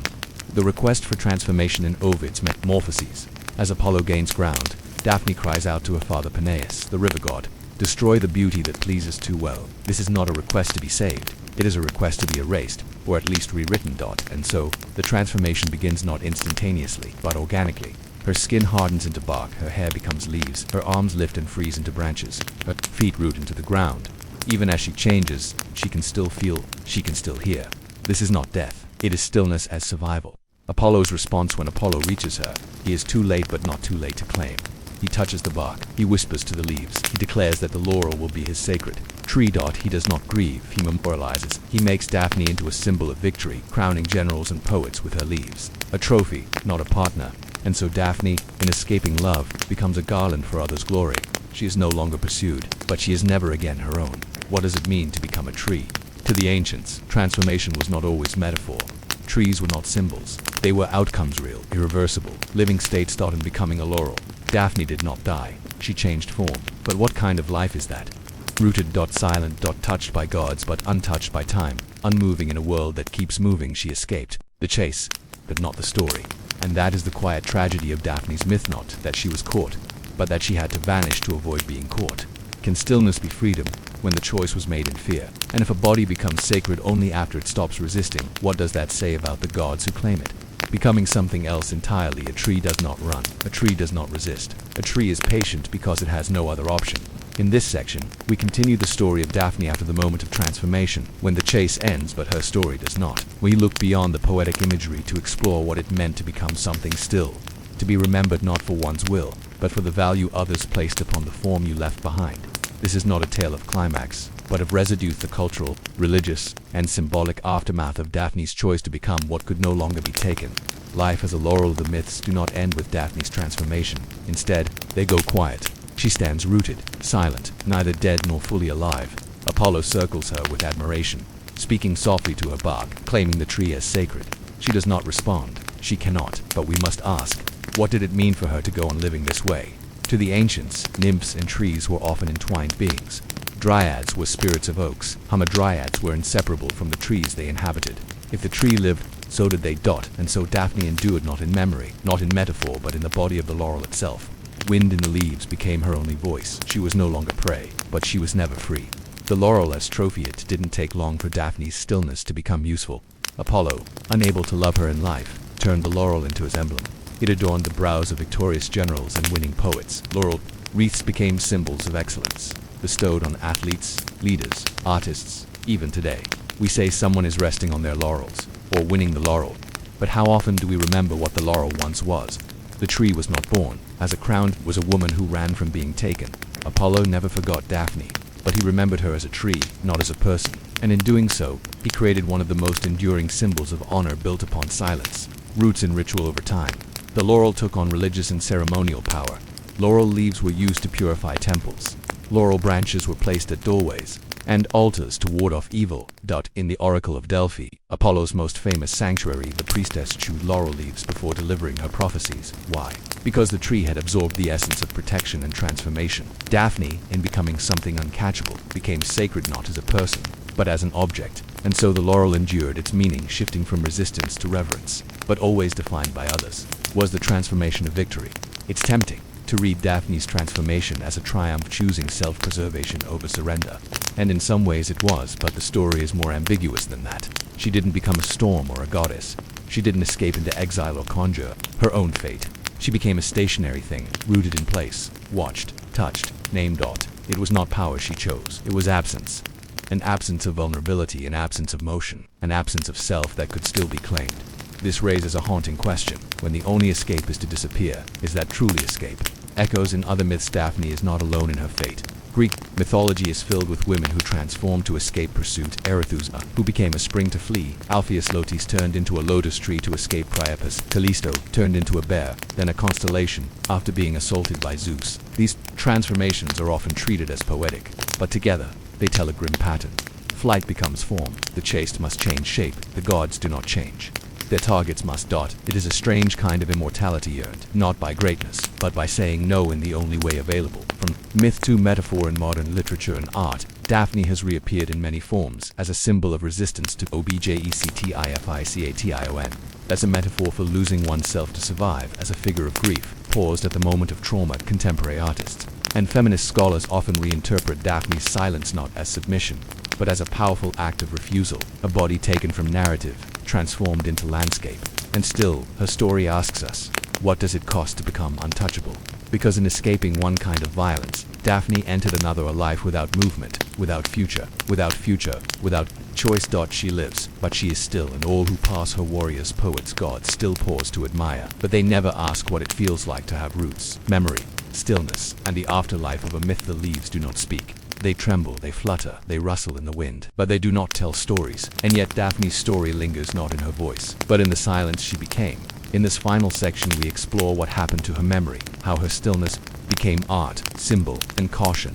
We ask what it means to be remembered not for action, but for evasion. And we trace the afterlife of Daphne, not the woman, but the idea, through centuries of poetry, sculpture, and cultural memory. This is not a resolution, it is a reflection. Because Daphne's story has no ending, only the endless stillness of a life chosen in desperation and preserved in beauty. The tree that could not walk away when Daphne became a tree. Her story didn't stop, it was simply suspended. No more chase, no more fear, no more change, but also no more choice. She stood in place, season after season, leaves budding, falling, budding again. Each wind was a whisper of what might have been. Each passing year, another reminder that stillness was the only defense she had left. Apollo returned, over and over, to adorn himself with her leaves. He spoke to a bark, as if she were listening, and maybe she was. But the myth never tells us. The myth through Roman eyes. The Romans, like the Greeks, loved the story of Daphne, but their focus often shifted away from her personal experience and toward the symbol she became. To them, the laurel was a badge of civic honor, a poetic emblem of immortal verse, a representation of restraint, purity, and unattainable beauty. Emperor Augustus associated himself with Apollo, and by extension with the laurel that crowned his doorways. It framed his public image, and in doing so, the tree that began as a frightened woman became a political ornament. This shift reveals a great irony. Daphne tried to escape being possessed, only to become emblematic property claimed by empire, wrapped around authority. Daphne in Renaissance and Baroque art. The Renaissance brought Daphne back not to restore her voice, but to preserve her beauty. Painters and sculptors were fascinated by the moment of transformation, her arms halfway to branches, her feet merging with roots, her face caught between terror and transcendence. The most famous example is Gian Lorenzo Bernini's sculpture Apollo and Daphne 1625, a masterpiece of frozen motion. Apollo lunges forward, fingers brushing Daphne's waist, as bark creeps up her thigh. It is visually stunning and emotionally devastating. You feel the exact moment she slips away, not through power, but through surrender to stillness. Art froze her, just as the myth did, a symbol of feminine refusal in modern times. Daphne has returned again, this time as a symbol of resistance. Writers and theorists revisit her myth through a different lens. What if Daphne's refusal to love was not a flaw, but a choice? What if her transformation was not a defeat, but the only agency available? What if becoming a tree wasn't about loss, but about survival without compromise? In this reading, Daphne is no longer a passive figure, but an active resistor, a woman who chose to disappear rather than be conquered. This doesn't undo the pain of her story, but it reframes it not as tragedy alone, but as a quiet act of defiance. What remains of Daphne? We don't know what happened to Daphne after her transformation. Did she think? Did she dream? Did she remember the feeling of running, or did the bark dull all that? Some versions of the myth suggest that her spirit remained in the tree, responding to Apollo's touch with shivers. Others are silent, but her presence, her name, her form never vanished. In language, in gardens, in metaphors, in the crowns worn by those who never ran, she became the honored unwilling. Final reflection. Rooted memory. Daphne was not a hero. She was not a goddess. She was not destroyed. She was changed. And in that change, she became a symbol of silence, of avoidance, of the complicated ways people try to preserve themselves when the world will not let them be. Her story still stands, in parks, in poems, in quiet spaces between impulse and restraint. If you walk past a laurel tree and pause, if you feel something not quite wind move its leaves, if you wonder what silence would say if it could, then you have heard the last breath of Daphne. And maybe, somewhere inside that tree, she is listening, weaving truth on the loom of two looms stood side by side, one touched by Olympus, the other shaped by human discipline. The act was not simply about craft. It was about what could be said, and who had the right to say it. In this section, we continue with the contest between Athena and Arachne, not as a moment of rage, but as a slow confrontation between two forms of power. The goddess, born from the head of Zeus, wielded divine authority and controlled the rules. Arachne, born in a workshop in Lydia, had only her hands and her skill, yet on this day, they stood as equals. This was not a fight. It was a fabric of truths, each woven with purpose. And when the threads finally settled, it was not the imperfection of Arachne's tapestry that doomed her, it was its impossible, unbearable accuracy. The loom as weapon Athena wove first. Her tapestry was predictable in content but perfect in execution. It showed the gods as they wished to be seen. Zeus on his throne, dispensing justice, Poseidon calming seas. Apollo lighting the world with song and prophecy. Athena herself in radiant glory, gifting olive trees to Athens at the corners of her work. She placed warnings in scenes of mortals punished for arrogance, Niobe weeping, Pentheus torn apart, Marsyas skinned alive. It was a work of beauty with a message: challenge the gods, and suffer. Arachne's answer. Then Arachne wove her tapestry, historians and poets say, was technically flawless, so precise that the thread seemed to move like breath, the colors alive beneath her hands. But the story it told was not beautiful. Arachne's weaving showed the gods as they were in secret tales: Zeus disguised as a swan, a bull, a shower of gold, each a means of seduction, Poseidon forcing himself upon Medusa in Athena's own temple, Apollo wooing and discarding mortal lovers, leaving them cursed, Dionysian inciting madness for sport. No divine justice, no moral lesson, only power used freely, without consequence. It was not disrespectful in craft, it was disrespectful in truth. When perfection insults, when Athena saw her work, she did not correct a stitch. She could not. Every thread was in place, every shadow, every fold, every seam told without flaw. And yet, in that moment, the perfection of the work became the insult. Had Arachne failed in some detail, the goddess could have pointed to a mistake. Had she shown weakness, Athena could have shown mercy, but she had done neither. Arachne's tapestry said, "I see you, not as you pretend to be, but as you are," and that was unforgivable. Divine wrath in quiet violence. The myth often says Athena tore the tapestry in anger, shredded it with her hands. But older tellings suggest she did something quieter. She touched Arachne's forehead, and with that touch came shame, not pain, not fire, just the deep, all-consuming knowledge that her truth would never be accepted, that her skill had unmasked the gods and now must be erased. Arachne ran not from punishment, but from the collapse of meaning. All she had built by thread was now too dangerous to be seen. The rope and the mercy. Some myths say Arachne hanged herself, a cloth rope, a weaver's tool turned against the hand that mastered it. But Athena, seeing this, intervened not out of pity, but out of necessity. She could not allow the weaver to vanish. She would not grant her a martyr's end. Instead, Athena transformed. Her dot to the rope became silk, the hands became legs, the body twisted, flattened, hollowed. Arachne became a spider, not a ghost, not a goddess, not a warning, but an eternal weaver, hidden, tireless, silent. A new kind of immortality in this new form. Arachne could no longer speak, no longer be seen as a threat, but she could still create. And so, the myth says, spiders weave their webs endlessly, not as traps, but as stories, as maps of motion and tension, as quiet symbols of defiance that refuses to end. Arachne became a thing of nature, but her obsession survived, not in monuments, not in books, but in corners. When accuracy becomes insult, Arachne's real sin, if it can be called that, was not pride. It was clarity. She saw the gods not as ideals, but as beings, not perfect, but powerful, not righteous, but real. And in showing this honestly, skillfully, undeniably, she became dangerous. Her fate tells us something about power. It is not threatened by error. It is threatened by those who do not need it to do excellent things. And so the weaver was silenced. But the weaving continued. Can truth be punished if it is beautiful? And can silence be victory if the threads still stretch from every ceiling? The legacy in the web after the loom was torn and the silence of transformation descended. Arachne did not vanish. She became something else, not in legend, not in poetry, but in the corners of reality, an invisible worker, weaving not grand tapestries but intricate traps of thread. The spider dot. And in this final section we look not just at the end of Arachne's story, but at the long shadow it casts. How a weaver's devotion outlived her punishment. How her name slipped into science, symbolism, and superstition. And how, even today, we instinctively recoil from spiders, perhaps because, deep down, we sense what they once were. This is the quiet after the noise, the still fingers that never stopped moving. Arachne is gone, but her web remains. Weaving without witness, a spider weaves because it must. There is no applause, no audience. Each strand is born of necessity. Precision is instinct. And when the web is ruined by weather, animal or human, the spider builds. Again, this too was a reckoning. In becoming a spider, she did not lose her craft. She lost recognition. No one would marvel at her patterns. No one would praise the silk. And yet, she weaves. The punishment Athena gave her was not death or silence. It was erasure from glory. Arachne, the woman, became Arachne, the function. Still, she made the web a symbol across cultures. Webs have long been seen as symbols of fate, like the thread spun by the three fates in Greek lore. Creation, delicate and deliberate. Entrapment, silent and unseen until it is too late. Persistence, the quiet rebuilding of what is broken. In some Native American cultures, the spider is a grandmother, wise weaver of the world. In West African tales, Anansi the spider is a trickster and storyteller. But in much of the Western tradition, spiders are viewed with suspicion. They hide. They work in secret. They create beauty for no one, just like Arachne. Arachne, in language and science, her name never disappeared. It transformed just like she did.